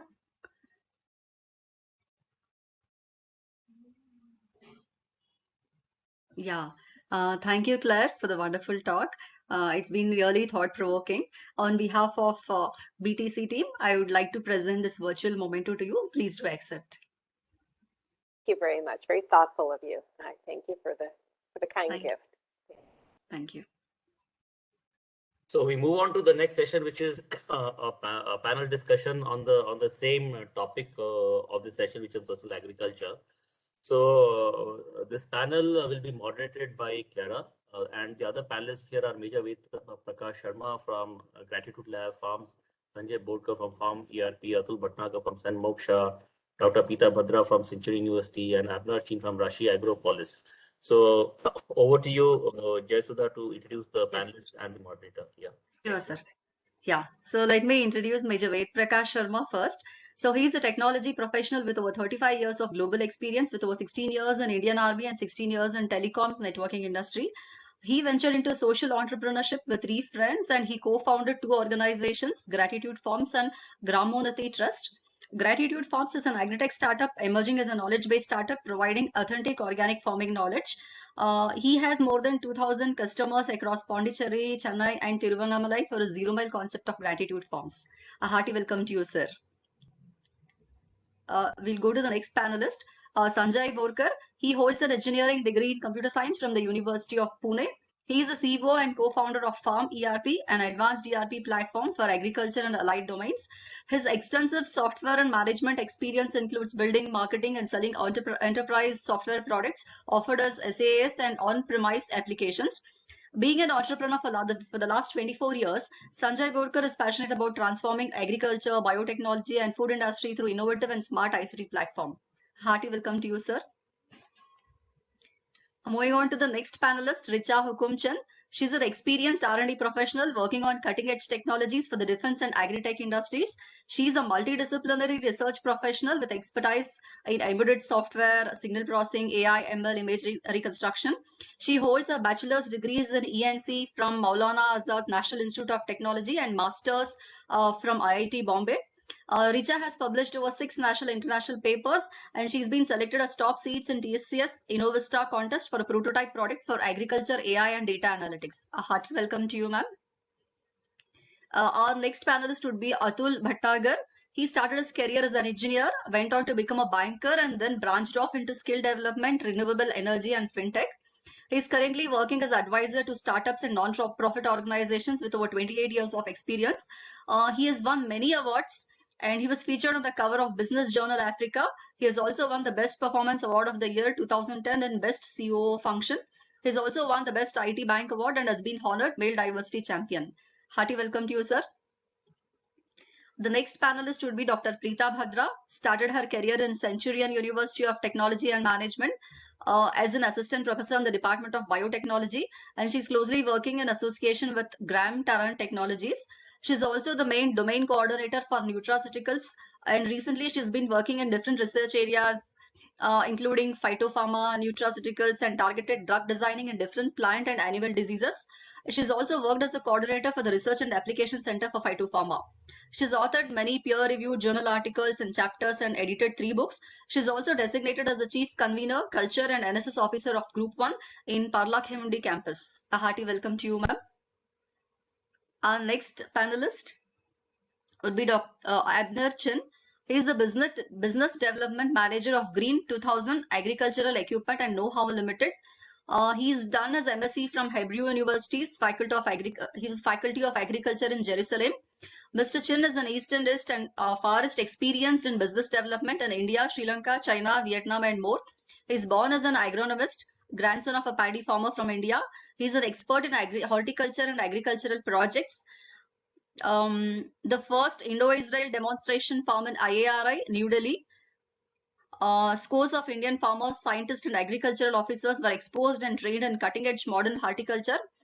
As quarantine and plant protection specialist, PBI's Israel, Abner was responsible for the great reputation of fresh agriculture produce exported all over the world. Hearty welcome to you, sir.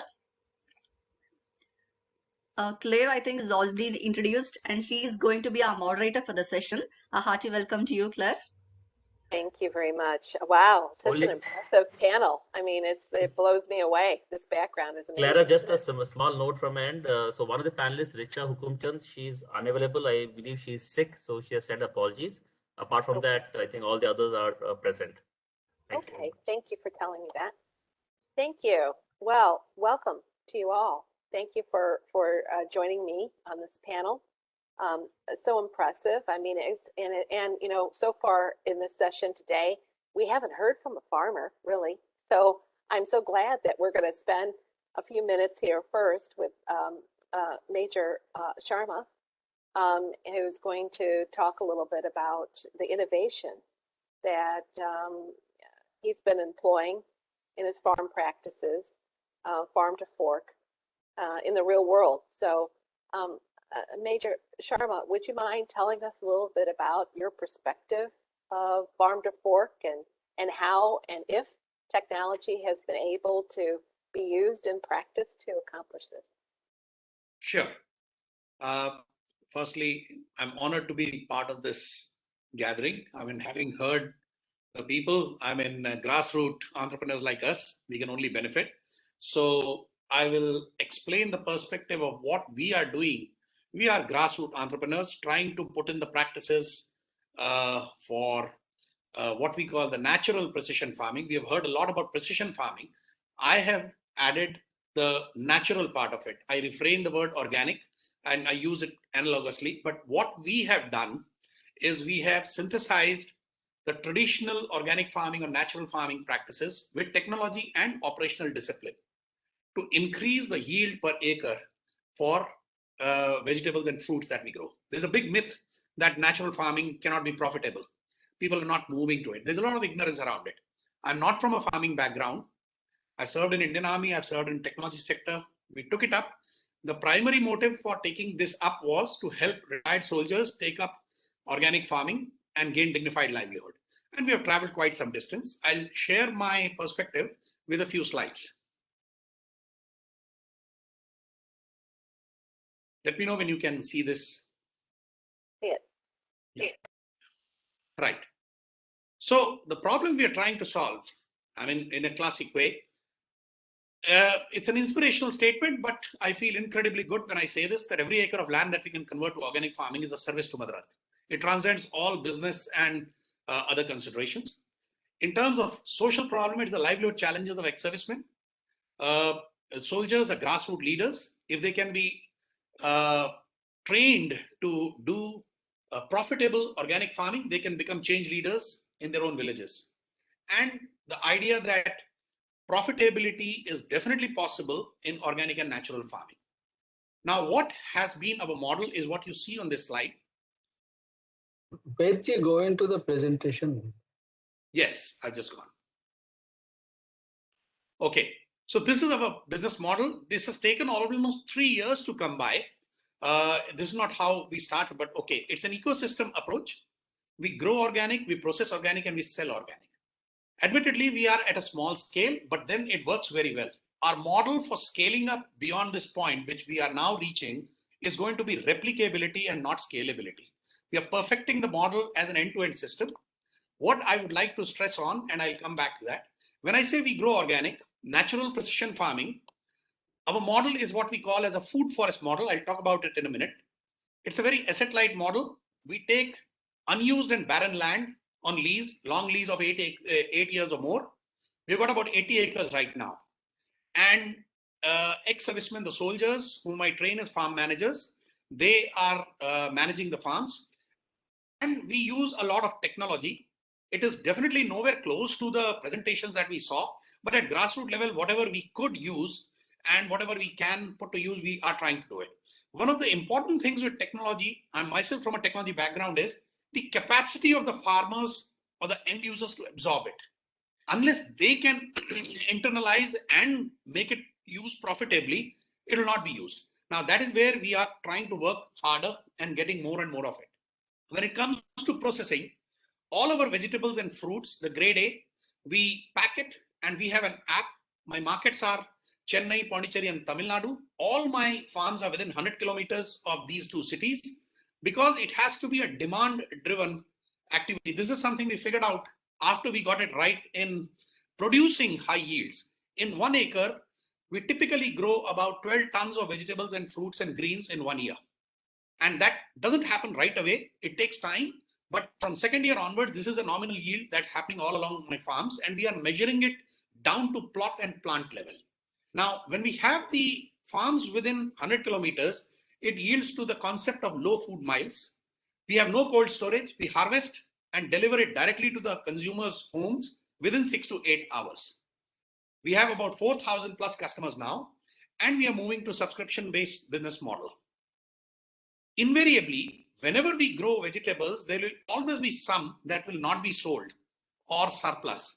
We do solar drying for that. It is ensuring zero wastage. What started as wastage prevention is actually now a full-blown livelihood mechanism. And we have started solar drying in different states, particularly in Jammu and Kashmir, where we are doing solar drying of apples and other exotic fruits on the farm itself. Plus, we have an organic cloud kitchen. So this prevents wastage as also gives us value addition.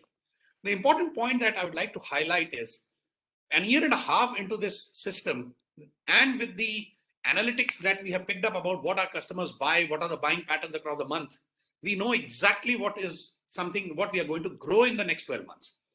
I would like to call it demand-driven farming. We are very early in that stage. We are very cognizant of the fact that we are small. I don't like to make cliche-driven statements, but I do hope that we can really scale it up, because when you have demand-driven farming, the wastages at farm level are zero. You first figure out what the demand is, and then you go about and growing it. And obviously, by having a direct-to-consumer channel, our values are pretty high. Now, a word about what is a food forest model. It is like the way it has come about. We have traveled around the country, spoken to a lot of organic farming specialists, pick up knowledge, continue to do so. The way I would put it is, just as you will spend a lot of time with an architect to design your home, there's a need for us to design the farm also like that. There are natural constraints of weather, rain, pests, water availability, land fertility, etc. Take all that into consideration and design the farm for maximal yield. So it's a modular design, multi-cropping model, staggered plantation schedule, so that once the soil is very rich and fertile with microbial content, you can actually plan for the entire 12 months. And we take the databases from Tamil Nadu agriculture universities about the planting schedule, what can be grown in the agri-climatic zone and all that. Water management is drip irrigation, fertigation is automated. We're using Sun Moksha's Aquanet system quite effectively, and we will be working more and more in simplifying it further and using it more. Standard and high quality organic nutrients, 90% of the nutrients for what we give into the soil and the plants are prepared on the farm itself. The important point I would like to highlight is disciplined operations. Natural and organic farming is all about nature, and it's a very tough taskmaster. One of the silent problems in Indian agriculture today is discipline on the farm. It is something, talk to a farmer and they'll tell you all kinds of problems. This is where hiring an ex-soldier as a farm supervisor, it helps us quite a lot, and continuous training and monitoring. So here is an example of how the food forest looks like in an acre. What you're seeing in the screen is 1/4 of an acre, 10,000 square feet approximately. The outer layer is fruit trees of different types which grow in this agri-climatic zone, which is papaya, lemon, moringa, etc., interspersed with medicinal herbs. The gray hollow square that you see is trellis-based plants. These are typically high-yield creeper plants like bottle gourd, coquinia, bitter gourd. Yellow is your regular plants, and greens are in the center. Now, this is not rigid, it is adaptable. It depends on what we find, what is the requirement. We, across the 80 acres, we try out different combinations, but this is the model that it goes about. And what we get, about 100 plus fruit trees in every acre, 10,000 vegetable plants in 3 to 3.5 seasons in a year, and 12,000 plus greens. Now, the good thing is once the, say, tomato plant or cucumber plant, the active life is over, we put that biomass back into vermicomposting and generate about 10 tons of vermicompost. About 2 to 3 tons per acre is used, and the remaining is sold, adding income to our farmers. I'll show you a live example. This is a 9-acre farm in outside Hyderabad. It was an unused barren land for 15 years, had boundary wall, did have water, definitely. What we did is we designed the farm into 24 grids and put a central sump of 4 lakh liters, 2 borewells feed it. Now, that's another thing that we figured out in natural farming. As I think it has been brought out earlier also, plants don't need water, they need moisture. The more is the moisture in the root zone, more is the microbial activity, particularly relevant for natural farming. Now, by simply changing the watering schedule, my typical, you can say, the solar panels, they will be most effective during the daytime. But with that, we just fill up the tank. And we give the water through sprinklers and rain hoses only very early in the morning and late in the evening. Why? Because the moisture retention is much higher at that point. Simply by doing this, I save almost 40% of water. And of course, Aquanet, its moisture sensors, etc., are right now being deployed. We are working with them to improve the irrigation practices even better. Now, this is the picture within 8 months of starting. You can see this is the food forest which has been deployed. We are well on track to put 4,000 fruit trees, 60,000 vegetable plants, and 7 water bodies, where we will also be implementing aquaponics because it's also coming up as a training center. So this is what is a live example of how a food forest can be developed for high density, high yield, natural farming. Very impressive. Now, talking about the technology, we realize I've got about 80 acres are split over 10 farms. Now, there is a need for us to standardize the operations. The package of practices have to be exactly what has to be there. Now, while it is possible, but it is much better if I have a platform through which in a near real time with the app on the farmer side, I can actually insist on each and every activity that has to be done. Any activity not done, it will be highlighted and somebody will give a call to the farmer. So that way you have an oversight on every farmer. So all the agronomists, the soil health specialists, the pest management specialists are sitting in the Agri Operations Center. And this platform will be able to capture all the knowledge. So it's a brain where the planning and the real-time monitoring can be done. And it's a combination of your classic Operations Center, people, process, and technology. And it also helps me in rapid replication. Right now, we are doing it through Excel sheets and very basic infrastructure on cloud-based working. We are going to be working on farm ERP. We have identified that. Mr. Sanjay Borkar is also on the panel when he will explain the power of his platform. We are convinced that having a platform like farm ERP will help us scale up very rapidly to other geographies. Now, here is a quick word about solar drying. When we have surplus vegetables, fruits and greens, we convert them into solar dried products. It reduces food wastage, and it is also a sustainable. Solar dryers are portable ones. You can see it on the picture, 20 kgs in size input. This has been designed by IIT Madras and manufactured by a company in Chennai. Very effective, and the investment pays off in less than 2 years. This is our first solar dryer that in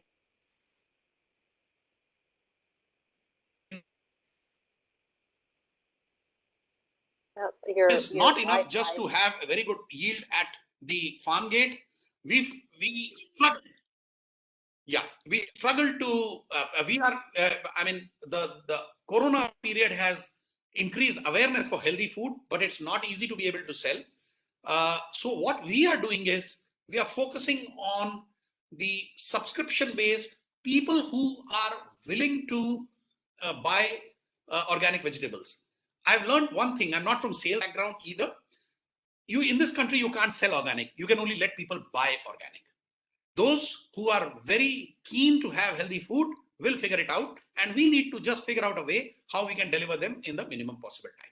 So that's it from my side as a description of the ecosystem approach that we are having. It's very impressive. May I just ask a question, Major? Yes, please. Are you able to generate at a profit yet? And how does the monetization, and it doesn't, if either way, how does the monetization of the core technology get applied across all the different farms and individuals? Right. Yeah. So we are not yet profitable, Claire, but the reason is very clear. During the Corona time, it was very difficult for me to add the land. Now the land parcels have come, and at 80 acres, next quarter is going to be our net profitable quarter. We are very close to that. We are monitoring it quite closely for two reasons. One, our yields have stabilized. So when I say 1 ton per month per acre, it is net of all risks, and we have measured it across multiple farms. We know that we can do it. Thereafter, it is ensuring that we can sell it to the right customers at the right price. So like I said, our scale is not big, but the model itself is about to be proven. Next quarter, we are hoping to be completely profitable. It is a model which is sustainable. We have done the modeling, we have done the projections. It is highly sustainable. It takes a lot of doing. It's not easy for farmers to be sellers also. So if we can work out a system where the farmers can be helped to sell to targeted communities, etc., at a good price, it's a very profitable model. One last question. How are you funded today? We have social impact investors. We have received, it'll take me time to translate into dollars. Okay, we have received about 2.5 crores of investment, and another 2 crores is coming in. We have recently partnered with a non-banking finance company by the name Samunnati. We have been given debt funding by them, but now they have seen our work, and they would like us to work with them on many more sustainable agriculture projects. So they are also looking after our working capital requirements. So for the time being, we have the funding, but yes, for growth, we will be looking for more. Oh, that's great. Well, really impressive. I'm sure people have questions. So thank you for that. And then we'll circle back with questions at the end of the session. And now we're going to move on to Sanjay Borkar. Oh, there you are. Okay. And would you be able to share a little bit about your technology, which we just heard referenced by the Major? Yeah, definitely. Thank you, Claire. First of all, let me thank IEEE and Ashokji and Prashant for giving this opportunity.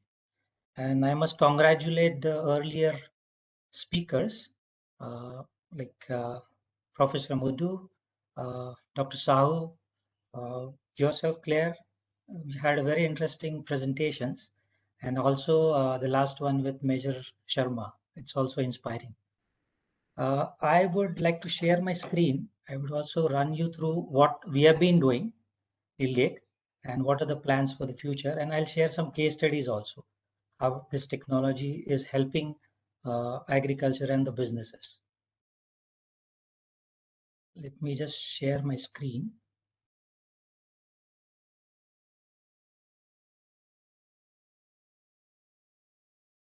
Can you see my screen now? Yes, yes. Very good. Okay. So we have been working in the space of IT and agriculture. I mean, this was before this particular domain started being called by AgTech. Earlier, it used to call ICT for agriculture. So we are working from that time. Farm ERP is basically a B2B platform. It's basically a ERP platform that is helping agriculture and agribusinesses to improve on productivity and profitability. We focus on two sustainable development goals. One is zero hunger, another one is climate action. So we are working towards it. We are active members of Global Gap, Sustainable Rice Platform, and as well as a few other initiatives related to climate smart agriculture. So as of now, we have covered around 600,000 acres of farmland, and we have deployed this solution in 30 different countries. In some countries, we have repetitive or more customers, and we have impacted around 130,000 farmers directly, indirectly, because it's a B2B platform. We do not sell it directly to the farmers, but we work with organizations or companies who are directly working with the farmers. This platform has got 23 odd modules and some 12 plus sub-verticals we serve using this platform. We are a technology company, but our focus is around these 4 pillars. So we have identified these very cautiously. And one is sustainable agriculture. So we basically help to grow sustainable produce using our platform. So typically monitoring the optimization of fertilizers, chemicals, water, and fuel, other parameters. We've also worked on sustainable rice production in some of our projects in Vietnam, where we have helped farmers grow sustainable rice, and they could monitor their SRP score onto it. Second is food safety. So, I mean, post-COVID, this awareness has increased multifold. But as we have been working with many companies who are exporting their produce, typically fresh produce from India or from other countries to Europe, and there are very stringent norms of food safety. So we have that as a residue-free farming framework inbuilt in Farm ERP, so which is helping companies to grow residue-free produce. The third most important again is traceability. So we have got end-to-end traceability inbuilt in Farm ERP, wherein you could drill down to a plot level, whether it is owned by a company or it is being practiced by a farmer. So you could drill down right from the produce to the plot level, and you could actually see what all operations has been done on that particular plot. And the fourth, very important, is climate resilience. So we have been working on this from around 1 year. We are building some models which are helping our customers to mitigate climate risks. So that is, we are using artificial intelligence, machine learning, and computer vision. And we are building a different layer of intelligence over our ERP layer. We call it Farm Gyan. Gyan is knowledge. It's a Sanskrit word, and we have actually coined this word Farm Gyan. So it's a intelligence for agricultural community. So we are building few models out of our experience and expertise which we have gained. in this industry. Now, these are the verticals we serve: farms and plantations, pack houses and exports houses, contract farming companies. We also work with government institutions. We work with funding agencies who are in turn working with farmers and NGOs. We also have implementations for hydroponics units. We work with R&D institutions, like we have done one project with the Indian Council of Agriculture Research and National Center for Research Center for Grapes.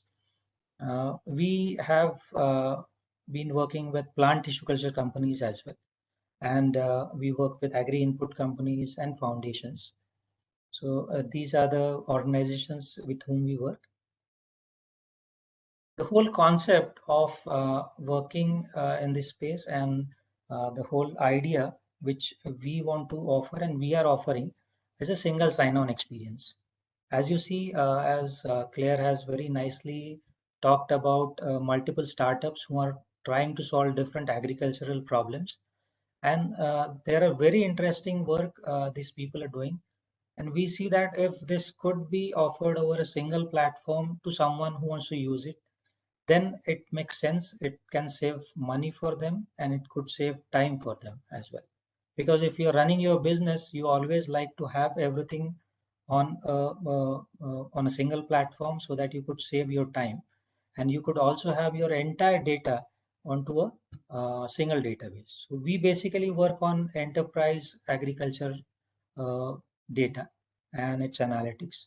So these are different technologies on which I mean, we are not working on all of them, but we partner with the other companies so that we get the best from their solutions and integrate it with Farm ERP.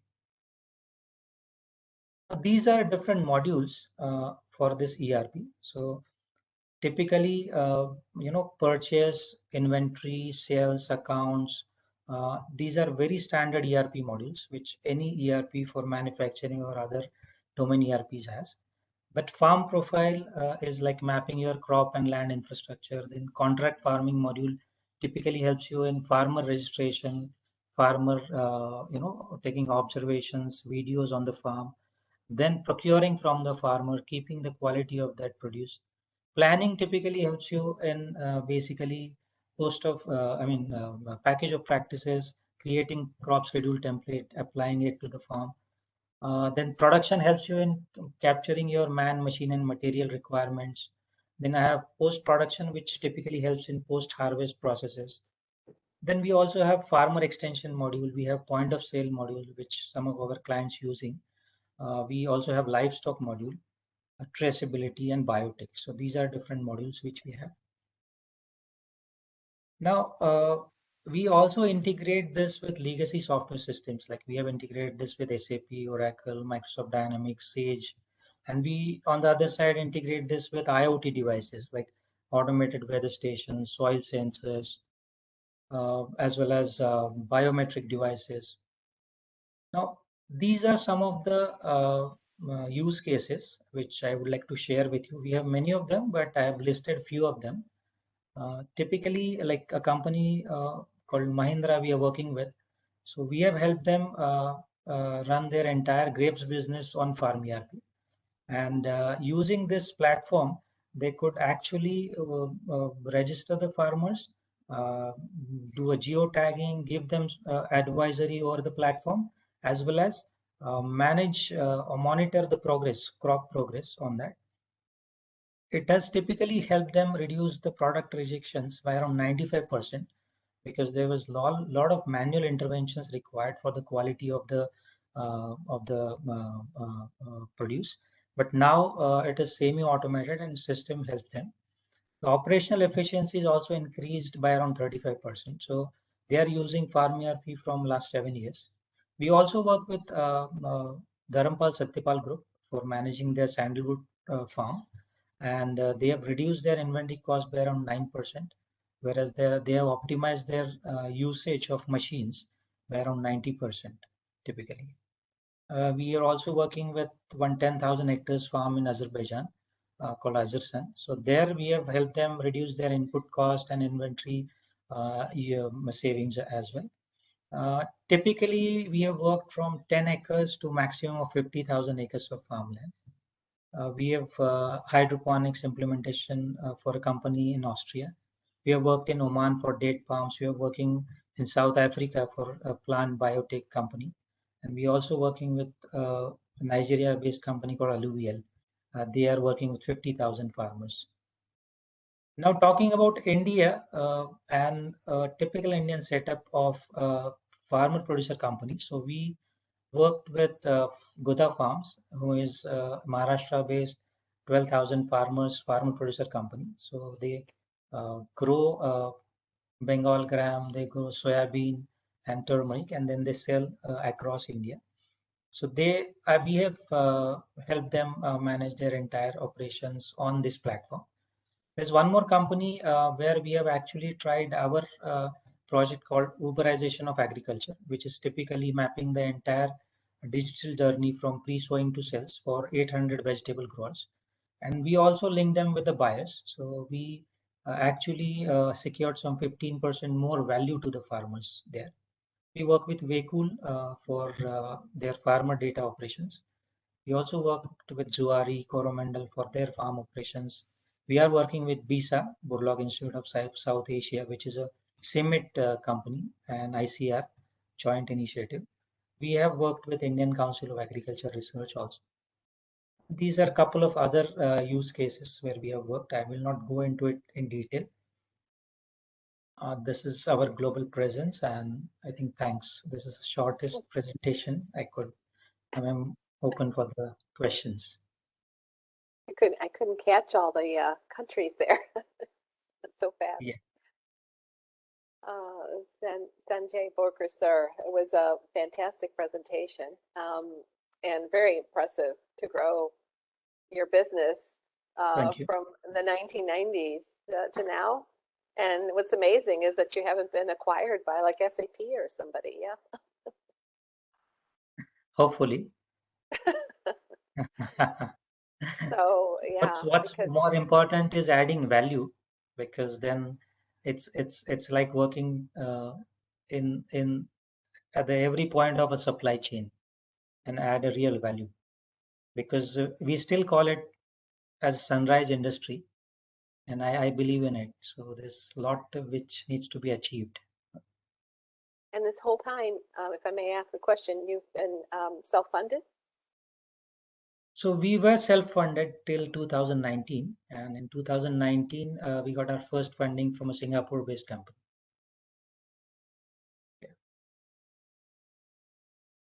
Fantastic. Thank you so much. I think we're supposed to hold questions until the end. So I thank you, Mr. Sanjay Borkar, for that great presentation. And now we're going to move to Atul. Yes, I think Atul, Mr. Atul Messenger is next to present about Hassan Moshka. Thank you. Thank you, Claire. It's great to be here. I'm so delighted to hear so much of technology and analysis that I couldn't have believed all this would be happening some 6 years back. I was with the National Skill Development Corporation, and we'd done a skill gap study all over India. And one sector that was going down, was shrinking, was agriculture, because the frame of mind at that time for a farmer, and I'm just talking about 2014-15 when this particular skill gap study was done, it was all about, okay, look, I'm not going to let my son become a farmer, because he or she would have just kind of gone and spent the entire life tilling the land, and that wasn't sounding too good for career building. But what I see here is all about, this it's become a sci-fi kind of industry now, because there's satellites involved, there's agriculture technology, there is ERPs, and there are all types of technology that's going to excite, let's say, the new youth coming into being. We're talking about demographic dividend, and this is the right time to really involve people into agriculture. Now, coming on to Sanmosh, as Major Sharma talked about, and now we just finished Sanjay's presentation. We are, let's say, also looking at empowering lives through and catalyzing development through technology. So I have a small presentation, very small number of slides, but let me just put that on.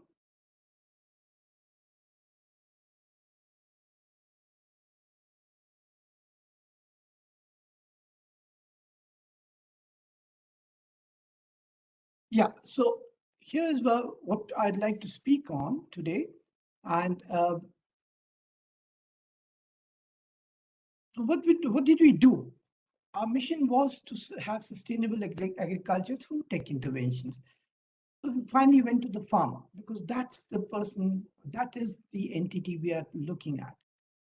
And the first thing that the farmer was talking about is water. Water is farmer's life and electricity provides livelihood. So we went from, like say, the pre-harvesting to harvesting and post-harvesting. Obviously, this is all captured by the ERP that Sanjay Borkar talked about. But today, what I'm going to talk about is the smart Aquanet, which is on the water and irrigation side. So this is where the focus of today's presentation would be. I would like to have covered the other two, but then that's not what we are talking about today. So our whole aim is to reduce costs and increase the output value, basically multiplying the farmer's income, not even doubling it, and multiplying the farmer's income. So we went again back to what our customers want. And who are our customers? Let's say corporates and large farmers. What did they want to know? They wanted to minimize the wastage of water.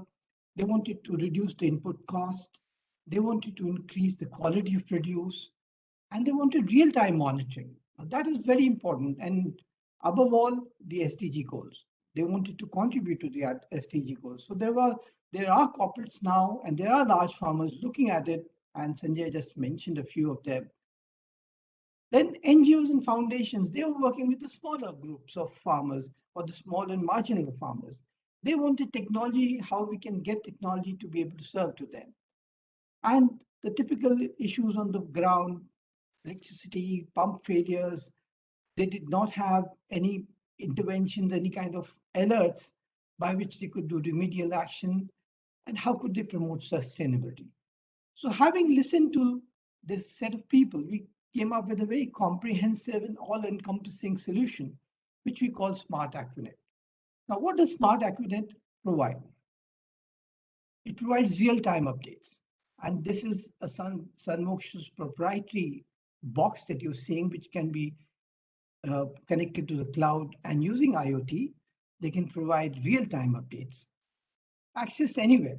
And this is not just a post photograph. This is actually a farmer using a tablet to be able to regulate the water that is needed by his colleagues and by himself. So what does this farmer do? Provide the right amount of water at the right location at the right time. Brings down the cost and increases the quality. Again, all of these are addressing the problems and the requirements and the needs that were cited by our customers. Then automate the operations itself. Through analytics and AI and ML, we can provide exact data of how much water to be used. And now with all the people that I've heard in the session so far, we can build in that intelligence to be able to be very, very precise in meeting the requirements.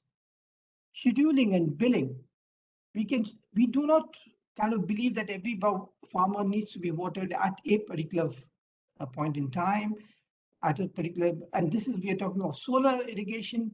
So as the sun rises, there's more power generated, more fields can be scheduled, and the farmer goes around by watering each field based on a pre-scheduled timing. So everybody, the farmer, the plot owner knows when the water will be delivered. The water entrepreneur knows how and when and how much to be delivering at any point in time. Crop consistency. That is another thing that the corporates were wanting. Look, they don't know if the next crop is going to replicate the previous one. And all that can be done only when their inputs are standardized. Their there is a control, there is some kind of science behind doing all that intervention so that the crop comes out safe. Remote monitoring. Now, this is very important. I mean, many implementations are done, but the only way to get to know on a daily basis is ask someone, okay, look, what is happening on the ground? Give us a report. Or all of that is, well, slightly outdated, sometimes biased. But here in a remote monitoring scenario, you can exactly know what is happening on the ground. And accordingly, you can feel reassured that things are going to come out right. Minimize wastage. Now, this water is not just flowing out in open furrows. It is being directed to the plot where it's needed through a flexible piping system, or maybe even a hardwired kind of piping system. So, and the people who are getting the water are paying only for the water that's delivered, not for the water that's wasted. There is definitely a control that can be exercised on this. And finally, but last but not least, the SDGs. It addresses multiple SDGs, and Sanmoksh has got a theory of change through which these SDGs can be achieved by first focusing on SDG 8 and getting the other SDGs addressed in due time. Now, what I showed you was just the theory behind it. This is the implementation. The Sanmoksh smart Acronet that have been deployed in various places, right from a 6-acre plot to 90-acre plot, from 148 farmers to a single farmer. All that variety is covered by the implementation, because first thing we did was to address the farmers' needs and to build it back into the technology. This is the result we get. Not only in India, in Rwanda too. In Rwanda, again, this technology has been deployed for 17 farmers across 50 acres. And now we are seeing repeat orders come through. And this is when we don't have a single person of Sanmoksh there in Rwanda. We've got a local partner there who is managing the show, and we are getting the same data that he's getting there itself.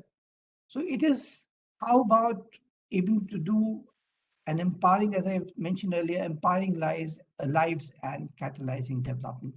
That's what the technology is allowing us to do. This one is a progressive farmer here in Karnataka itself. His entire, what you see on the left-hand side here is like a, let's say, electronics PCB on the ground, really, because all valves, all pipes are all automated. The farmer can be sitting in the US and opening a particular valve and getting the water delivered. Everything is automated here. 20 acres plot and remote and sensor guided water efficiency.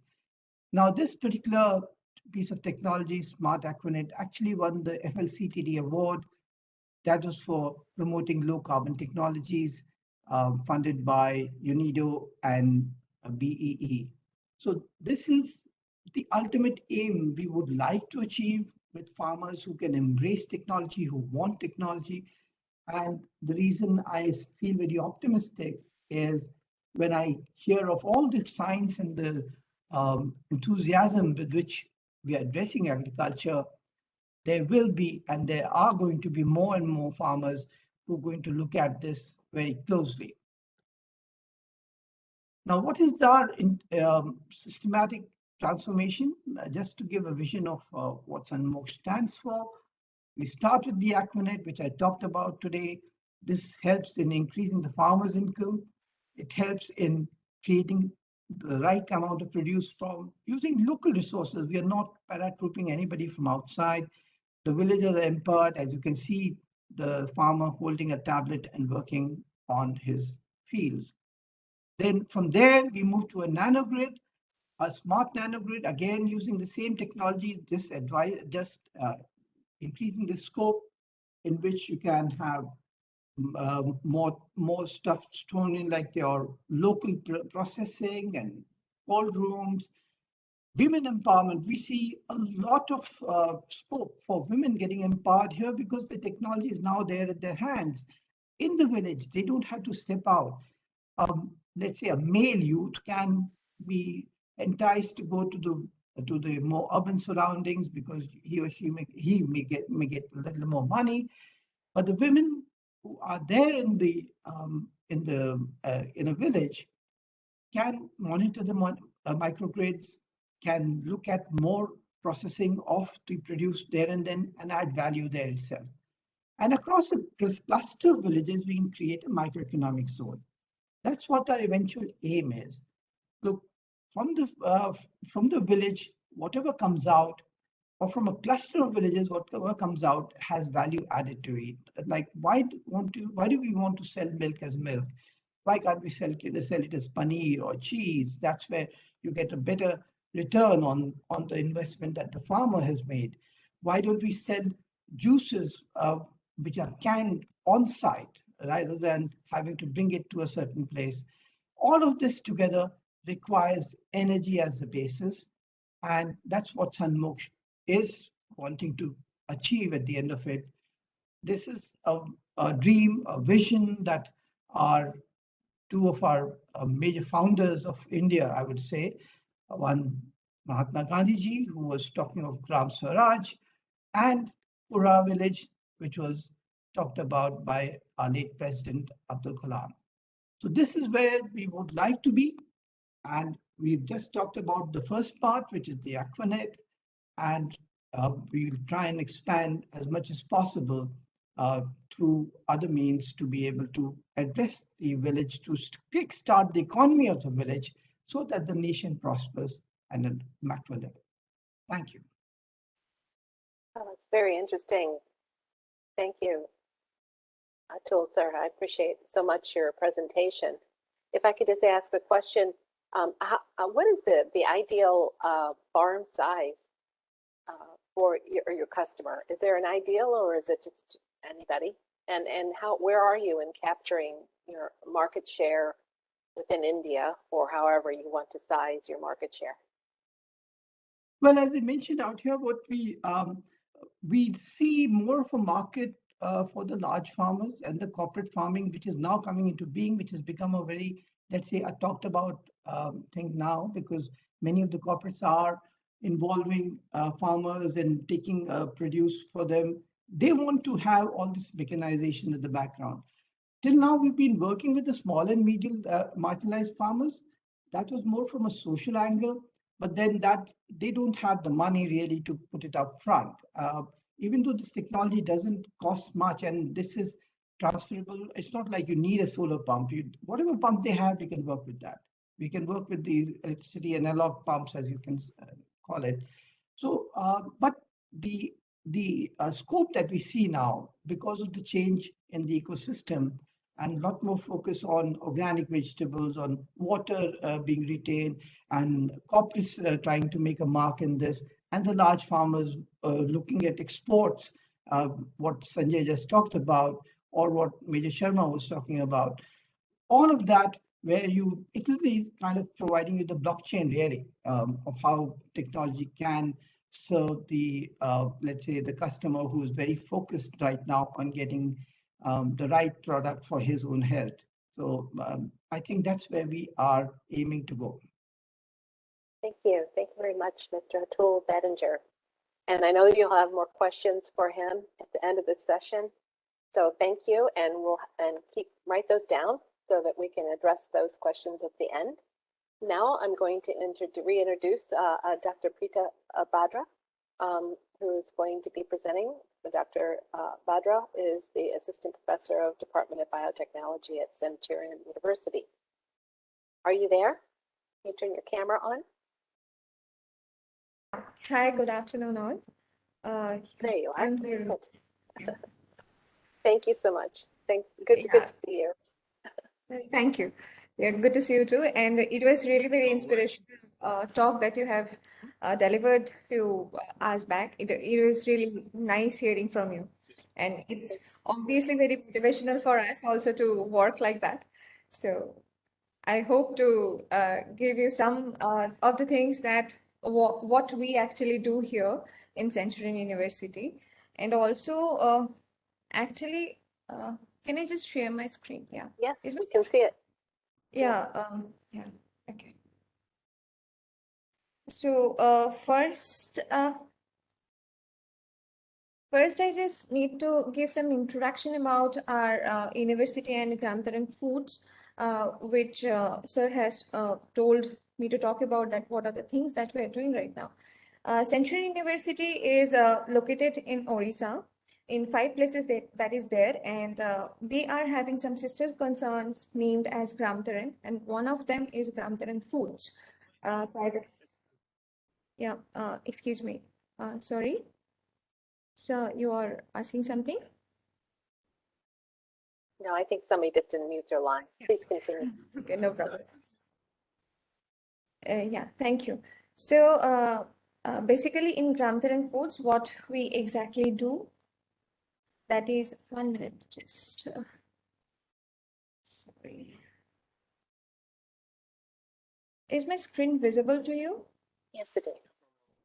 Okay, thank you. So we basically deal with the extractions, different kind of extractions that we do there. It is seeds, medicinal plants, and spices. And those extraction are for food colors, food flavors, and also some medicinal. Can you go into presentation mode? Yeah, sure. 1 minute. Yeah, is it okay right now?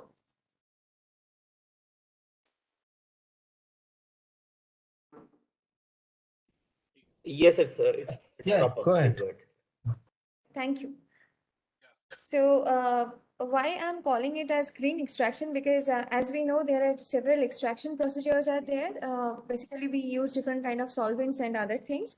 But here we use a supercritical fluid extraction by the CO2, that is carbon dioxide, the liquid formation of carbon dioxide, because we use kind of a different pressure and temperature, and basically the lower temperature and higher pressure for extracting different oils, oleoresins from the seeds, medicinal plants, and spices.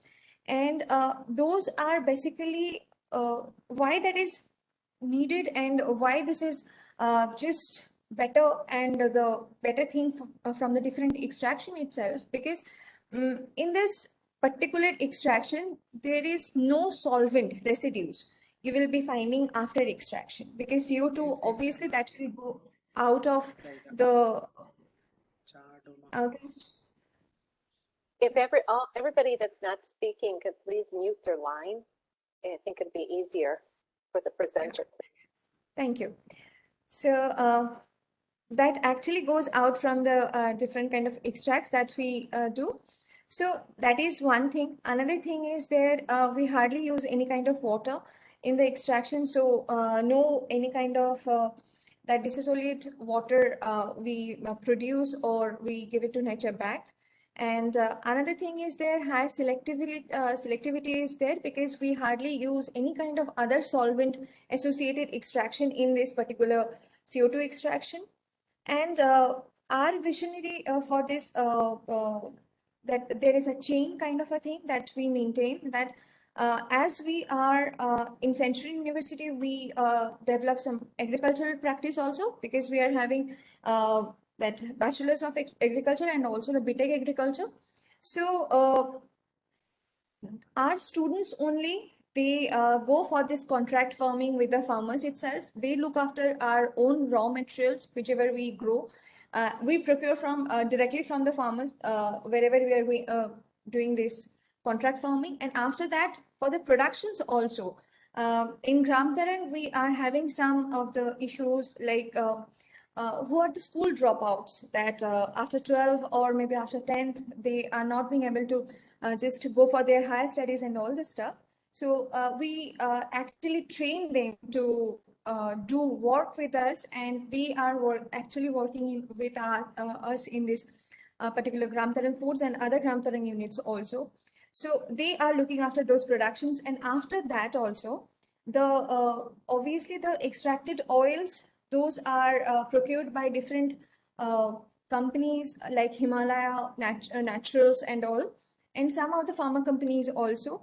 And after that, the spent material, whichever we get after that extraction itself, we actually go for the production of the biofertilizer and biopesticides in our own university itself with our faculty members and our students.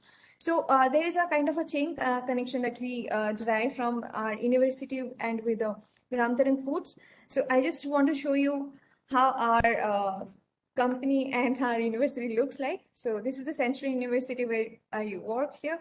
And this is the Gramtaran Foods. That is, this particular area is for production unit, and another small plant is there where we actually do the R&D things, because whenever we are going for the new extraction, we first do it in a pilot plant. That is a very small unit that is there. So that capacity is something around 3 liters. So there we actually go for this perfections of this particular temperature and the pressures, and after that we go for the productions. And the production capacity of this whole Gramtaran Foods is almost 1 ton per day for ginger, turmeric.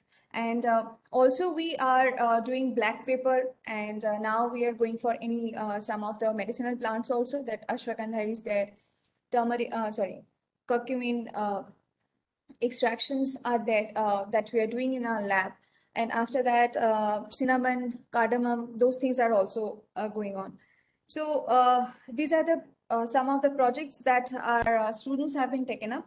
And there are other projects also that we are now going for our students and also the faculty members. So these are the things that I need to tell about ourselves. Thank you. Thank you very much, Dr. Badra. It's very interesting. The nutraceuticals is quite important right now.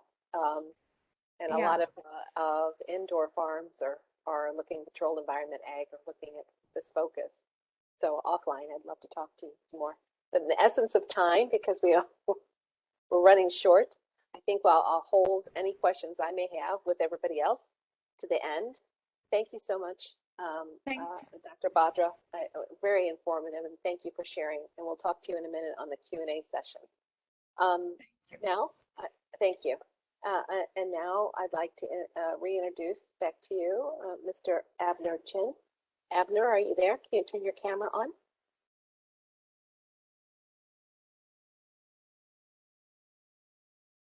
Hello, Abner.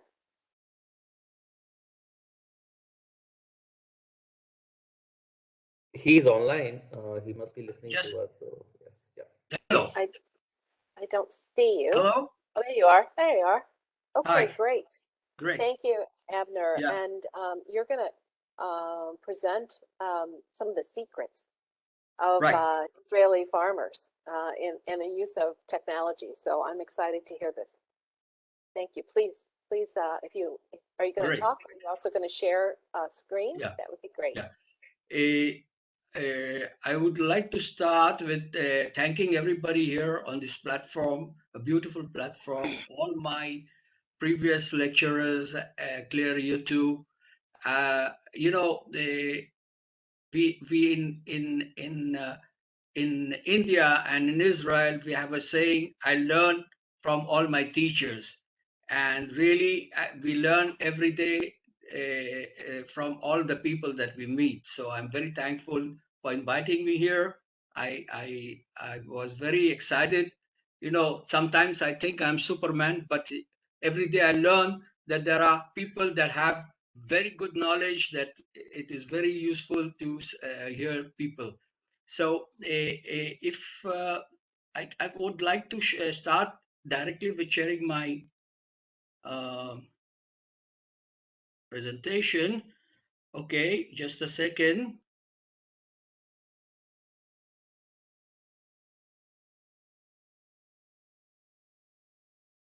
Okay, I think you can see it now. See. Yes, please put it on full screen mode. Thank you.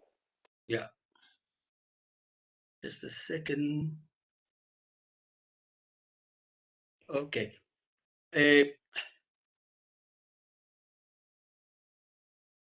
Okay. Me being a grandson of a paddy farmer from Maharashtra, I'm an Indian and an Israeli and an Indian Jew, and we left India in '69, and since then I'm in Israel, and we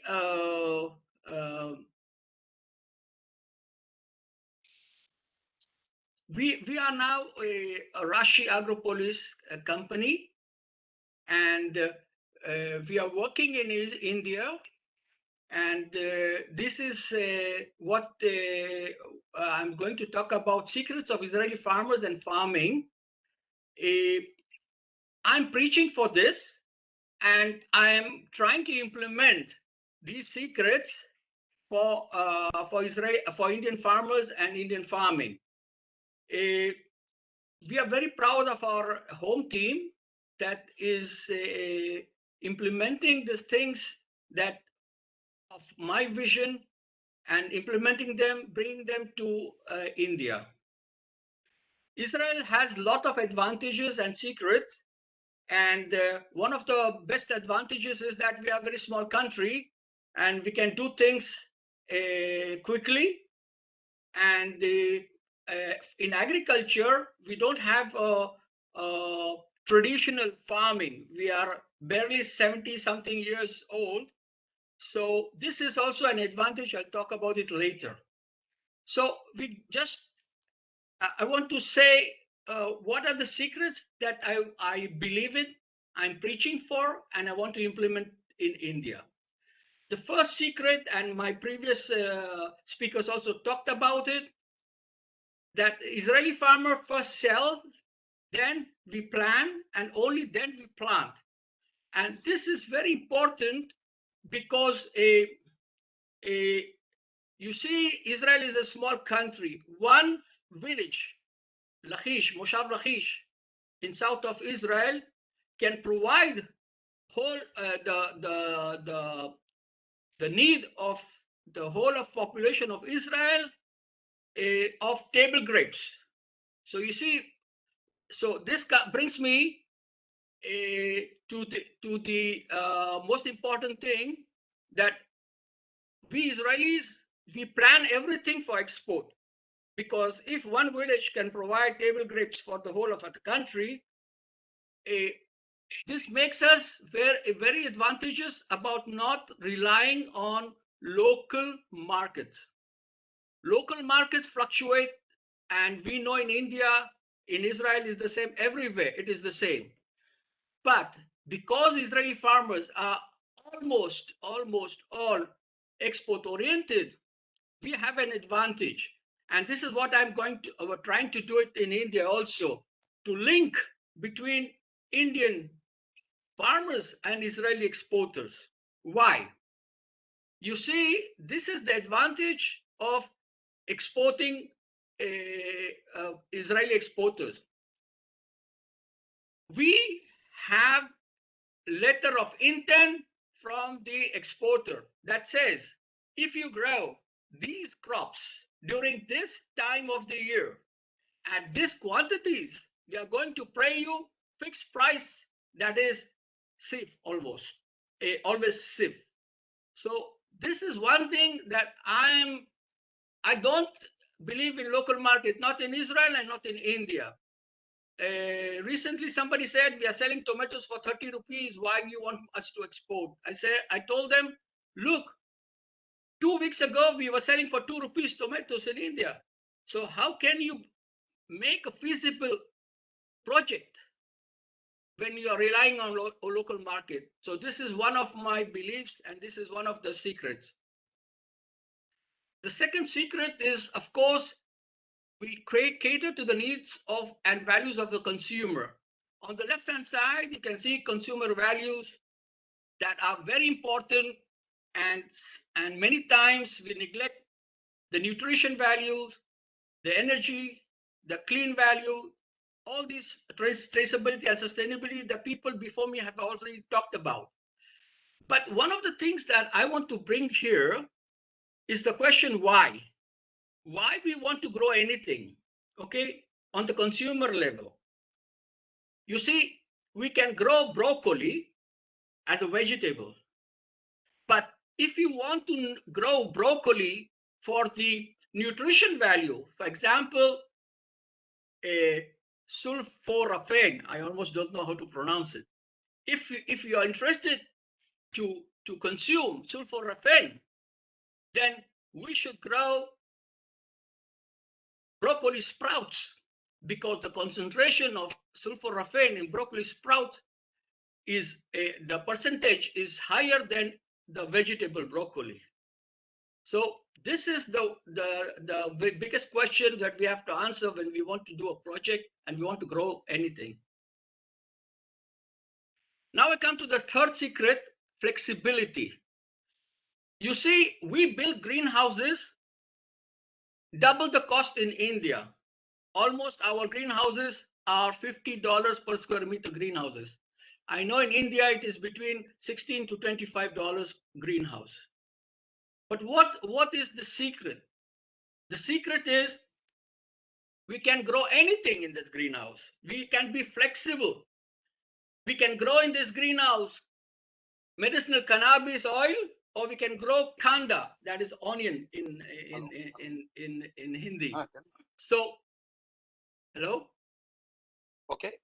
Yeah. Okay. So what I mean to say that flexibility is very important. I give my example of my adopted family in Kutch. Okay. So I'll have to send someone and get on a video call. I'm sorry, anybody who's not speaking, please mute your No line. problems. Thank you. Okay, so what I want to see that I want to bring in this session, my example of my adopted family in Kutch. In '96, I brought to them capsicum, and they're still growing capsicum even though they're not earning anything. Just now. Even though they're not earning anything. So what I want to say is that we built one greenhouse that costs double the price. But financials भी दे देते हैं. No problem. Yeah, somebody's talking. Major Prakash, can you mute yourself, please? The only caution is that we are loss making. That should not come in. Major. That's all. Major Prakash, can you please mute yourself? Okay. So what you do is send the 3-year projection also. Say that how we are. Chengappa, can you mute next quarter? Major Prakash, please? Chengappa? Have done. Yeah. Sure. Thank you. Thank you. Okay. So, and here you see that flexibility of a greenhouse that we build is also the life of a greenhouse. You can now come to Israel and see greenhouses that we built 30, 40 years ago. And this is the advantage. The capex is not important. What is important is the operating cost. Any project fails because of the operating cost.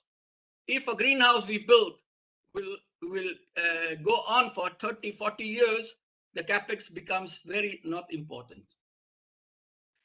The fourth secret, and this is something that I would like to tell you about,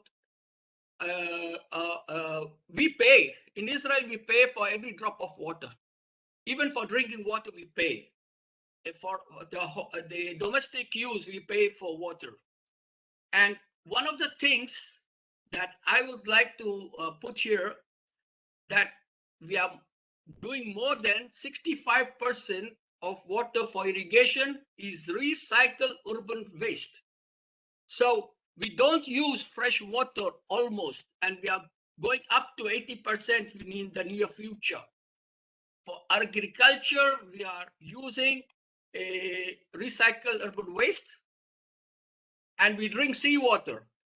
I live in Ashdod, and we have a desalination unit in Ashkelon, and all our water is bottled water, and so most of our water is bottled water. Okay, so this is very important. In Israel, we don't grow cotton only if it is rain-fed. We don't irrigate cotton because we don't believe that we should waste water on growing cotton. Cotton is grown on rain-fed only. You see, I would like to say one more thing about water, and it is very disturbing for me to understand the things that are happening in India. Like I was in Solapur and Latur area where they grow bananas and sugarcane. And I looked thousands of acres of these crops, all with flood irrigation or surface irrigation. That made me very irritated to understand that Latur was bringing water for drinking by rail, and farmers are wasting them by flood irrigation. You see, the urban population is more stronger than farmers, and they won't allow this anymore. They won't allow farmers to waste water when they have to bring water by rail. And the last secret, of course, is post-harvest management. I think we cannot grow gerbera and grade and sort it on the floor. That is something unthinkable about, and we have to move it forward to a modern sorting and grading, because only this will bring us and this is what I want to say. We want to double farmers' profit. In India, we are used to using the phrasing doubling farmers' income. I say doubling farmers' income doesn't make anything. Because if the farmer is selling, and I have done a project like that, if a farmer is selling for 5 rupees tomatoes and you double his income to 10 rupees, he's still not earning anything. So my goal in my projects and my preaching and my vision is to aim for doubling farmers' profit. So I think I'll stop here, because we are like Bedouins in Israel. We can go on talking and talking, but I believe that this was my vision I brought here, and I'm trying to implement in India. Thank you. That's great. Abner, sir, so nice to hear this presentation. And now that we've heard the 5 secrets, they no longer are secrets, right? and Singapore is very unified in approach with Israel in many ways. Yeah. But one is also, we drink wastewater here. So yeah, so we also got that going for us. So and now we're right at the end of when the session was supposed to end, but I think everybody's going to probably have some questions. So I open it up. Thank you so much, Abner, so much. It was a great presentation, and appreciate your thoughts and sharing with us. Now, if maybe all the panel can turn their cameras on. Everybody that's in the panel, please turn on your camera. And we open the floor up for questions from the audience.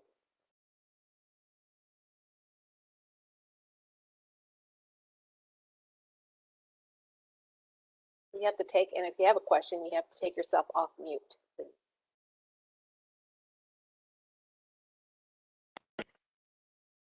So Clara, I think you can conduct this session of questioning. I don't see anybody posting on the chat, but I think given that I should close the loop, I will probably just start with one question from myself.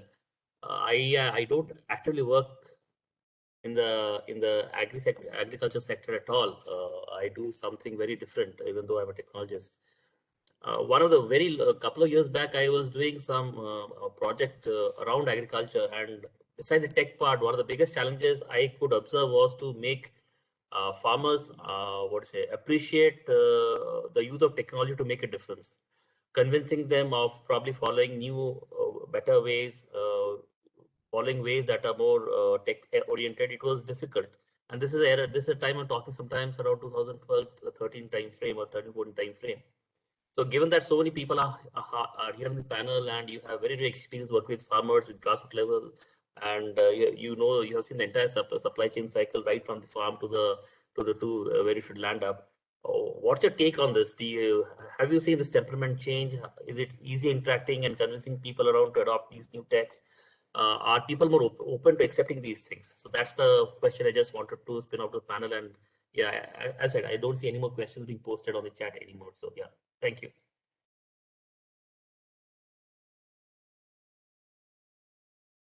Who wants to take the question? Okay, I can give my take from what we are practicing. Actually, I must admit, I come from a technology background. I've worked in the companies like Nokia and Cisco for years. And I really thought that these technologies are relevant. 3 years down the line, working with farmers. Number one, they may not have the knowledge or they may not have the qualification, but they have a very deep understanding of what they need. They are also on the receiving side of a lot of technologies which have been experimented and have failed. So they are very careful in accepting any new technology. That's what our experience has been. What they want to see is the result as to how it will impact them. And they're very fast. Once they grab it, once they see it, they will be very fast in picking it up. But it takes a lot of doing. So the important point is not the technology or its power. It is our ability to explain to the grassroots farmer how it will benefit him. And we have to talk in their language. Yeah, I may just add to this. I mean, as you rightly said, in the 2013-14, it was, I mean, this was not a preferred sector for making a career. Our survey reports did show, as I mentioned earlier in my talk, the agriculture sector was a shrinking sector. But now with this technology coming in, with the smartphone coming in, and with this technology being brought down to the smartphone itself, and the farmers being empowered with that smartphone, there's a lot more avenues that have opened up. I mean, even let's say, even if they don't know how to read or write, they know how to speak. They know how to communicate. And what we have seen, especially with Sunmox, we created this app which is language agnostic. So everybody works with icons on a mobile phone. They don't have to read what's below. Just that very simple symbol. It's clear enough what you want to get out of it. And that is where I think we are making a big difference.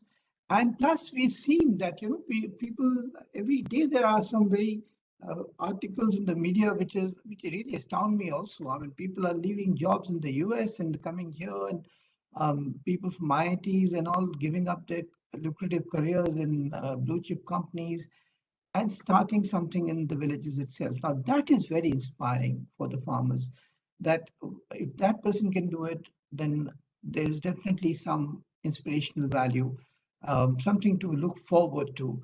So, and then when you see the differences being brought about by technology, there's a good chance that they will also take that technology on board and adopt it and take it forward. Yes, right now it's not happening in such a big way, but the inspirational value is what's going to catch on.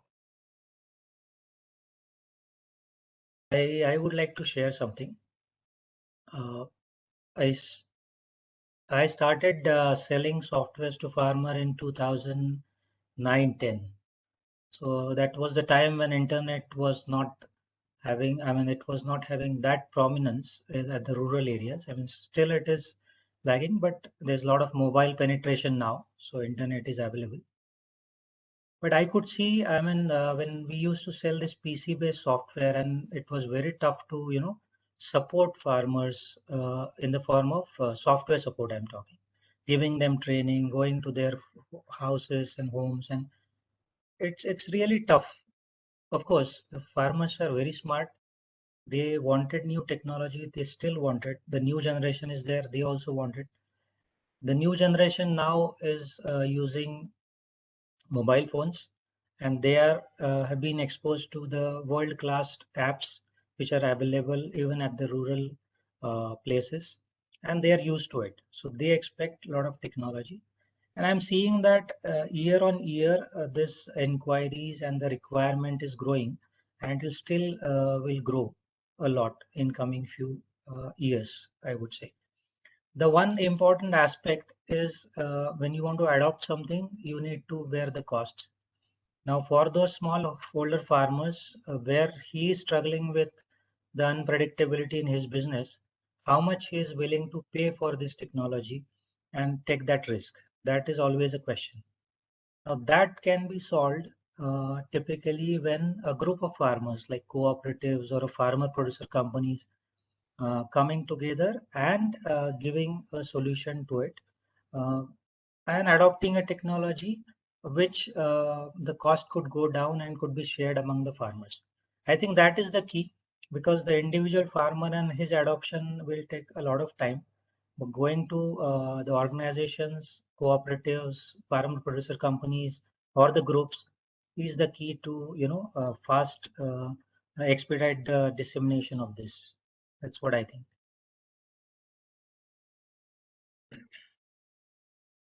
Thanks. Thank you. Anybody else? I would like, if I may, ask the panel, because I come from a different discipline, and I would like to understand things that Major Sharma said, because I want to learn. Our understanding is a what do you call not multi-cropping, okay? The exact opposite of multi-cropping. So I would like to understand in short how things happen like this, because we believe in producing 100 tons per acre of tomatoes, okay? That is what we believe, and this is how we work. So it will be very interesting for me to little bit in short understand how multi-cropping works, and like we are on the opposite ends, but still I would like to learn this because I don't understand this properly. Please. All right. Let me just explain. So we are using the natural farming practices, the traditional farming, and we are focusing only on vegetables and fruits and greens. So one of the typical problems in natural farming is that the pest management is much more difficult. And we are talking especially for small farmers. My nominal size of the farm for which I work for small farmers is 2 to 3 acres, right? And in that, having a multi-cropping model, so what I showed in the schema in my presentation is something that we have tried out. There is a complementarity of plants and there is a seasonality. So it's a 2-level matrix, and through that we plan out how we want to plant. Admittedly, if you have for a small farmer only tomato to be grown in 2 acres, he may grow very high density, I can get a lot of profit, but then the risk also is very high. If it is attacked by pests, then the entire crop goes. Now in multi-cropping, what happens is, even if I'm attacked by pests in certain crops, which over the years that also goes down because of the soil health and the plant health, but the risk mitigation from pest management for natural farming is assured in this kind of model. And this is no way, I'm not saying that it is for 100 acres or something like that. My model is for small farmers who got 2 to 3 acres.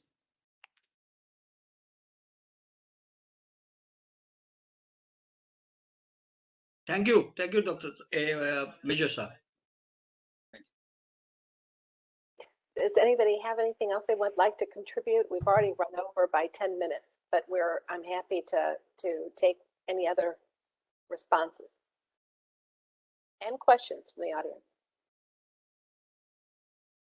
I think the presentation was so nice and clear. There are no questions left. I guess that's it. Oh, wow.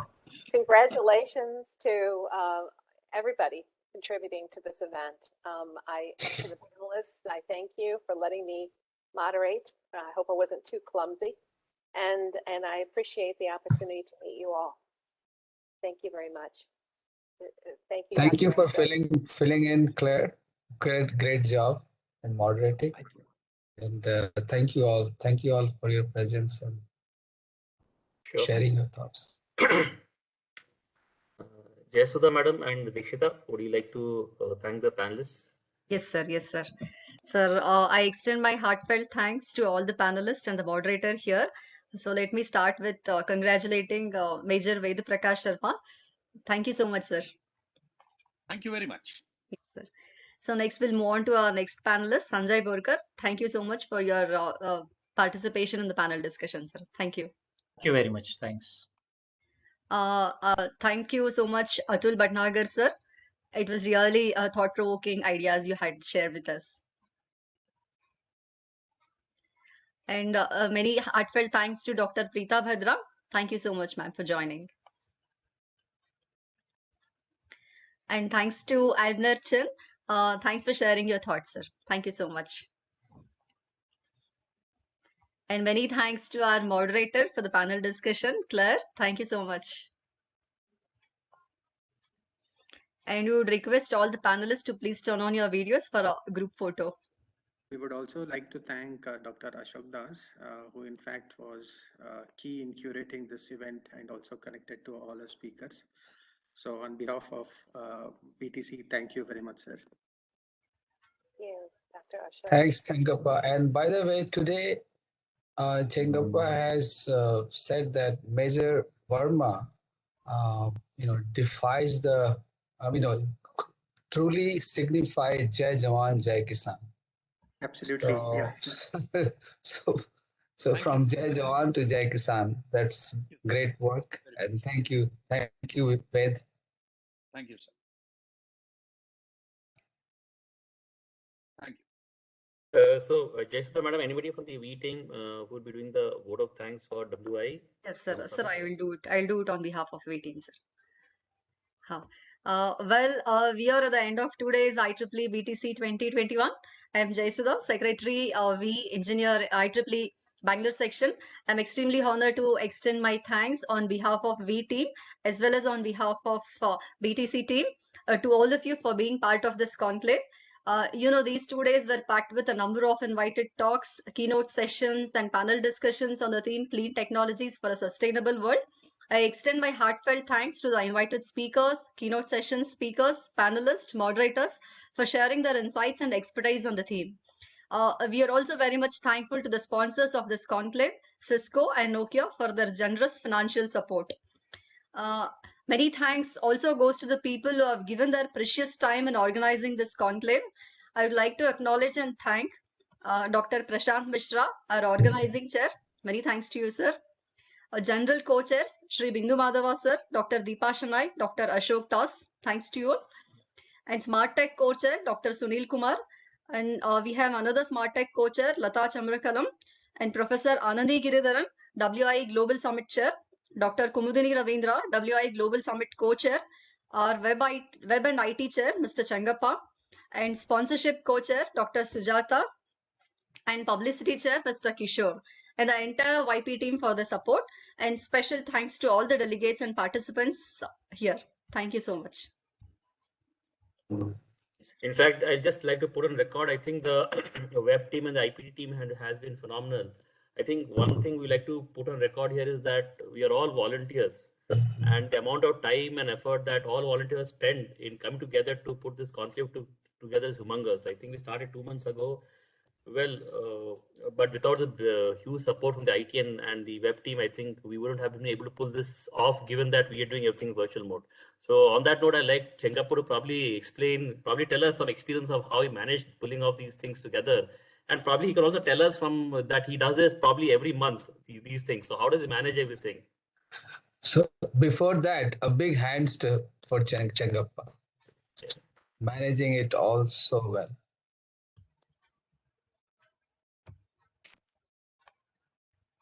Chengappa, you went offline. No, Okay. I'm actually connecting from native. So just to consume the bandwidth, I just turned off the video feed. Okay. So that I can, at least the audio can come out good. Yeah, so since last year, most of the events that we have been doing from IEEE Bangalore section has been in a virtual mode, given the constraints of due to this pandemic. And people have been adjusting to the new normal. And since the beginning of year, I think this is the 7th or the 8th symposium and the flagship conferences that we have doing from IEEE Bangalore section. And there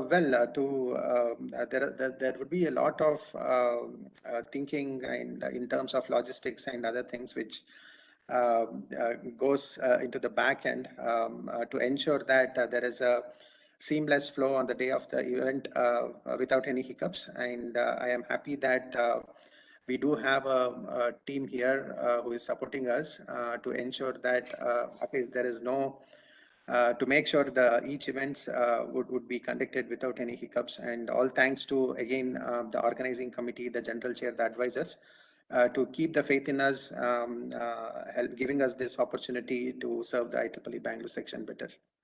Thank you once again, Prashant and Ashok sir, and the entire organizing committee. Sure. So I think Ashok sir, I think as a general chair, you should have the let's say last words, and probably Anandi madam, if you want to probably say a last few words. With that, we'll close the session. So Anandi madam and Ashok sir, over to you, and with that, we'll probably close the session. Yes. On behalf of Women in Engineering Affinity Group, IEEE Bangalore Section, would like to thank all the participants and entire BTC organizing committee and all the eminent speakers and the panelists. We had a lot of learning and also a lot of takeaways. It's a great pleasure to express a deep appreciation for the encouragement and also the support that is extended by IEEE Bangalore Section. And we would like to thank Chair Mr. Bindu Madhava sir and Chair-elect Deepa ma'am. I extend my sincere thanks to the entire organizing team led by Dr. Prashant Mishra, organizing chair, for consistent guidance and planning. Special thanks goes to the WIE Advisory Committee for their constant support, and many thanks to WIE Execom team and all the volunteers, Jayasudha, Ashwini, and Usha ma'am, for their making this event success. Thank you so much. You have said it all, Anandi ma'am, so I would not take much time, but definitely thank the entire team. It has been a preparation over last 6 months to come to this stage, and that really has shown all the fantastic speakers, great sessions, all 5 sessions. So I really appreciate and congratulate the entire team. Thank you very much. Thank you, sir. I think with this, we'll officially close the proceedings for the day, and we hope to see you in the next edition of Bangalore Technology Conclave next year. Thank you very much. Have a good day, good evening. Thank you. Bye-bye. Good evening. Bye-bye.